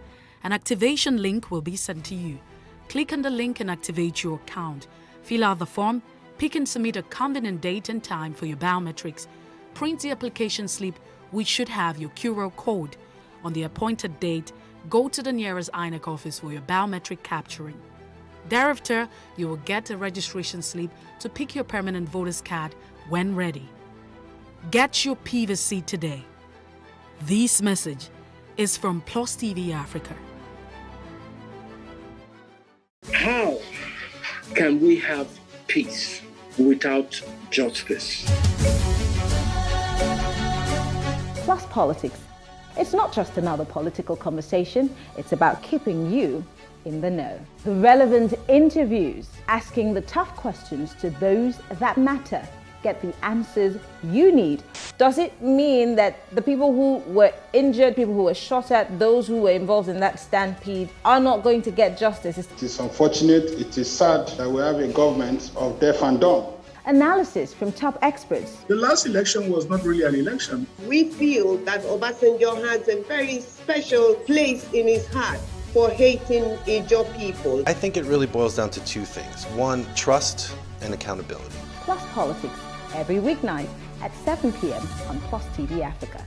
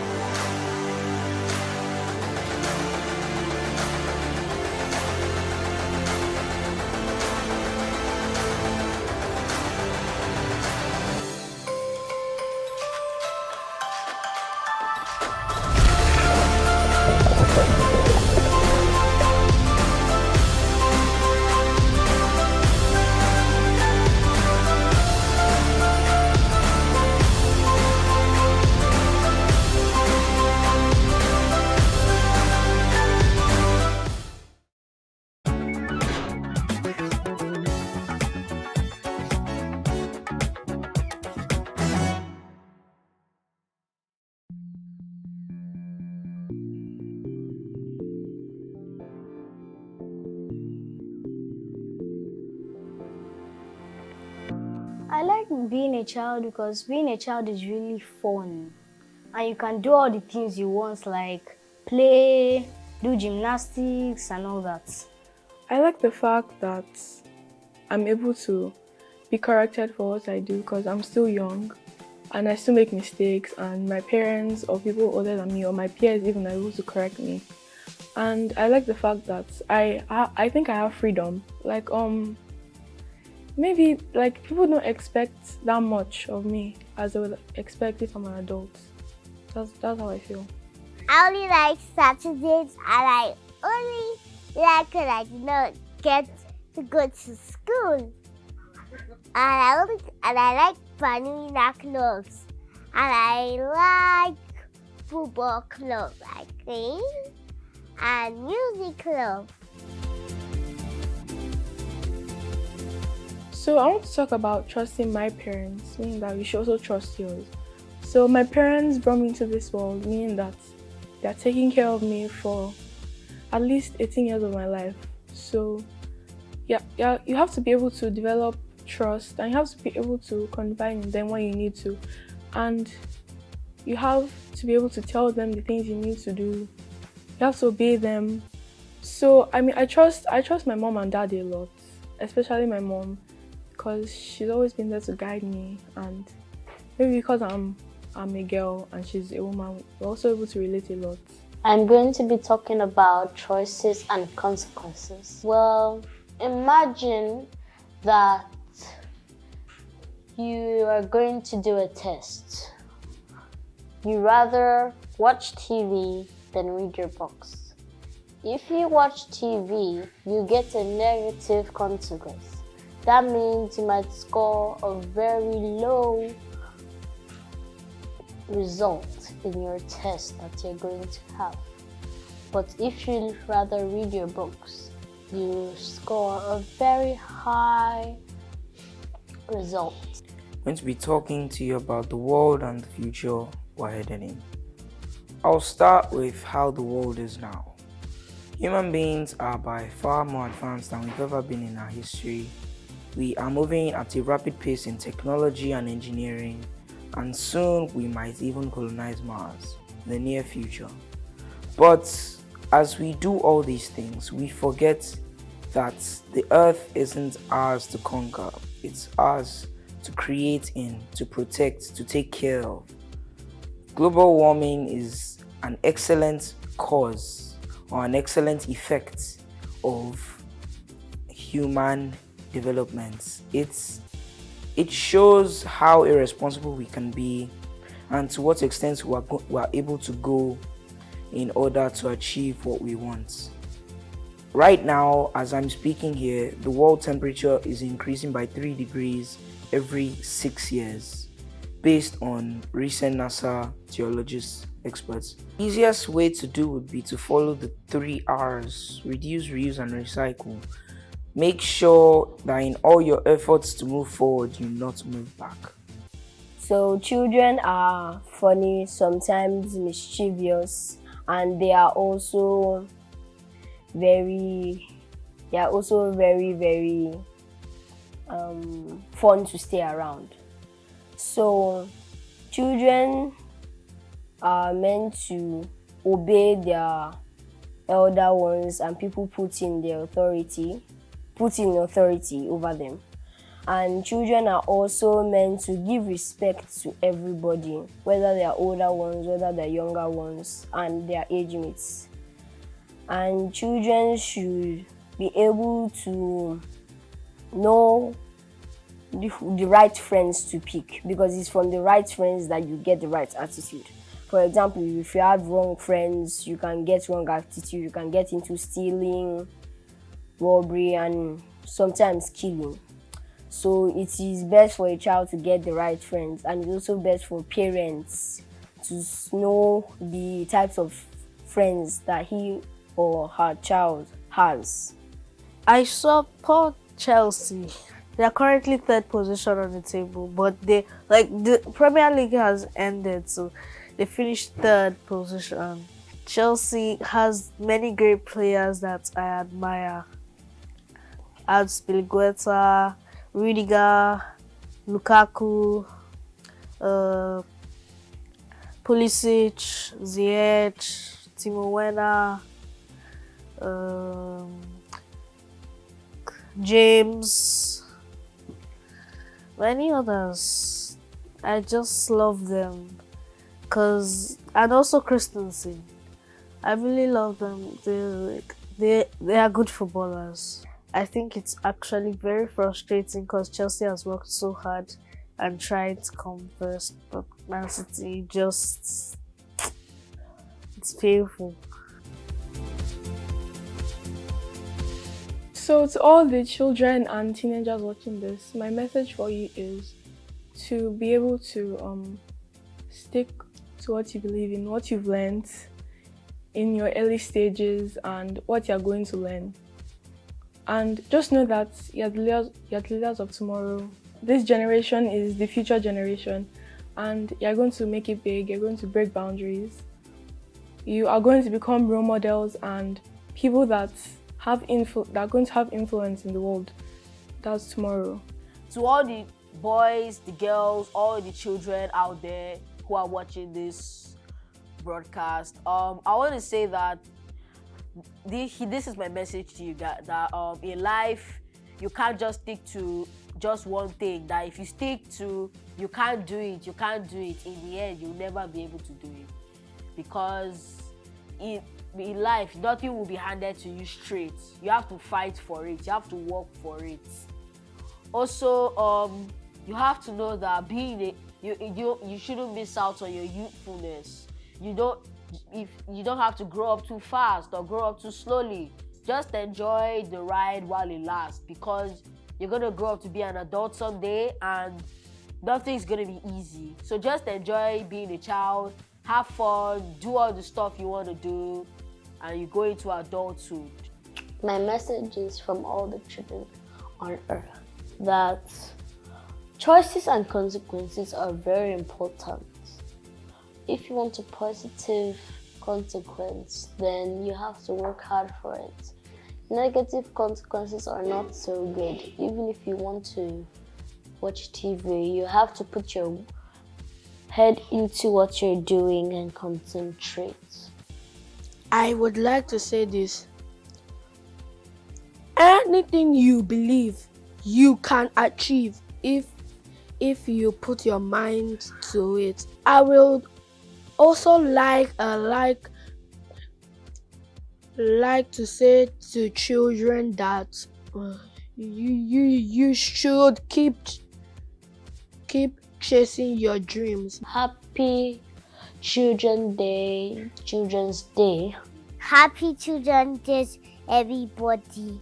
Well, I wish them a happy Children's Day and I hope they have many more years to celebrate it. Happy Children's Day, everybody. I hope you have fun. Happy Children's Day. I love you, everyone. Well, I wish them a happy Children's Day and I hope they have many more years to celebrate it. Happy Children's Day to you.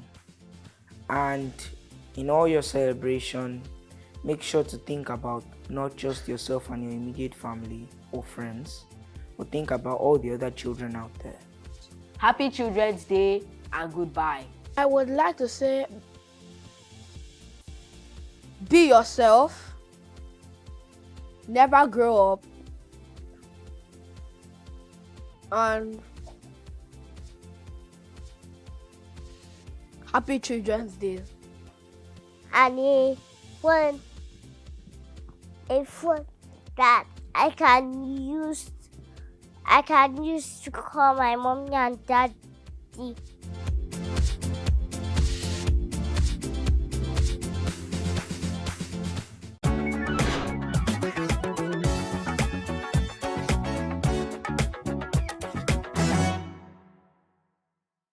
How can we have peace without justice? Plus Politics.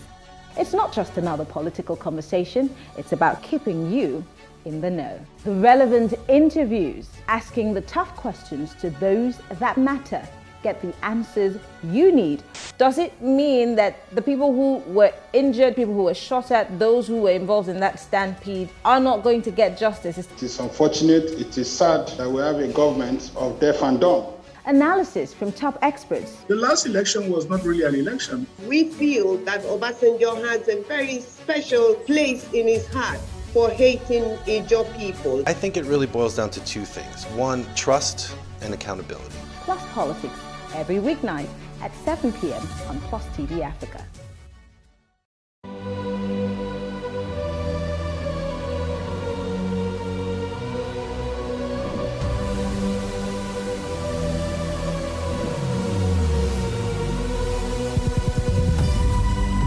What we do not understand, we will stigmatize. What you can see is the remaining of the tanker that exploded. The suspect equally confessed.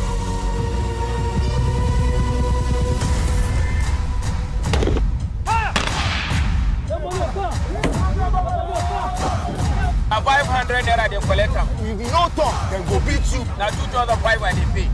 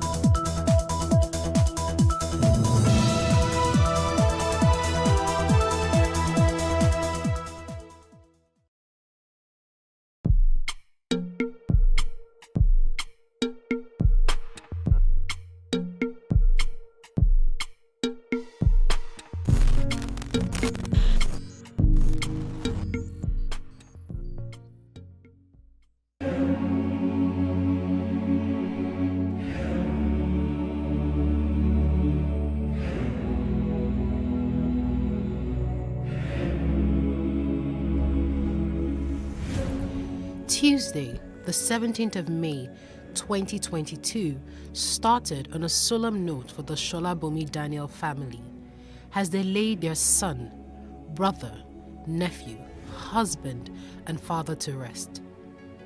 The interment was at the Atan Cemetery, Yaba, with family and close friends.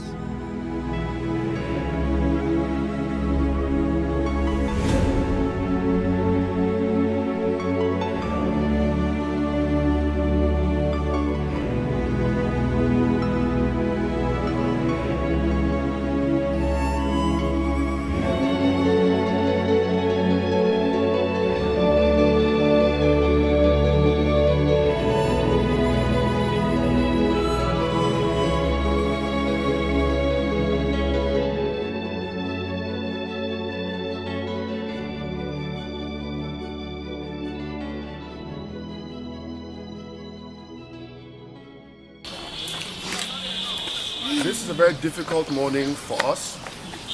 There's no avoiding saying that because it is the truth. But I just want to share one or two thoughts, just for a few seconds, before we complete what we came here for this morning. The remains that we are burying today are the remains of a very, very special man. A man that loved God, a man that was thoroughly devoted to his family and loved them dearly. And he's a man that, permit me to be a bit light-hearted, if he saw us now, he'll be laughing at us. Yes, and he'll be saying, what's wrong with all these people? What's their problem? What's going on? What's all this about? And he will be saying that because he's in a better place. And it's a place where we are all headed by the grace of God. And he would want us at this time not to be despondent or to be without hope, but to be strong, to understand that the journey is ahead, but that the goal ultimately is the same, which is where we will be with our Father in heaven. It doesn't mean that the journey for his immediate family will not be difficult in the coming weeks and months, but it means that God will be with them. Amen. There is no doubt about that. That is not even the discussion today. That is a given. So in light of these promises that God has given us in his word, And, in as much as it has pleased him, that is the Lord, in his sovereign wisdom and purpose, to take from our midst one whom we have loved, Pastor Shola Bomi Daniel. We are now about to commit his remains to its final resting place, to await the fulfillment of another promise of Scripture.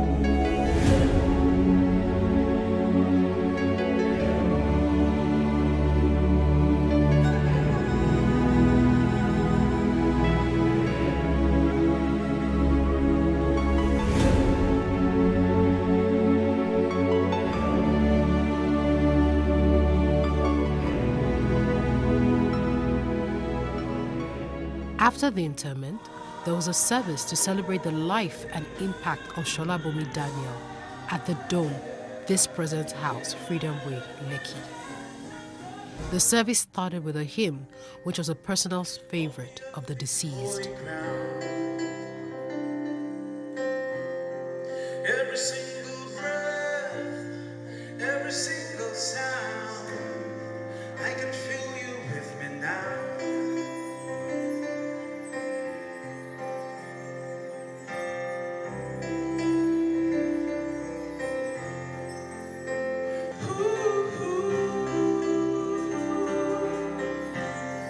Oh, the earth is holy ground. Oh, the earth is holy ground. I don't believe in secular things, just a world waiting to be redeemed. I was lost, but I was found. Now all the earth is holy ground.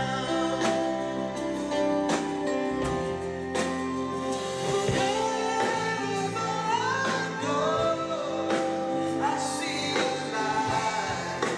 I see a light. Wherever I go, the sacred inside. Oh, the sacred inside. Followed by Bible readings from his children. Good people pass away. The godly often die before their time. But no one seems to care or wonder why. No one seems to understand that God is protecting them from the evil to come. For those who follow godly paths will rest in peace when they die. I was a father to the poor and assisted strangers who needed help. I broke the jaws of the godless oppressors and plucked their victims from their teeth. I thought, surely I will die surrounded by my family after a long, good life. For I am like a tree whose roots reach the water, whose branches are refreshed with dew. New honors are constantly bestowed on me, and my strength is continually renewed. Everyone listened to my advice. They were silent as they waited for me to speak. And after I spoke, they had nothing to add, for my counsel satisfied them. They longed for me to speak as people long for rain. They drank my words like a refreshing spring rain. When they were discouraged, I smiled at them. My look of approval was precious to them. Like a chief, I told them what to do. I lived like a king among his troops and comforted those who mourned. Pastor Shola Bomi was so many things to so many people, and in the tributes, family and friends couldn't hide their emotion. A brother. My brother is a lover. He loved people unconditionally, and once you've had an opportunity to be touched by him, he's not someone you can easily forget, because he doesn't love half measures. He loves completely. And it's probably weird, a lot of people may not know that I'm his sister, because we met at the burial of my dad when our father passed away some years back. And since then, it was like, it was like another father. A husband. And since this happened, it happened so suddenly, but I could not really be devastated because Shola never gave me any reason to be devastated. He always loved the Lord. I knew, there was no doubt where Shola was going because I knew he loved the Lord passionately. And Shola always said that if anything ever happened to him, he doesn't want anybody mourning. Because if he's going, he's not going to where people mourn. He's going into the arms of angels rejoicing. So it was difficult, rationalizing both the missing and what he had told me. I keep on telling my friends, from Queen's College, I tell them, oh, you know what? I'm sad, but I'm not devastated because I know exactly where he is. Shola Bomi was the love of my life. He loved me deeply and passionately. All my ups and downs, and anybody that knows me knows that I'm the daughter of a fiery Ondo woman. And I took a lot of my Ondo from her. So you can imagine. And through it all, Shola would just be quiet. Sometimes he would just give me a hug and say, have you finished? Is it all? And I would feel very silly. Sorry was a word that was never far from both our lips. Shola and I never had unfinished business. Every day, at least, my children are witnesses, would say I love you at least 200 times a day. It was a standard thing in my house. Either he was saying I love you to me or to his children. And he meant it. So we never left anything unsaid. A father. The love he had for others was a love that God gave him. He had a love for others in the time when they were in their darkest moments and even when they were in their greatest moments.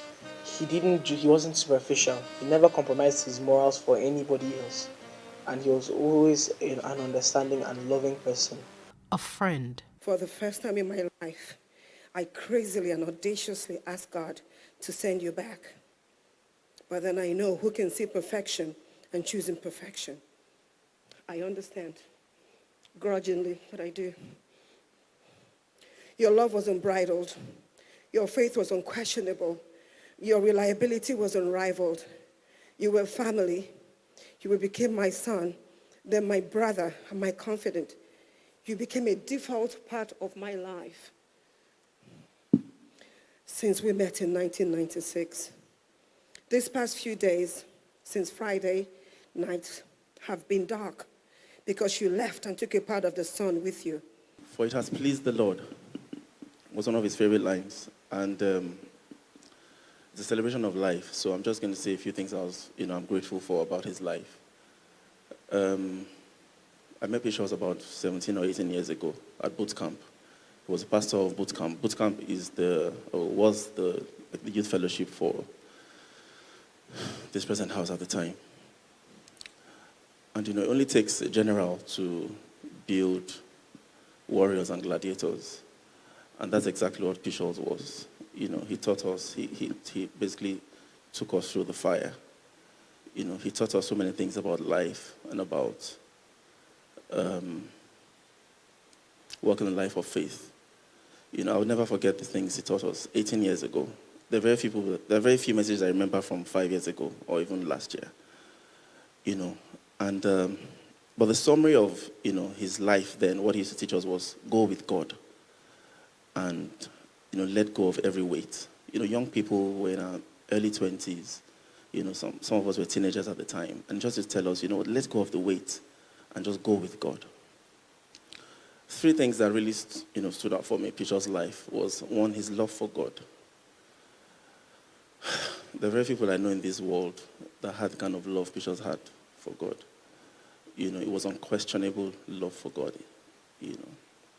Second thing was his heart for people. Peter was a man with heart. I don't know anybody. And it's not because, he's transitioned now. I used to tell my wife, I don't know anyone that has the kind of heart this man has. I don't know how he had that kind of heart that he had. He was such a pillar, in my life, personally. There were so many times where I would, call him or text him or say, this is happening in my life. And he would just tell me a story of his life. And he was just a scripture to read. To see a man that could basically just, read his life as scripture. And then, finally, his love for his family. That was also a personal inspiration to me. I don't know a man that loves his family more than Bishop did. Always talked about his love for his family and, how a man must always just stand for his family. I'm going to miss him. Pastor Sholabomi Segun Daniel had a good sense of humor too. His brother, pastor, and a friend all attested to his funny side. Shola was innovatively mischievous and creatively humorous. And I told him, I said, it only takes a spiritual person to be able to do what you do, Shola. One of the young ladies in boot camp has the mom passed on, and it was Pichels to do the funeral service. At that time, he had not done any funeral service, so he came to me and said, please, come and do this with me. And we went, we did it together. Now, in that solemn whatever, I was sitting in front, Pichels sitting beside me. We just kept, the service was going on, I think it was about, then he stretched towards me and said, let people come and die now. He said now he knows how to do funeral service. He said, let people come and die now. And, I can imagine the pastor of a funeral service, I cracked up there. I said, only if they know who is sitting beside me. So that's Pichels, a great guy. Particular one, where there was this new style of trousers that my brother just wanted. And my mom was, very conservative. My mom was one of those, if your clothes could determine what sort of child you are. And so your clothes had to be a certain way. So my brother, of course, wanted it so much, so he went and altered one of his trousers. And, of course, he was going out, so he wore the altered one, and then wore the acceptable one on top of it. And, of course, he had to go say that he was going out to my mom. And so as he went to my mom to say, I'm going, Mommy, the one underneath fell out. It fell down. So my mom said, Segun, what is that? You can imagine what happened afterwards. Jumoke and I were in my car, and so we drove into Afribank, the nurse's house, our church office then in Afribank Street. And it just happened to be that Shola's car was just in front of us. His car was the one that drove in before our car drove in. I didn't know Shola had seen us from his rear view mirror. So he drove in and parked and came down from his car. So Jumoke and I came down from my car, and then the next thing, Shola started screaming, shouting. And everybody came, it was a public place. Say, what? What have I done? What's your problem? He was talking to Jumoke and I.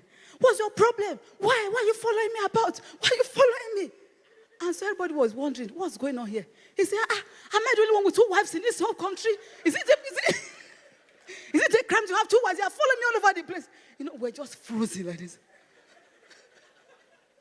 We spoke to close friends and family who shared their good memories of him. That you can actually be a sound, solid Christian and be a happy, joyful, energetic person, to be without guile, just be honest, be diligent. He was reliable. Shola was just sunshine, a very calm personality, but able to just light up everybody. This world cannot be the same without him, but we are confident we'll see him in due course. He impacted the lives of people. Anybody that Shola comes into contact with, he leaves an indelible mark in their lives. He was very giving, selfless to a fault. If Shola knows that you need a shirt, he will take off the shirt on his body and give it to you. That's how he was. Shola would take out of lack and give to people that needed. He was so kind, so considerate. He was so giving of himself. of his family, he was just a good person. He was as if he knew he had a short time on earth, and he just impacted everybody around him for good. Very selfless. He thought of everybody first before he thought of himself. And if anything, he served the Lord, and he always had time for everybody and anybody. And that's what I want everybody to remember him for. The question is, what impact are you making as a child of God? Pastor Shola has completed his own race, so he's left for us. And my message is that let's run this race well, so that when we all go, what will be said will be glorify God. Thank you very much. As the service ended with the exaltation, the pastor described death as transiting to another phase. I found comfort in my school father, as I said it then. So he protected me, he sort of guided me. And then one day, they said he has finished school and he was leaving. My goodness. And that became the way it was. People were leaving school. Now, sometimes some left school before they got to Form 5. It used to be 5 years then. So my secondary school year, or what I did in secondary school, reminds me so much of this transition, that we're here for just a segment of time and then we will move on. But what's most important is what we do with that segment of time. What we do with this segment of time, because it will determine where you are going. With death, the lessons are always for the living. This gathering is not for him. He's where he is. It's for us.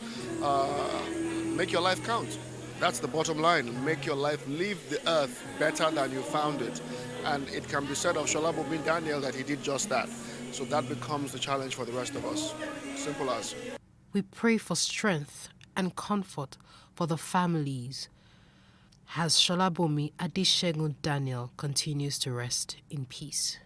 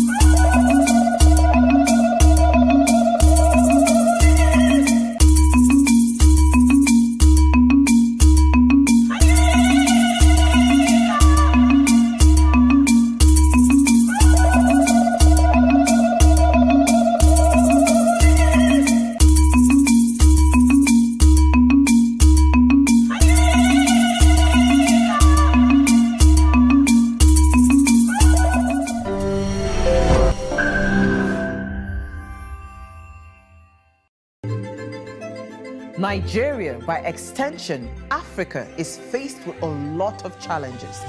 The growing youth population with little engagement, that is a ticking time bomb. We are a blessed people with diverse culture and highly cerebral minds who have a lot to say. And yes, we are talking. It is important we drive the right conversation that informs, inspires, influences thought and action.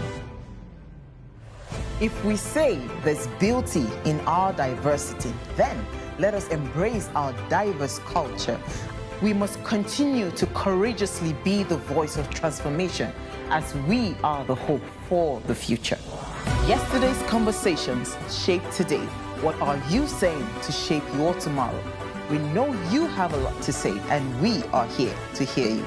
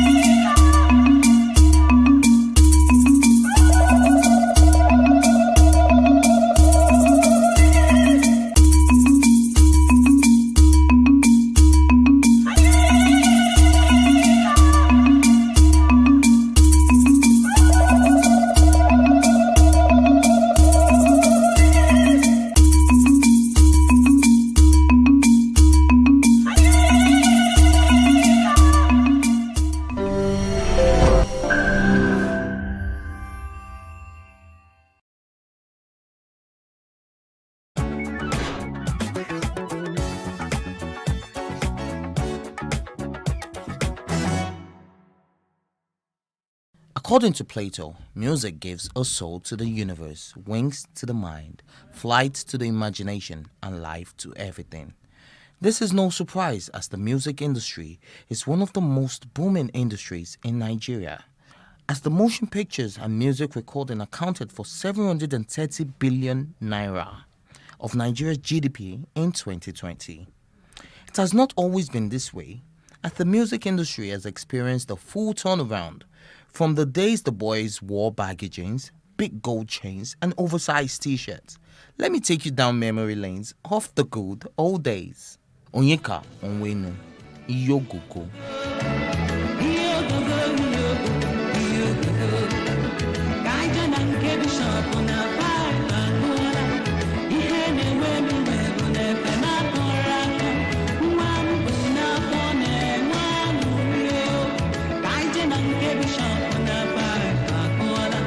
Tony Tetsuila, My Car.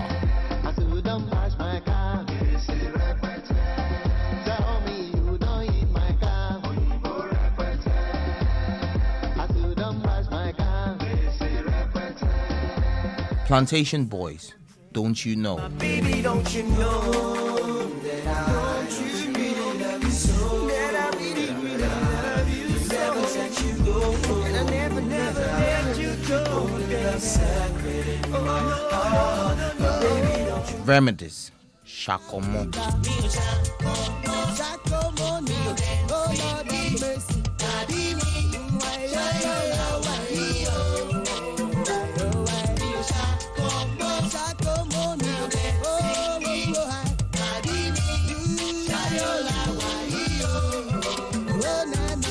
Maintain, Catch Cold. Oh my catch go.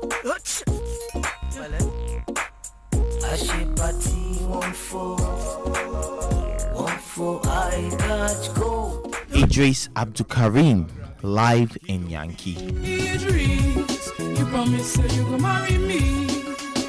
See me, you done hurt me so badly. Remember that everywhere we dey walk, yeah, you come go Yankee, you come forget me totally. Rugged Man, Ruggedy Baba. Once again, it's me, the individual, running the game physical. I'm here to open my mouth again and yarn spiritual, to speak from my heart. Let you know where it deep in me, as people they grab bites and talk about me up in this industry. Where them been day when I they speak for mechanics and shoemakers, them they talk around the subject like our lawmakers. Before I dropped the hand, the industry was messed up. Fakers they rule, why real rappers them they stressed up. Nobody did it. I think people are biased about music based on their age, so everybody thinks their own era is the best era. But I can say for free that the Afrobeats era is by far the biggest era in terms of Nigerian music and its global impact, having done billions of streams and actually invaded the mainstream of the global pop culture. And that is what should be respected. Yes, there are great legendary artists in Nigerian music, but there are also great legendary artists in Afrobeats today. The reality of it is that most people do not understand that if you were looking at all the areas and the industries in the world you could work on, probably the hardest is the music and the film industries. There are millions of artists, millions of creative people. A very, very, very small percentile ever make it. It's a little bit like the 100-meter final in the Olympics. 8 people made the final out of 6 billion on the planet. They are very special people, which is why I get very irritated with Nigerians not celebrating people who make finals. So artists have a very, very hard road to ever become successful, and it's not easy. So to fail, you first have to try to fail. So keep trying, even if you fail, get up and try again. We can't discuss Nigerian music without Fela Kuti, the king of Afrobeats, the original, the poet, the prince, the rebel, the philosopher. We can't discuss Nigerian music for me without Bongo High Life, which is really from Owerri, the Peacocks International, the Oriental Brothers. That's the foundation of that music. I love it. And then, in the modern era, I think Blackie, who's my brother, Daddy Shoki, all those guys that came through in the late 80s, early 90s, salute to them. I'm sure those videos brought back nostalgia. We would end this by asking the Nigerian citizens what generation of music they prefer, the good old days as far as lyrics and content are concerned, or what we call Afrobeats today. I prefer the old school compared to the new schools. I'm gonna miss you. I cannot miss you. All my love is out for you. Still, nothing could. No. If you love a woman, tell her that she is the one. Something like that. I think really love a woman. No. Old generation, I think, is the best because this generation of these days now, they always sing about love. But back in the days, what they sing is meaningful.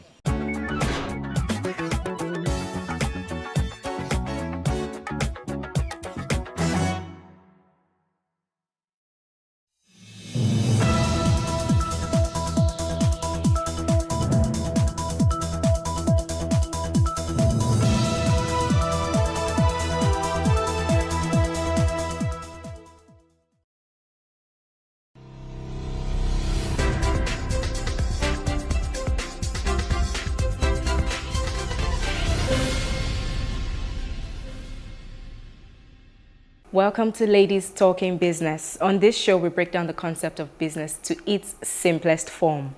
I'm your host, Moremi Akonwo.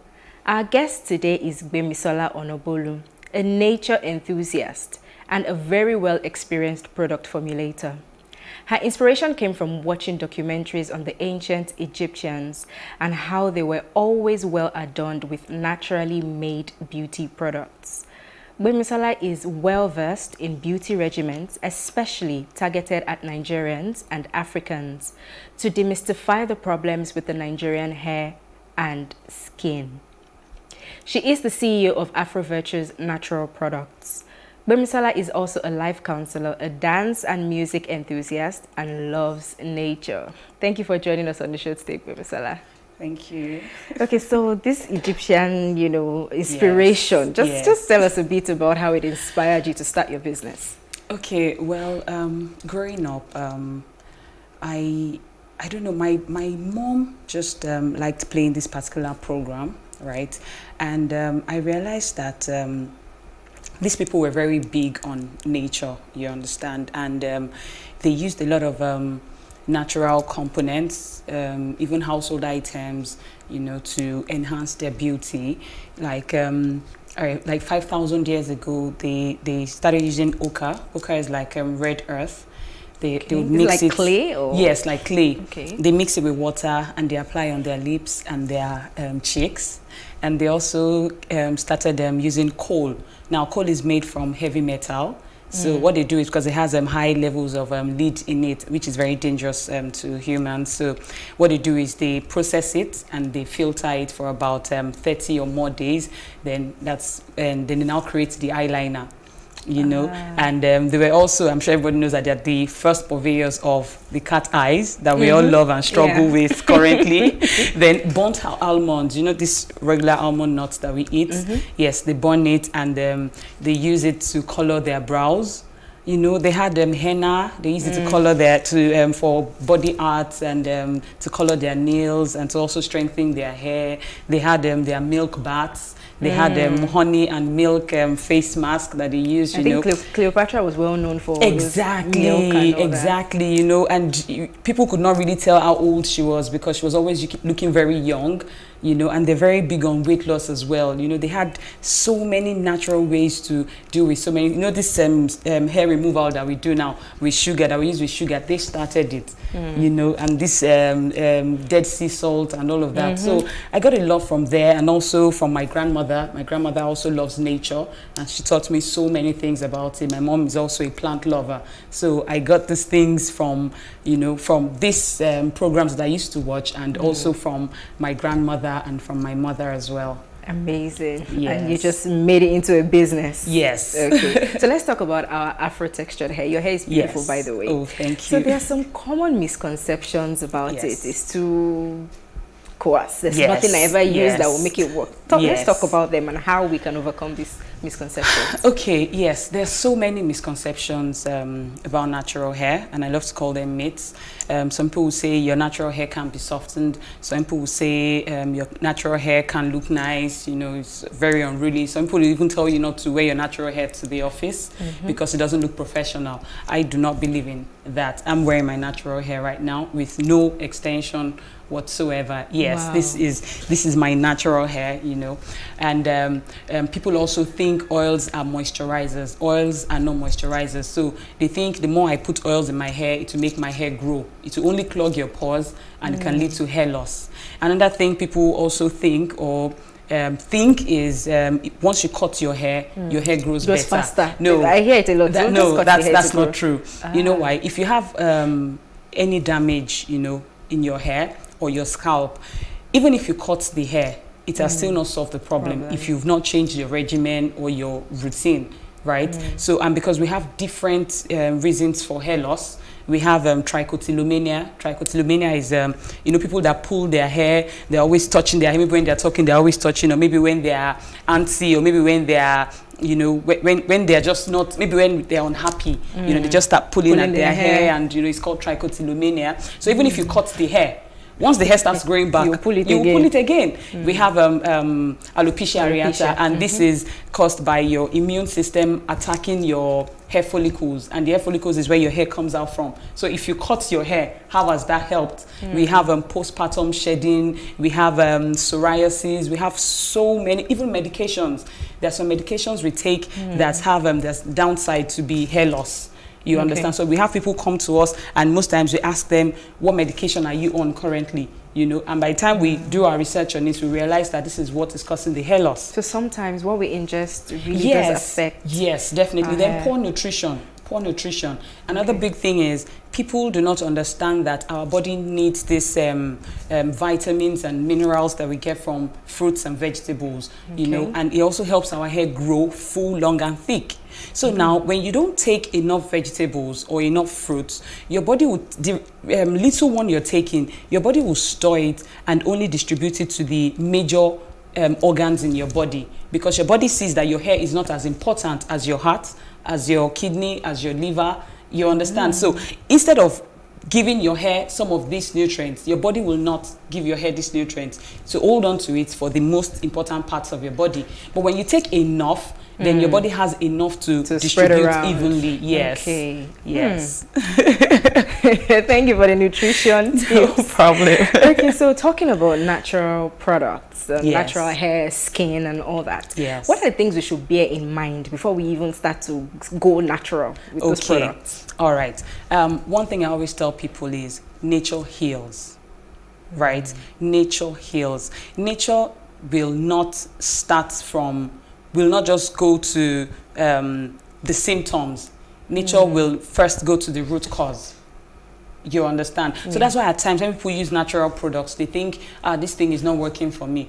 It is working, but it's just working from the root cause, which you are not seeing. So it will take longer. Exactly. time. So if you have hair loss, maybe you have damages in your scalp, maybe your scalp is damaged already. So the product is actually going to the roots, to the scalp, which you're not seeing. And I can equate this to your soil.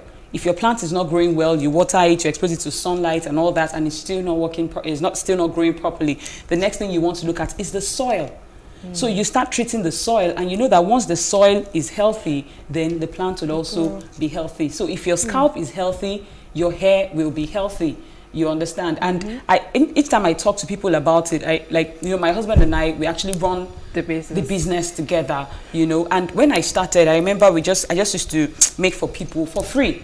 I just used to make and, you know, give to people and all that. So my husband was like, okay, what are you doing? Like, seriously, do you understand? Like, you know, and the way I was talking to people about it was like, you're knowledgeable about these things. And he said, once you have knowledge on something, you can actually make money from it. You understand? You can monetize it. And that was how, you know, we just put 2 and 2 together. But one thing I'm big on is educating people about natural hair.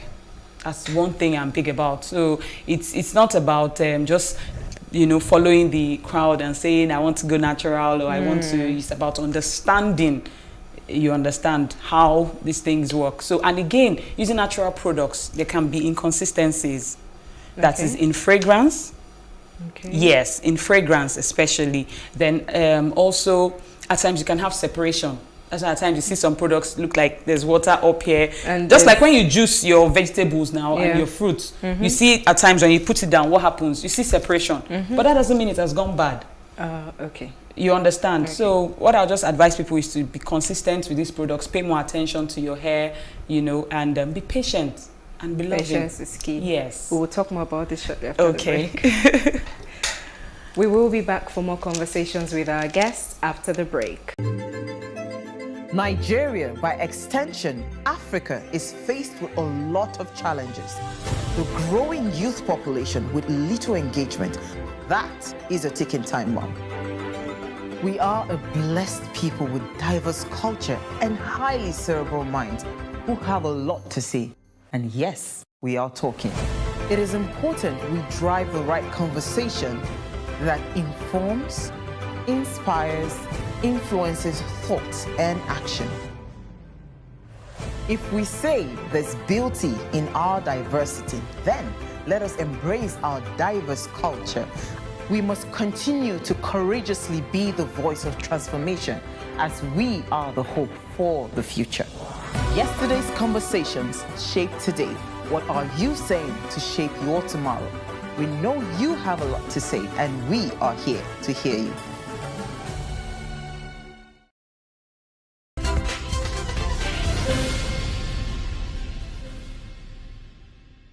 I'm still here with Gbemisola Onobolu, CEO of Afro Virtues Natural Products.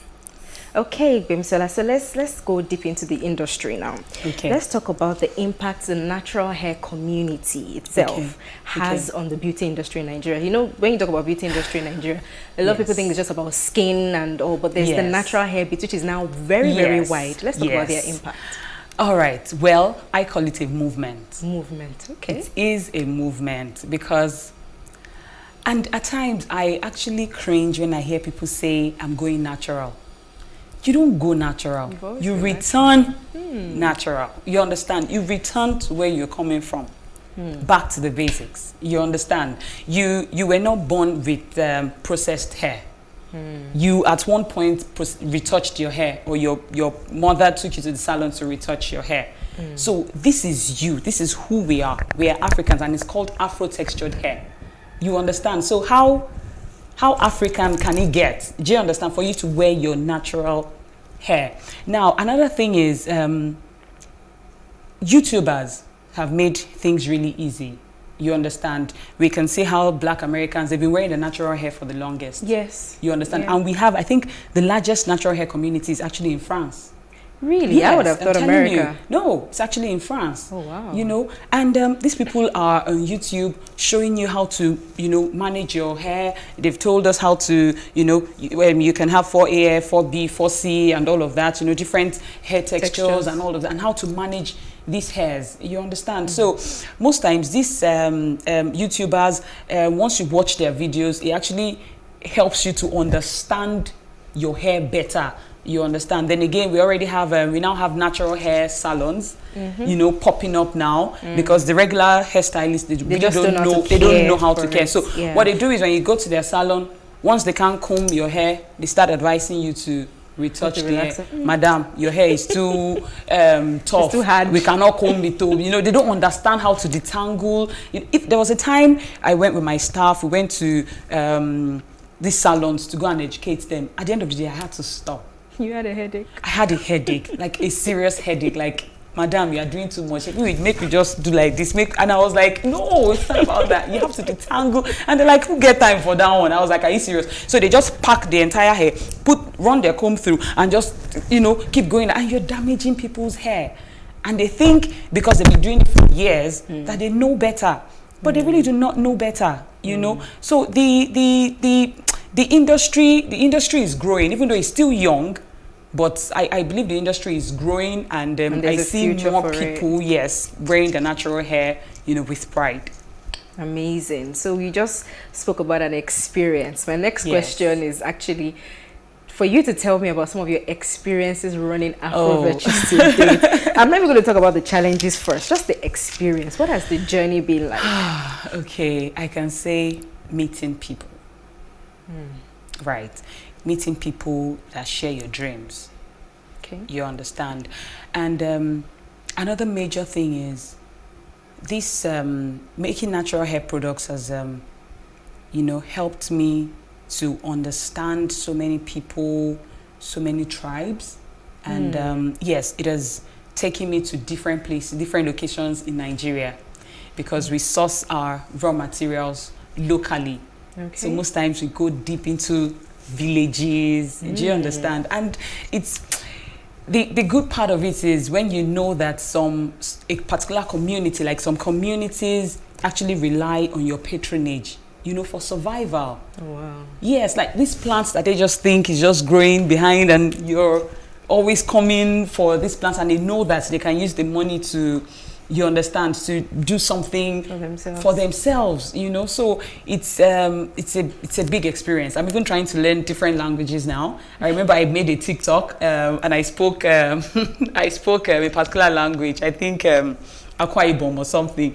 So and you know, it's just miming. So then I don't know how the lady saw it. So when I called her to place an order that was coming, and she started speaking her language, I was like, wait a minute, I don't understand what you're saying. And she's like, but you were speaking. I said, no. That's TikTok. That's TikTok. I was just miming. Then another experience is me going out, maybe to buy stuff, or just generally going out, and you know, you have ladies walk up to you and say, oh, thank you so much, your Afro Virtues, you helped me, you helped my hair grow. You know, we've helped thousands of women. So most times I go out and Afro Virtues, hi. There was a day my husband and I even went out for lunch, and the waiter brought a bottle of red wine, and I was looking at my husband, and he was looking at me like, you know. So he now came and said, okay, a couple told him to bring it to our table. Aww. So they now came and they introduced themselves and said, oh, I use Afro Virtues. I was like, oh, are you serious? And she was like, I had to drag my husband because he used to abuse me. He used to call me Mama Eko. He used to call me lots of names, you know. But now that my hair is growing, so when I showed him, and he was so happy, and he decided to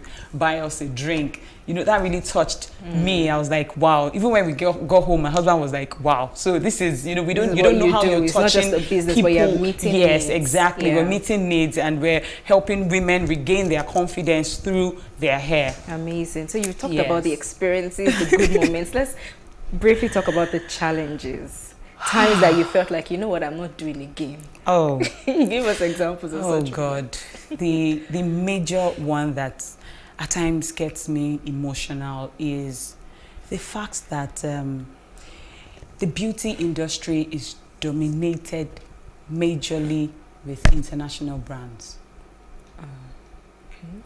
Even the consumers don't want to use locally made products. Do you understand? They don't want to use locally made products. So why do you think that happens? Because they don't trust Nigerian products? I just think it's because they've been used to these international brands. Okay. And maybe they believe Nigerians are not up to the task. Look at what the pharmaceutical industries have done. You understand? They are equally as good as the international brands. So why do you think skincare products or hair care products made in Nigeria will not work? You know, most times we go to stores, you know, for them to stock our products, and the next thing you hear, okay, let me see the product, and they see it and, oh, made in Nigeria. Till date? Till date, wow. Yes. Till date. Wow. And you're like, why? You look at stores and you see, so I believe the government is not doing anything for us in that aspect. Because these people are taking this same monies that they're getting and they're using it to develop their own country. While we are here struggling, hustling to make ends meet. And we're paying taxes, you know, we're giving back to the community, but we don't get any support. Wow. You know, we can't be struggling with the space. Do you understand? We can't, it doesn't make sense. At the end of the day, these people that are rejecting our products, when their family members need jobs, they come to us. And at times, I always feel like, why don't you go to America or go to China and go and tell them to, you know, you've empowered them. You didn't empower us, so why do you want anything from us? Then we have things like inflation, of course. We have exchange rates, interest rates, power supply, yes, bad roads. Then another thing is skilled staff. Skilled staff. We'll talk about skilled staff shortly. All right. We will go on a short break. Please stay with us. How can we have peace without justice? Class politics. It's not just another political conversation. It's about keeping you in the know. The relevant interviews, asking the tough questions to those that matter. Get the answers you need. Does it mean that the people who were injured, people who were shot at, those who were involved in that stampede are not going to get justice? It is unfortunate, it is sad that we have a government of deaf and dumb. Analysis from top experts. The last election was not really an election. We feel that Obasanjo has a very special place in his heart for hating Ijaw people. I think it really boils down to two things. One, trust and accountability. Plus Politics, every weeknight at 7 p.m. on Plus TV Africa.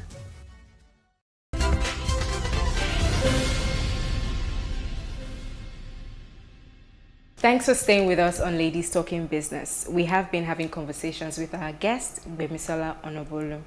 All right, Gbemi, so before we went on break, we're talking about your challenges and you mentioned skilled staff. Let's briefly talk about that. Okay, so as we all know, everybody wants to work for themselves. Everybody wants to be entrepreneurs, right? And but they take these jobs from you. And the next thing you see, maybe on their statuses or something, they're selling this, they're selling that. You understand? This is, to me, I see it like a distraction. You can't give your 100% when you're doing your own business and working for someone else. And at times they even put in your faces like, you know, and I've had friends, we've spoken, and even carpenters, you can hardly get carpenters now, even tilers and all the people are just hopping on bikes now. People just want to sell wigs, people just want to, you know, we don't have skilled labor like we used to before, you understand. Then again, of course, access to capital.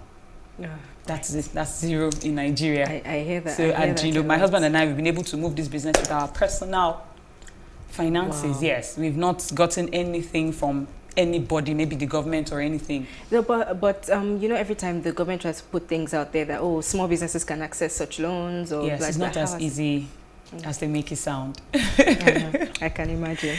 I can imagine. Okay, so let's talk about strategies. You've been running this business for a while, like roughly how long? About 5 years, actually. Okay. So what strategies would you say you've been able to put in place to help you run a profitable business? Okay, well, we've been able to push structure in our business, get accredited, you know, if according to whatever business you're doing. But for us now is NAFDAC. NAFDAC, yeah. Yeah, so we've been able to get NAFDAC on all our products. Okay. You know, I heard that's hell as well. Or how easy is it to get NAFDAC? It's not easy. Okay. It's not, and we did 19 products at a go. Yes, so it's not as easy, you know, and it's pretty expensive. So that's what's discouraging so many people from actually getting the and approval. again, the time, most times it goes on for months, at times even a year or more. Yes. So, so you were talking about structure. You've been able to put structure in place. Yes, we've been able to put structure in place. We've been able to make products that actually work. You understand? Like most people just make products. That's why I said we make products for the Nigerian hair, you understand? So our products are actually curative. Unlike other products that just help you to maybe soften your hair or manage your hair, our products actually help to cure, do you understand, some issues. So once you're solving a problem, you know, you're going to be then our online presence and all of that. So. Okay, I like what you said about solving a problem. Once you're solving a problem, you will definitely be profitable. Definitely. Okay, so you as Gbemisola, how have you been able to stay on top of your game running a business? Because I know running a business in Nigeria, everybody who gets to sit on that chair, they get to tell you that this is not easy running a business in Nigeria. It is not. So how have you been able to stay on top of your game? Well, number one, just being prayerful. Okay. I'm telling you, prayer is the master key. Okay. Then, another way is we've been able to, our customer service actually is top-notch. We have, I think, one of the best customer services in Nigeria, and I'm not joking. Yes, I am not joking. And we've been able to, like I said, our products actually cure, you know, our products are curative, you know, so it's actually solving problems for people, like people with alopecia, dandruff, bald patches and all those things. They can always come to us. Then we reward customer loyalty. which is what we're doing currently, you know, for our Christmas sales and all that. Then we give back to the community. I remember when COVID just hit, we actually made sanitizers and we sent them to communities, to schools and to hospitals. Then we made quite a lot, you know, and we sent all these things out, and even face masks. Yes, we did. We gave out lots of face masks. Then another thing that has helped is we're in so many stores right now. Yes, so, you know, you were talking about the difficulty then when you take your product to stores. Yes, you know, to put it. So yes. Some how will. did you overcome that? Okay, now this is what they do. At times they go on your page. They go on our page, right? If you have very strong online presence, they like that because they know that once you put them on your page and you say our products are here. Of course, people will go there and not only buy your products, but buy maybe even start their shopping there. You understand? And once we like to go for the bigger ones so that maybe those that have stores in different parts of the country, people can access them easily. Yes, they can access them easily because you know it's not easy for one brand to just decide to, you know, spread out like that. Yeah. So that's why we just put our products in various stores, and of course we also have our own store. So okay. Yes. So Gbemisola, on a lighter note, your TikTok videos. Oh my God. For those who don't know, you need to check her out on IG. Your TikTok videos are very, very, very, like you put in a lot. Yes, I do. What does that do for you? Like, because it's like you dedicate time to do that. Yes, I do. It's actually therapeutic for me. Okay. Yes, it is. That's my own way of relaxing.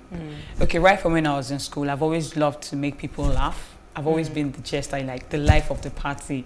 Like, once Baby comes into the room, you know, everybody's laughing and, you know. So I remember it was my friend, Fresh Foodies, that actually told me to go on TikTok.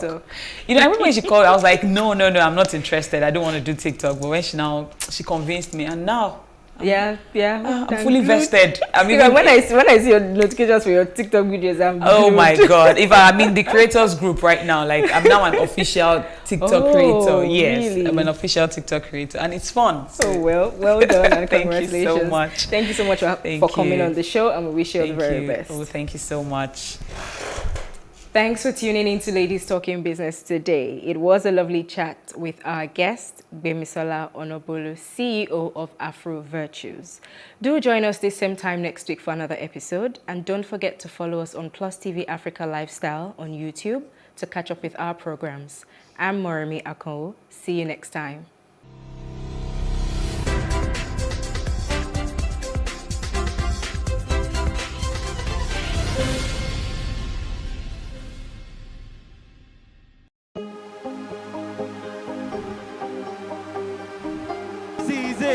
For upcoming artists to blow in Nigeria.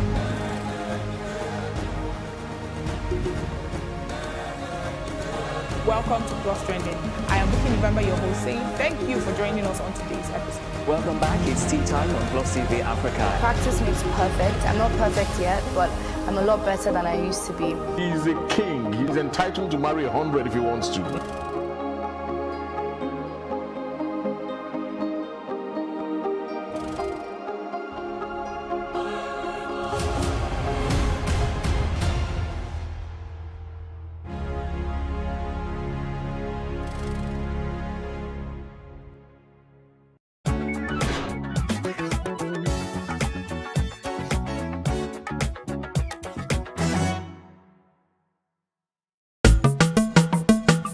SA Designs is a fashion accessory label that specializes in the design and creation of handcrafted bags and footwear. I knew I was going to do something in fashion. I didn't know what exactly it was going to be, but I knew I would be in fashion. If it is to be the cleaner in fashion, whatever, but I have to be in fashion. When we started off with just strictly bag making. But then you get people say, oh, can I get a matching shoe? And then over time, people say, oh, I would like to give my boyfriend a wallet, but I want it with Ankara or something. So over time, we had to listen to our customers and infuse their ideas into our brand. Okay, we wanted something with the African touch, with the Nigerian feel. We make leather bags.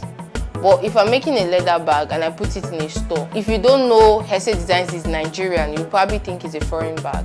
So what's the point of promoting something that is not you look at, you can't link it to Africa, you can't link it to Nigeria. Wanted something to promote Africa, wanted something to promote Nigeria. We also want to empower our artisans here. So that's why we keep our content local, raw materials local, production local. We still get a lot of people from around the world ordering from our website.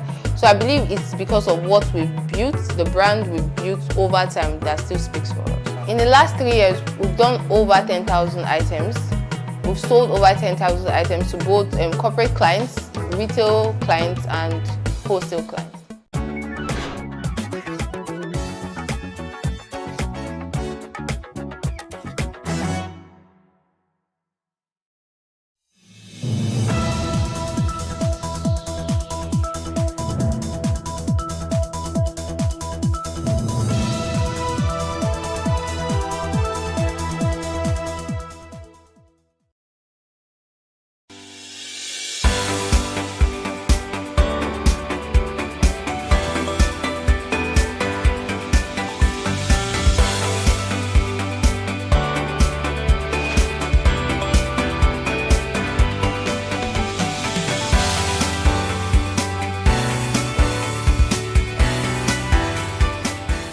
The Security and Exchange Commission (SEC) released its long-awaited digital asset regulation that is meant to guide how digital assets such as cryptocurrencies are regulated in the country. Now, the new rules for digital assets are part of its effort to regulate the digital virtual assets such as bitcoins and NFTs. This document titled New Rules on Issuance, Offering Platforms and Custody of Digital Assets cover regulation on 5 major items ranging from issuance of digital assets to rules that govern digital asset exchanges in the country. Expectedly, the regulations have drawn several positive and negative remarks from cryptocurrency enthusiasts across the country and outside Nigeria. We will be looking at these regulations on the show today. Welcome to Business Insights and Plus TV Africa. I am Justin Akadonye.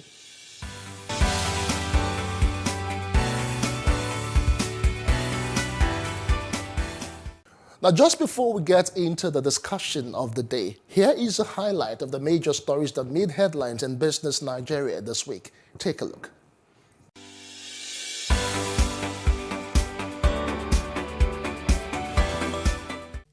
The federal government has said it is targeting local refining of over 2.555 billion barrels of crude oil worth over 120 trillion naira in the next 5 years. A combined refining capacity of more than 1.4 million barrels per day is expected from the rehabilitation of the existing 4 national refineries, co-location of new refineries, construction of greenfield refineries, and construction of modular refineries as part of the Ministry of Petroleum Resources refining roadmap in the next 5 years. The refining of 1.4 million barrels per day is approximately 2.555 billion barrels in 5 years.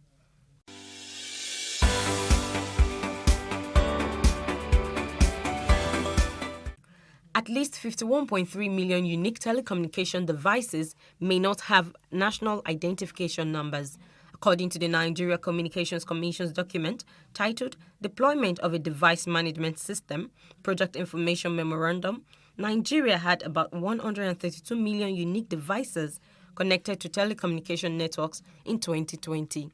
It said with more than 200 million active lines on the Nigerian telecommunication network, there is great potential for the development of a DMS in the Nigerian market. The Nigeria Identity Management Commission enrollment dashboard for April 2022 showed 80.7 million people had NINs as of April 23, 2022. This leaves 51.3 million device owners without NINs.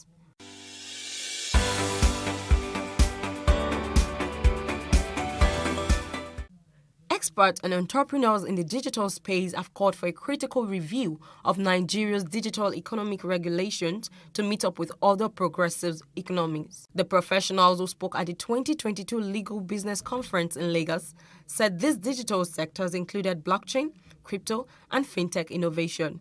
According to a statement, the professionals in the fintech and blockchain subsector of the financial industry said Nigeria was losing billions of naira owing to its inability to explore and maximize rates of opportunities inherent in the digital world like other economies.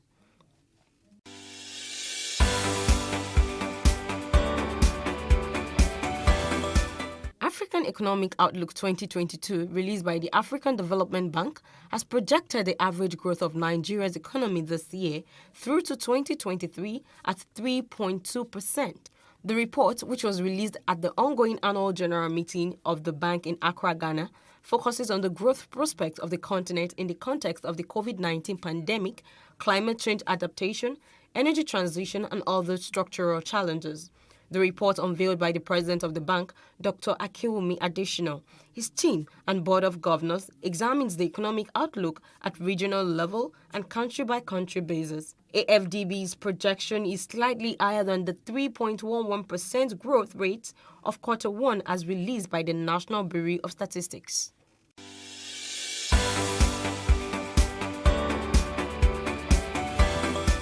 Welcome back. Those are the stories that made headlines. Reactions are already trailing the new regulations by SEC. Some experts have said although the guidelines were a welcome development for the country, the ingredients of the regulation did not favor the local market. Well, joining us now to share his perspective on the development is certified blockchain architect Rume Dominic. Rume, thanks for joining us on Business Insight and Plus TV Africa. Thank you very much. I'm very grateful. All right, let's dive into it, Rume. Let's just start by asking your reactions concerning these new sets of regulation. How does it really hit you? Okay, interestingly, it's one that is actually a welcome idea. It is a very good thing, actually. It is good that we have clarity forward, especially with digital assets in Nigeria. You see, when investors want clarity, when they want to get into any market, when they want to invest a lot of money, a lot of billions into every market, and they want to see profit, they want to be able to weigh their risks to reward ratio in order to ensure that they are extremely profitable on the long run. So while we see some of these particular complaints around the recent SEC regulations that was released, I find it as very interesting, and it's one that will actually pave a good way for the development of cryptocurrency assets. Because, I mean, we have seen good players come in from outside this particular country that would also have a lot of money to be able to invest. But one place that I find it very troubling is that the SEC, in most of their provisions, especially for this particular regulation, they were actually on the side of taking from most of the cryptocurrency pioneers, and they are not really giving back to. All right, we'll discuss much more about that. Yeah, we'll talk more about that. They taking from the players and not really investing.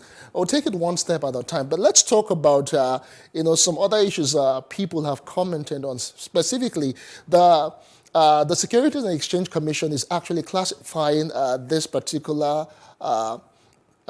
asset as securities, as it were, and.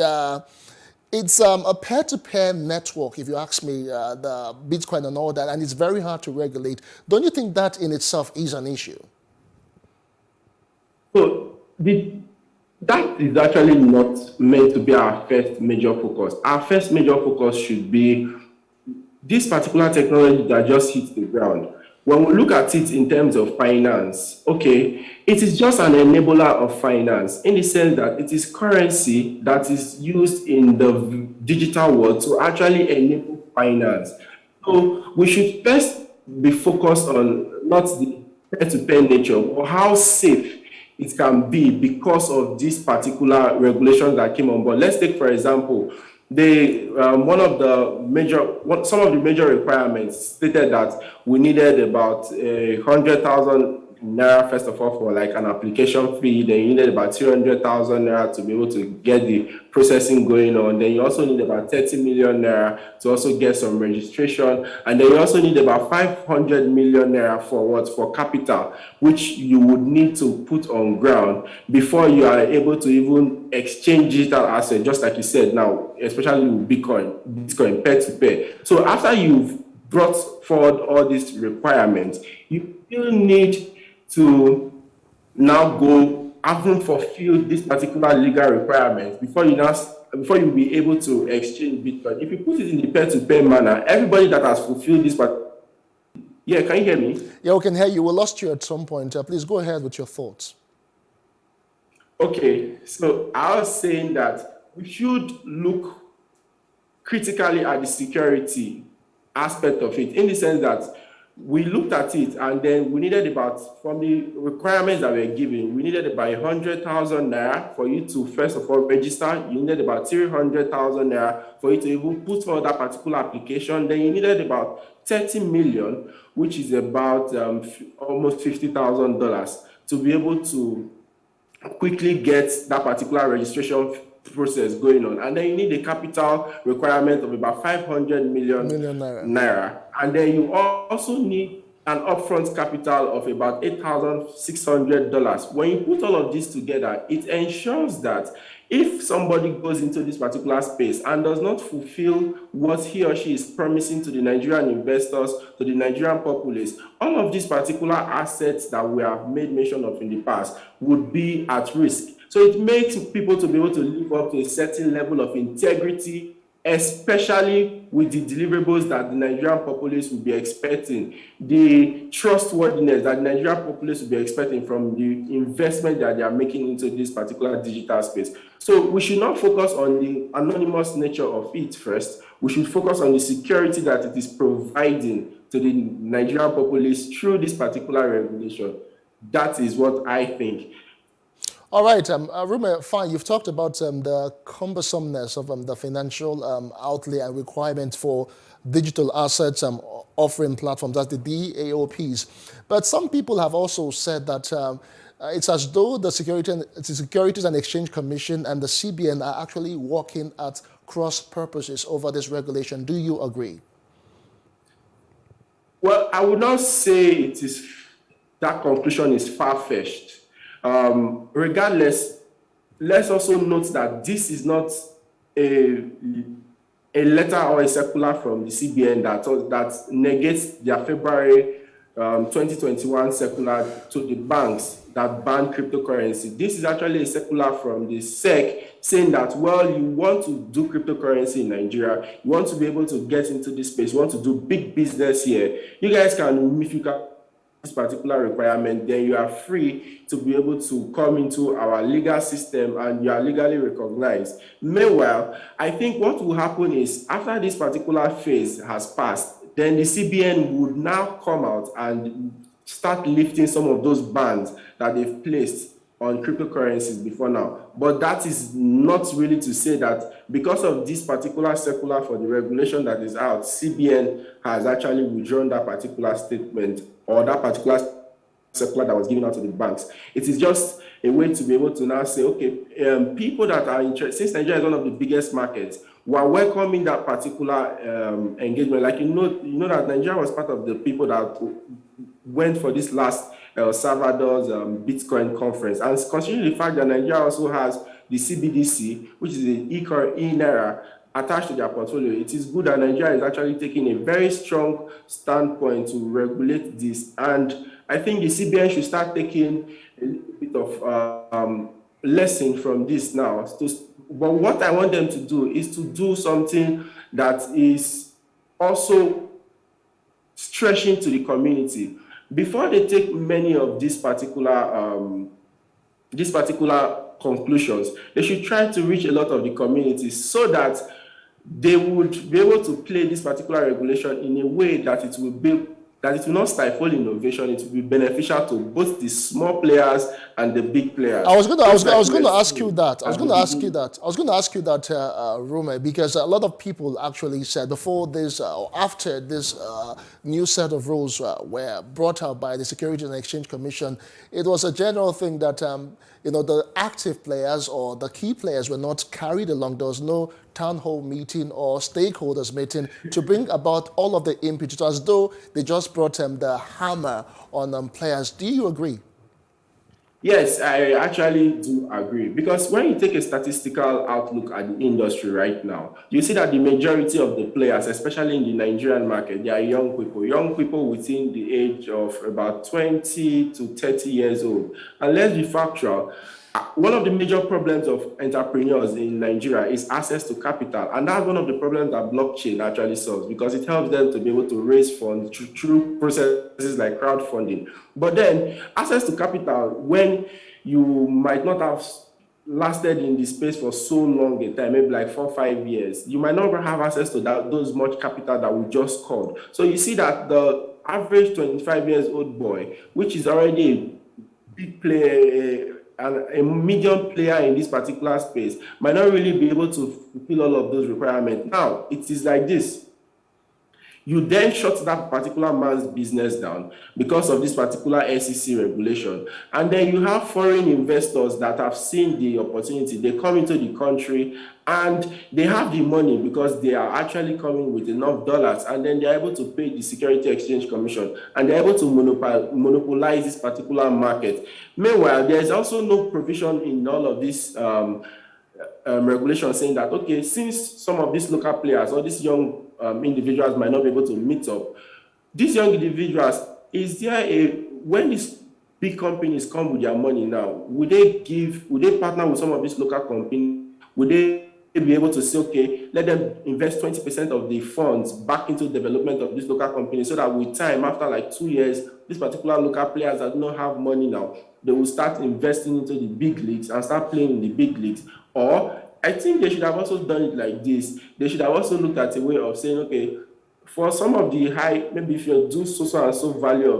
of transaction, because they focus so much on the exchanges. If you do so and so volume of transaction, then you can pay so and so amount, maybe about 15 million or about 10 million. Then if you are playing in so and so capacity, or they make it like a tier, they give it a tier type of structure, so that a lot of people, it can be accommodating for a lot of young players, so that we will not see the innovation die and a lot of youth just go hungry at a time where a lot of recession to come out from.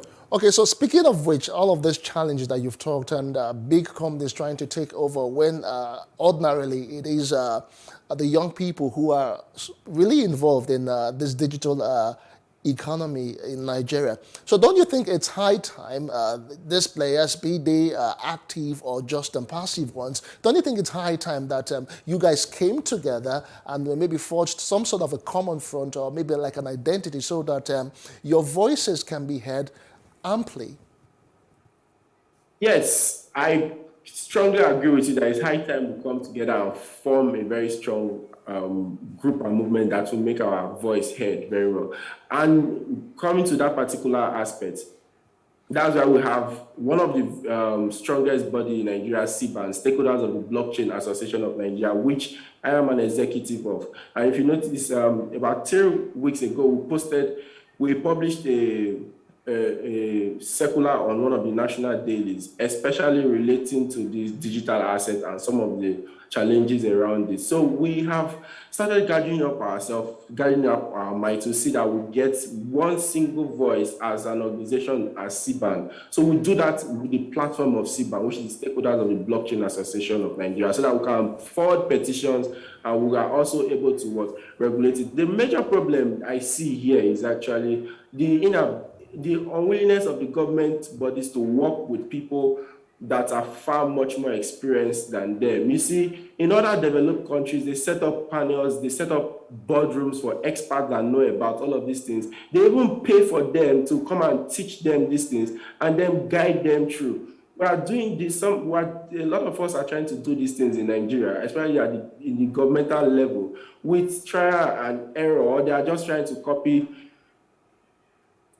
things that are not realistic, or that is not even related, is not practically applicable to their geographical region. So I think that is where the major problem is coming from. They should try to see how they can work with much more experts, and then see how they can also tailor their regulations, especially relating to their geographical location, their markets, and how Nigeria can actually really scale with this particular innovation. Well, Ruben, it's good you've talked about some of these challenges, and I just want us to look at some preferable solutions to all of this. You talked about the exchange focusing on it as more of a security than other issues. You also talked about identifying the original players and working with them in as much as they might not really understand them, how it relates to this particular geographical location. So what else can the maybe regulators and of course players do in the immediacy, in the short term, to ensure that all of these bottlenecks are, stemmed? Okay. They say you can never beat the place of experience in a man's life. One of the ways a lot of us started getting very interested in this was that we started experiencing the currency, we started experiencing the technology itself, and we started developing use case and business solutions that are currently still viable and have a lot of solutions that are still offering to the public. So the first place the people should come from is to start from a knowledge point, which is the place of acquiring skills. That's why at VOREM, we have an academy, VOREM Academy, where we teach all of the blockchain skills. We have about 20 blockchain courses where we dispense all of those things in about 107 different modules, which focuses on the security, the regulatory parts of cryptocurrency, the distributed ledger, the business use case, how it applies to different technologies, different geographical locations, the new metaverse, the NFTs, how to be able to use them to access decentralized autonomous organizations, how to be able to use them for governance and voting. So this is actually one of the pathway that is required for a better regulatory and implementation process. When we have that and we're coming from a knowledge point and we're able to tackle this with enough experience, then that particular challenge will no longer be an issue.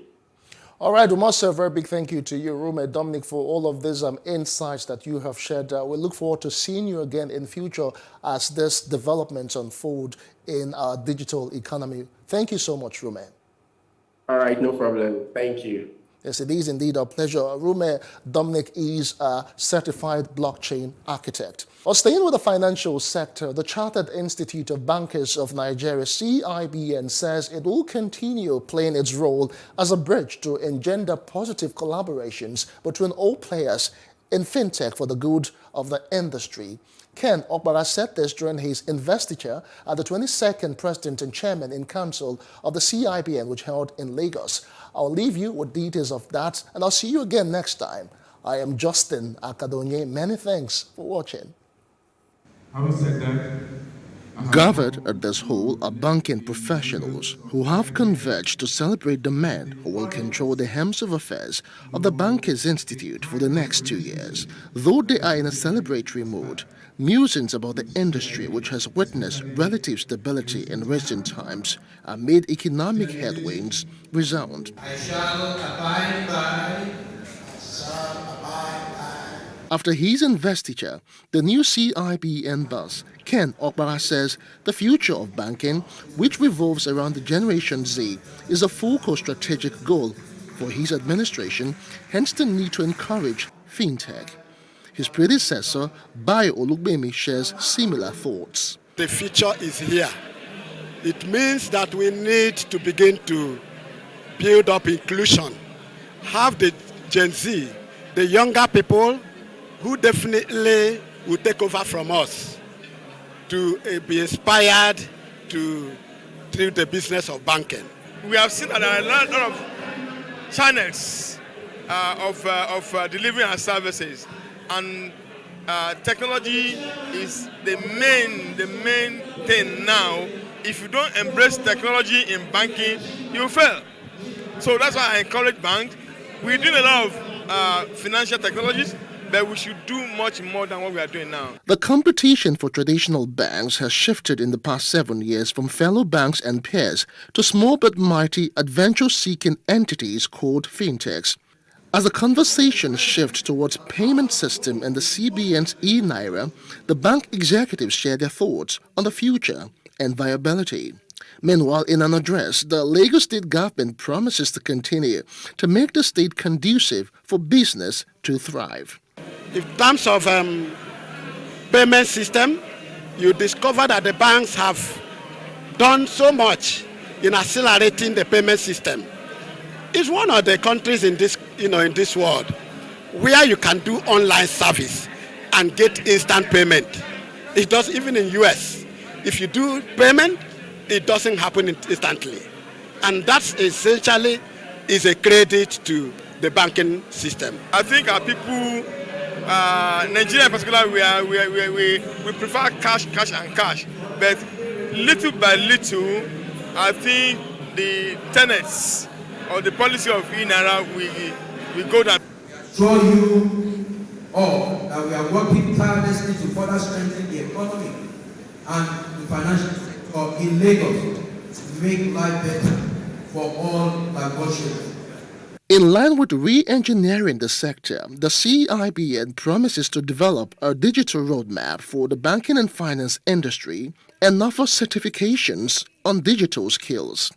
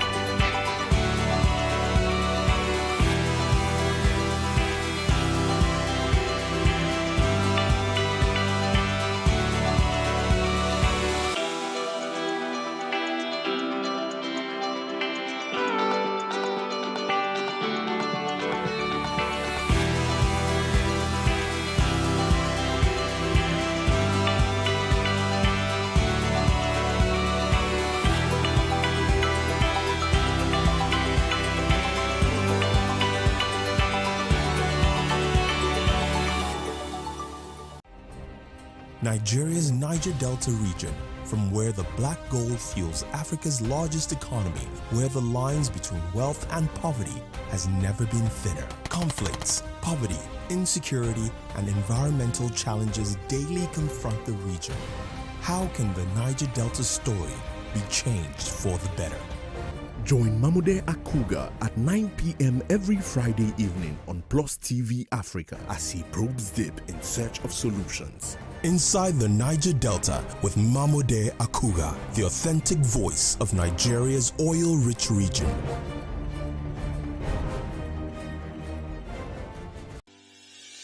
Increase the reach of your events or business services.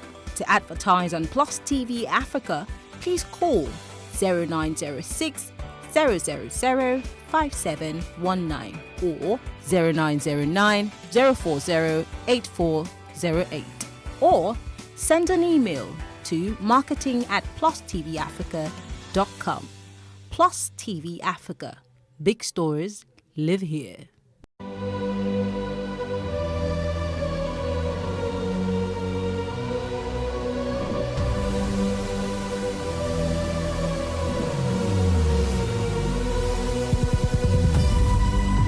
What we do not understand, we will stigmatize. What you can see is the remaining of the tanker that exploded. The suspect equally confessed.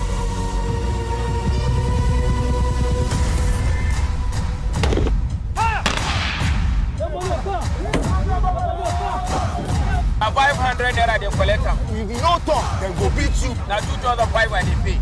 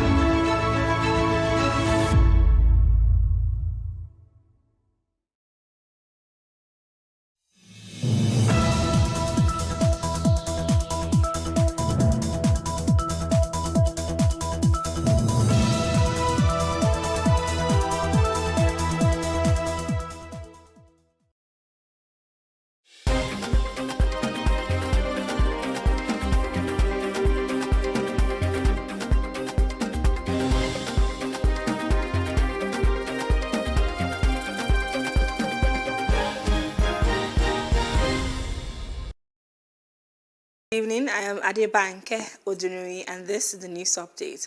A federal high court in Abuja has refused to admit Rochas Okorocha to bail pending the determination of a suit he instituted against the federal government. Justice Inyang Eko declined the request by the former governor to compel the EFCC to release him on bail. In a brief ruling on the bail application filed by Okorocha, Justice Eko said he was not inclined to admit the applicant to bail. Rather, the judge ordered Okorocha to put the federal government on notice to come and defend his detention. The Supreme Court has dismissed an appeal filed by Minister of Transportation Rotimi Amechi seeking to stop his probe over an alleged 96 billion naira fraud. In a lead judgment prepared by Justice Emmanuel Awuji, but read by Justice Adamu Jairo, the Apex Court dismissed the appeal of Amechi on grounds that the issue of not being given a fair hearing does not arise as no one is on trial. The move by Rivers State is a panel of inquiry into the alleged fraud of Amechi, which Amechi prayed the Apex Court would prohibit Governor Nyesom Wike from investigating his 8-year tenure as the executive governor of the state. No later development, the Supreme Court has dismissed an appeal filed by a former Director General of the Nigerian Maritime Administration and Safety Agency in NIMASA, Dakuku Peterside, in a 6 billion naira character defamation suit instituted by Peter Odili, the former governor of Rivers State, against him. In a lead judgment prepared by Justice Amina Ouji, but read by Justice Adamu Jairo, dismissed the appeal, ordered the parties should bear their respective costs. Odili had in October 2016 dragged Peterside to court demanding 6 billion naira as damages for character defamation, alleging that Peterside during a press conference in Port Harcourt defamed him in his allegations that Governor Nyesom Wike's Supreme Court victory was hashed by him. The Supreme Court has upheld December 2017 judgment of the Court of Appeal Lagos, which quashed the corruption charge against Justice Hayoladizra Ngajiwa of the Federal High Court on the grounds that he was serving judge. The Court of Appeal had in its judgment held that under Section 158 of the Constitution, it is only the National Judicial Council, NJC, that has the power to deal with allegations of misconduct against a serving judge, and that such a judge could only be tried in a regular course after the recommendation of the NJC. In the judgment of Friday, a 7-member panel of the Supreme Court upheld the decision of the Court of Appeal and dismissed the appeal by the Economic and Financial Crimes Commission, EFCC, the agency that was trying Ngajiwa.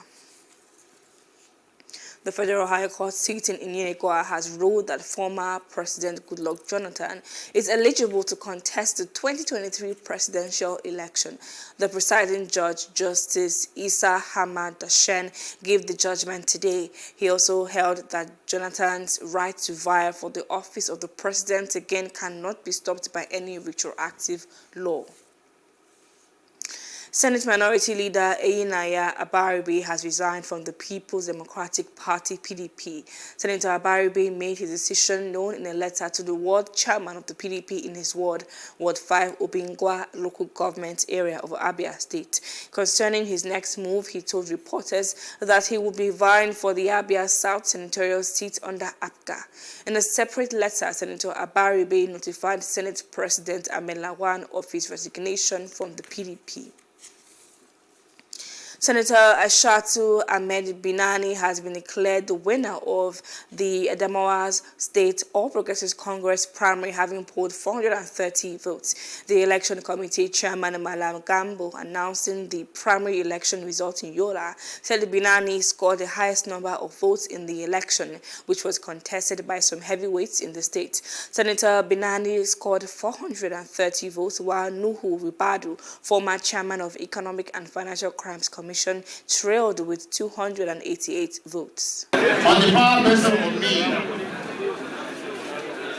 by the National Working Committee, National Executive, and our Constitution of our great party, the APC, as the Chief Returning Officer of this election, I have confirmed beyond reasonable doubt that Senator Aisha Dahiru Ahmed Binani is declared the winner of Queensland. Now officially congratulate the winner of this primary election, Senator Binani Sema Tanna, for emerging victorious at the primaries. Let me also commend the gallant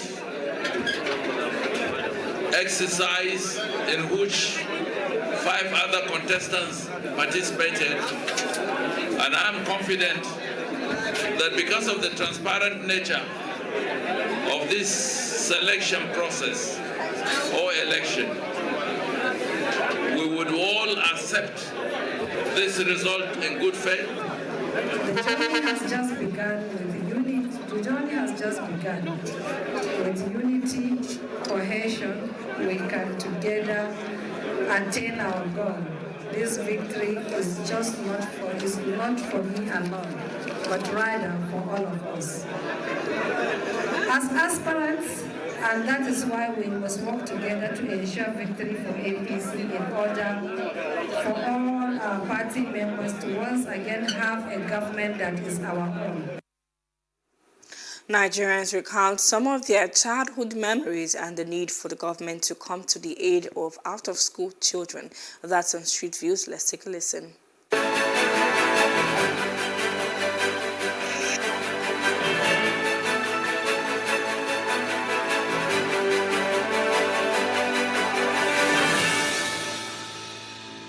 My childhood was full of fun.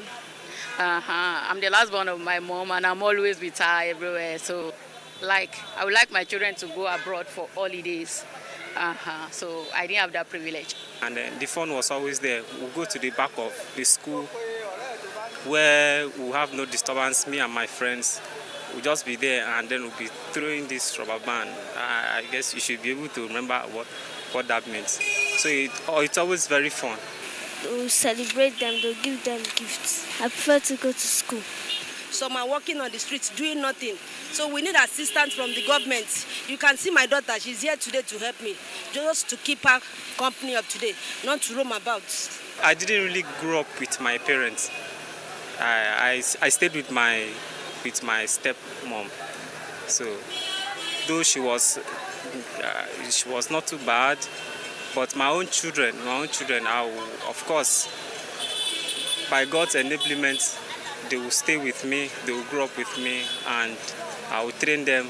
You know, there's a difference when you train your own personal child that you give birth to. It's always different. I really enjoy my kids simply because my father trained us very well. Whenever the children is approaching, they will buy us white socks, white tennis. That's at that material time. So we go to stadium or we go to school, we go to march, we do this, we do that. So it was really fun and very, very awesome. All I want for my children is best for them, academically sound. And I want to treat them in the way of the Lord. And I want them to become great, especially in this universe we are. The children's play, I miss that a whole lot. If I try to picture it, going back to it, I'm like, some of my siblings and younger ones that look up to me like, uncle, why are you playing like this? And didn't you know you are old? I'm like, because I miss that. I don't feel like celebrating Children's Day. Instead of me celebrating, I'm helping my mom to sell food stuff. And I think government should help them to provide parents shelters and take them to the motherless baby home, take them to schools, feed them and do everything they need.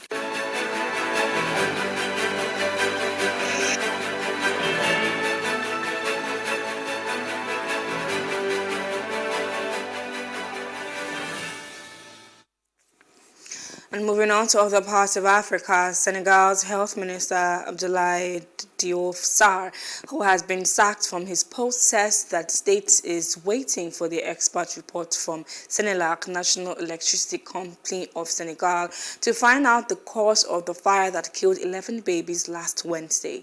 Senegal's President Macky Sall fired the health minister yesterday and announced 3 days of national mourning for the death of the newborns. 11 newborn babies died in a hospital fire blamed on an electrical short circuit in Senegal's western city of Tivaoune. And outside Africa, European Union countries are negotiating a deal on Russian oil sanctions that would embargo shipment deliveries, but it will exempt oil delivered by pipeline to win over Hungary and unblock a 6 package of measures against Moscow. An agreement could be reached by ambassadors of EU member states in Brussels on Sunday, on time for their leaders to agree at the May 30th to 31st summit. Hungary's resistance to oil sanctions and a reluctance of handful of other countries have held up implementation of a 6th package of sanctions by the 27-member EU against Russia over its invasion of Ukraine. And in business news, the Central Bank of Nigeria has injected $3.36 billion into the foreign exchange market in 2 months as part of efforts to ensure the stability of the naira. Figures obtained from the CBN's January monthly report on foreign exchange market development show that $1.7 billion and $1.65 billion were injected in December 2021 and January 2022, respectively. The CBN stopped forex intervention through the Bureau de Change segments of the market in 2021 and said it would stop further interventions through the banks by the end of 2022. And in entertainment news, Jennifer Aniston has joked about her divorce with Brad Pitt on her appearance on the final episode of the Ellen DeGeneres show. The Friends alum, who was the first guest on the show when it debuted in 2003, talked about her own experience when the comedy sitcom ended after 10 seasons. Aniston and Once Upon a Time in Hollywood actor got divorced in 2005, a year after Friends ended. And in sports news, the Golden State Warriors have clinched a spot in their 6th NBA Finals in the last 8 seasons after a convincing 4-6 Western Conference Final Series victory over the Dallas Mavericks, ending with Game 5's 120-110 win. Klay Thompson shone on the night, hitting a game-high 32 points and was reduced to tears come the end of play, having made a remarkable comeback from 2 major surgeries and 2 years of grueling rehabilitation. The Warriors will face either the Boston Celtics or Miami Heat, with their series currently 3-2 in Boston's favor. About 36 points in closeout game. It doesn't matter. I'm expecting a big show versus this man tonight and Stephen. We've seen in these playoffs from them. This is another elimination game they face. Curry with a three. Again, we've never seen a player like Curry. Doncic right down the lane. Powell will tap it in with a whistle. Looked like that was Powell going over the back. Yep, picked up his first. And coach here, look at the degree right here. From Kleba down to Luka, hooks it inside, deflected by the leaping Poole. Curry, wide open three, Thompson. Into the first. Wiggins on Doncic, hands off to Bielitsa, cross court. Dinwiddie, caught at the buzzer. Knocks it in, 3 seam as well. Doncic resting. Thompson. And as a news update, for more stories, please follow us on our Facebook, Twitter, and Instagram, and do subscribe to our YouTube channel at Plus TV Africa and Plus TV Africa Lifestyle. I am Adebanke Odunui. Thank you for watching.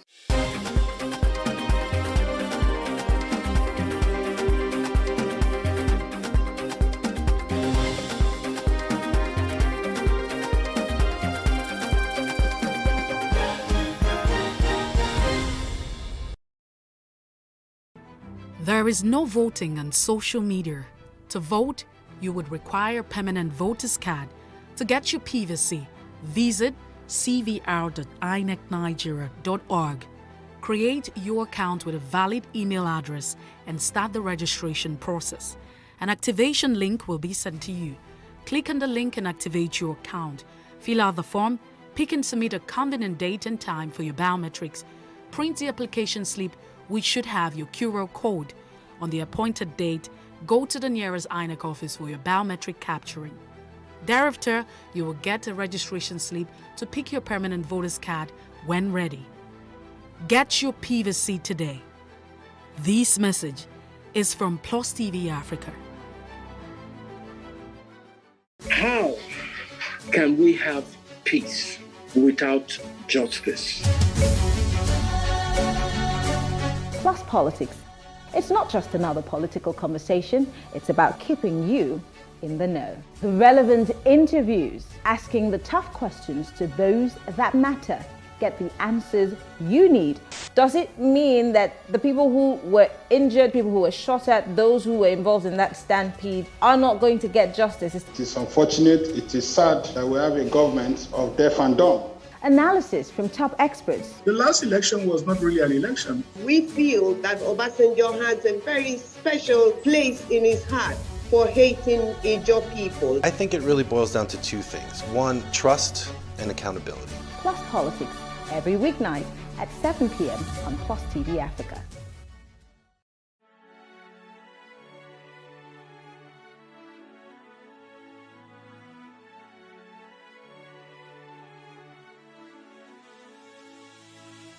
It is engagement we need to have. Those who suffer miscarriages are never taken into account. Members of the National Assembly are also influence peddlers. You are sitting on Nigerians' money. From the Babin, I pay my rent. On the Babin, I send my children to school. A consultative engagement. No any tangible notification before they ban us. It's one thing for people to be at your back and the heat of the moment, and another thing for them to still be with you when push comes to shove.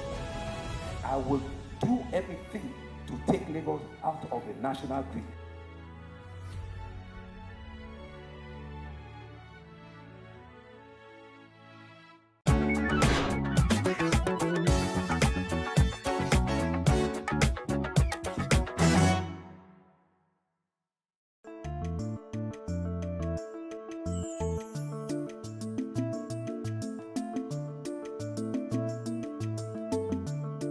Peptic ulcer disease is the disease of, not exactly disease, a condition, a clinical condition where there is an ulceration, meaning a wound in the stomach.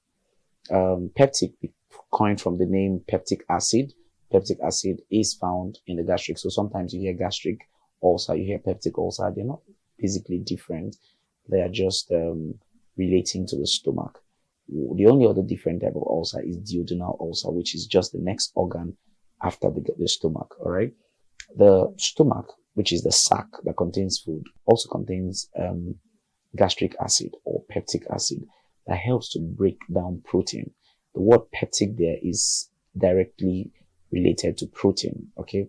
So it helps to break down protein. But over time, there could be hypersecretion of this acid that could now cause a breakdown in the walls of the stomach. Now, the stomach walls originally contains mucous membranes or mucosa that prevents this acid from eating up the stomach lining. For some reasons, again, this mucous membrane could also be reduced or absent and further allowing this acid to eat up the stomach. And when this happens, you come down with what you call the peptic ulcer disease.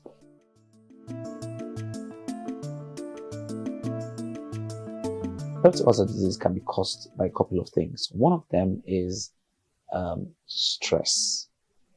During stressful moments, there is a hypersecretion of acid, right? Just to break down the food in it. It's natural.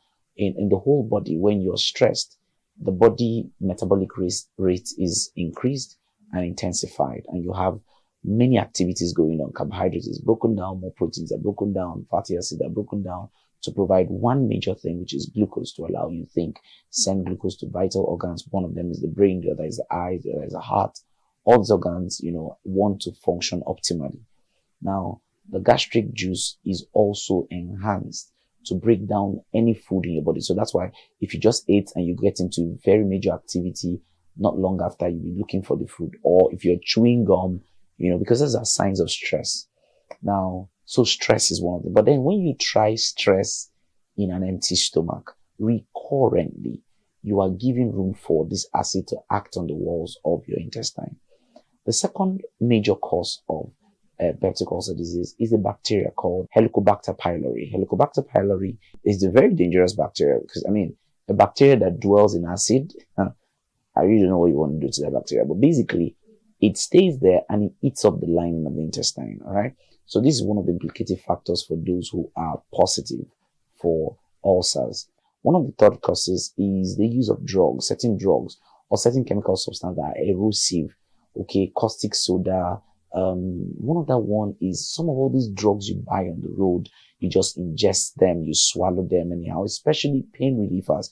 That's why you don't just go out to take pain relievers just anyhow. They affect the stomach, and of course they potentiate, because what they do is they inhibit that mucous membrane I talked about that prevents the acid from getting on the stomach, and then they remove it. And you see, you have the acid, the direct contact, and then you have some ulceration, wounds in your stomach, and it can get so bad that by the time those wounds get them straight to a vessel, it ruptures the vessel, and then you have bleeding. So you have people bleeding sometimes, all right? And then one other cause is a genetic factor. So sometimes ulcers can be genetic, all right? It's called the Zollinger-Ellison syndrome, where the vagus nerve that supplies the intestine is hyperstimulated, and so you have excessive secretion of acid. And listen, this is specific for certain people, okay? Just the way some people sweat more than other people, just the way some people, eat more than the other people. Some people produce saliva more than other people. You can also produce gastric acid more than other people.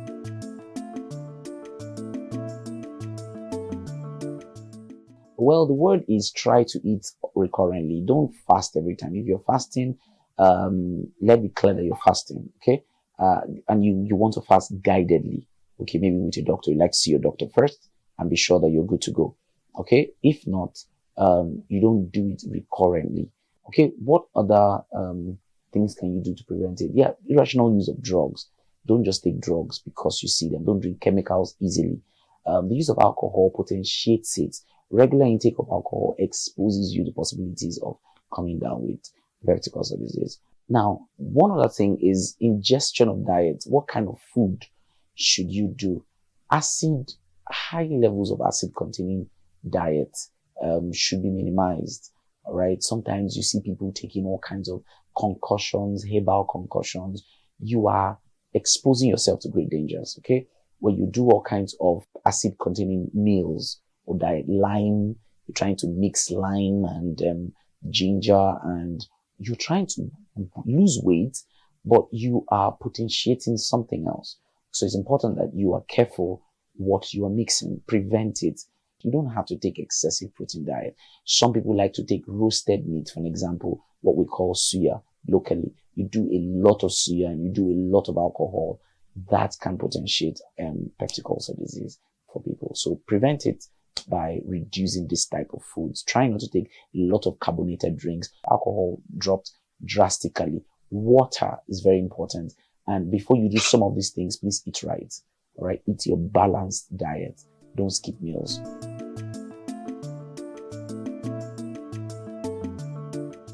For basic treatments, you just get to meet your doctor who would prescribe the drugs for you. But you're not supposed to eat heavy foods, but just eat in bits. All right. So you wake up in the morning, you want to sometimes do alkalinized water and then a slight breakfast. Not anything acidic. A balanced diet is fine. If you must go for a fast, then tell your doctor.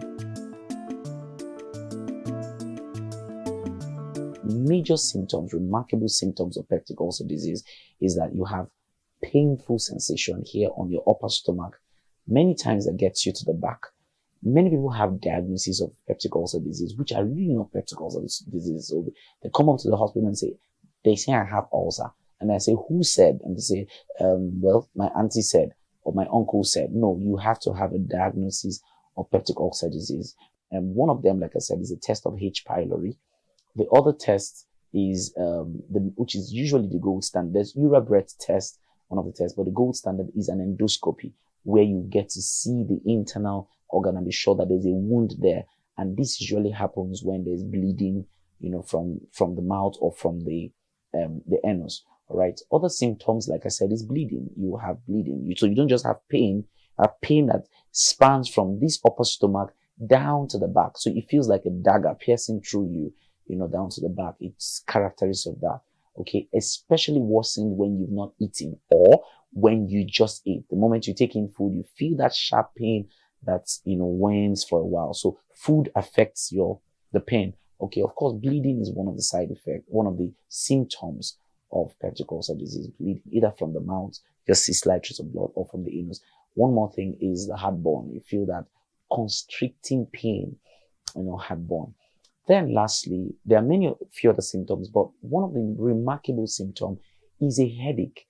You have a persistent headache that can be called a migraine. Not necessarily a migraine, but many people just say, oh, it's a migraine, but it's not. You notice that headache coincides with when you have the stomach pain, or it precedes the stomach pain. Now, that is a kind of symptom of a peptic ulcer disease. Usually, it's said that some of the brain cells, have some mimicking cells that look like the ulcer cells. So whenever the ulcer is firing, or whenever the gastric acid is firing, you have the same firing occurring in the brain, and you have that headaches. Whenever you have it, you need to treat properly for peptic ulcer disease.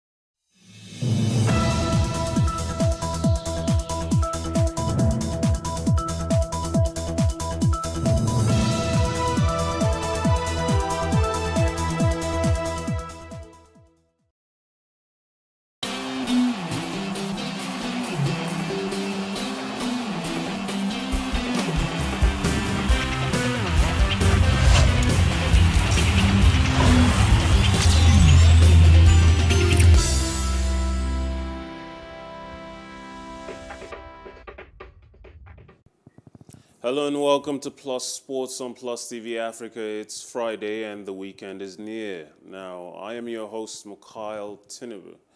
We're starting with the Champions League. A former player for both Liverpool and Real Madrid, Steve McManaman, says his loyalties are split ahead of the UEFA Champions League final on Saturday, but thinks the Reds are slightly stronger and will emerge victorious.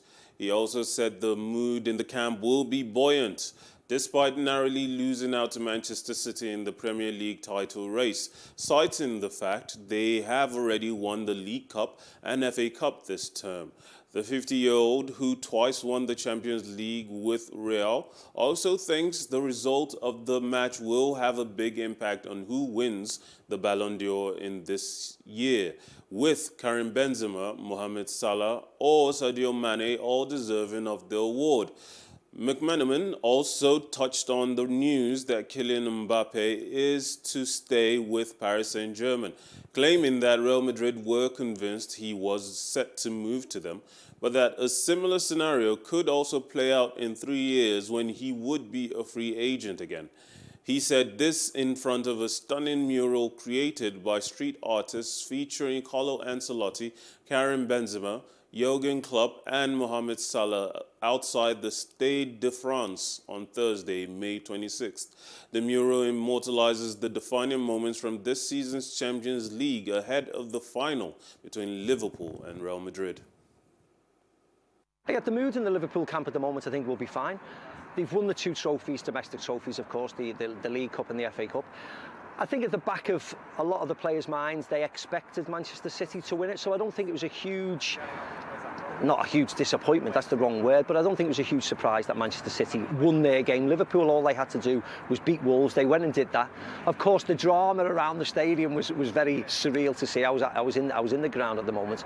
And their focus is now on the Champions League. With all respect, the Champions League is the big one. They lost to Real Madrid 4 years ago in Kiev, and it's important that they win it, because if they win the 3 trophies and they accumulate 92 points, which they did in the Premier League, which normally would win any other Premier League around, I think it's been a truly, truly exceptional season. So the mood in the Liverpool camp at the moment will be buoyant, I think. It'll be full of excitement. Bit of nerves, of course, because they're in Paris and they have to win this wonderful trophy. But I think it'll be absolutely fine.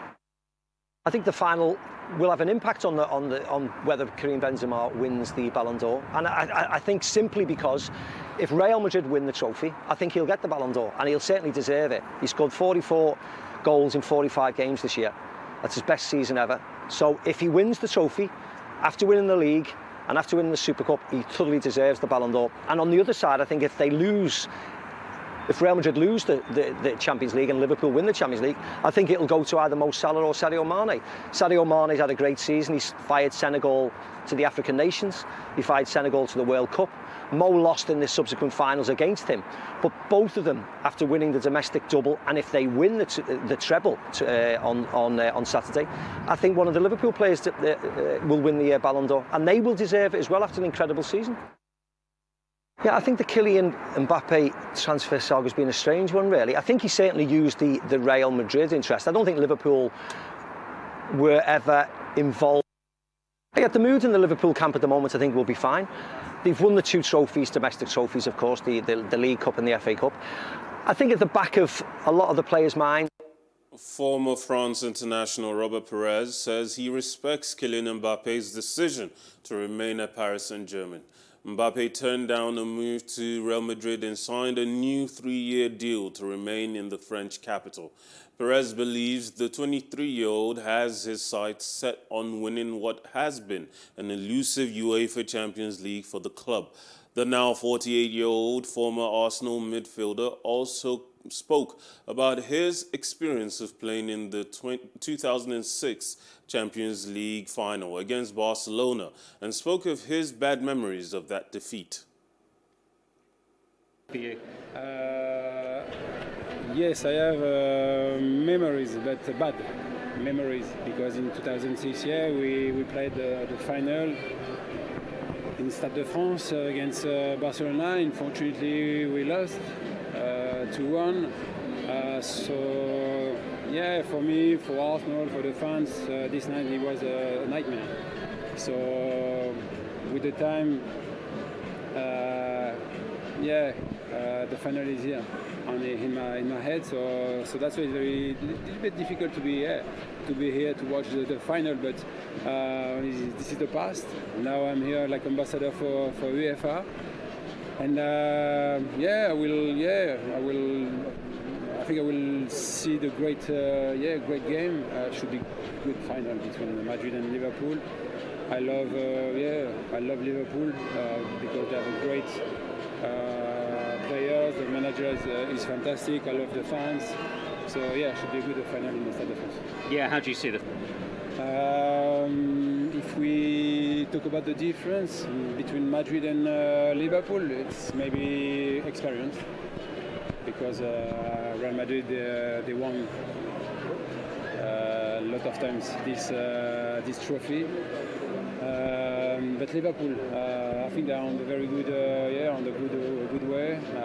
Unfortunately for this team, they lost the Premier League last week against Man City, but this is the chance to lift the trophy. So I don't know.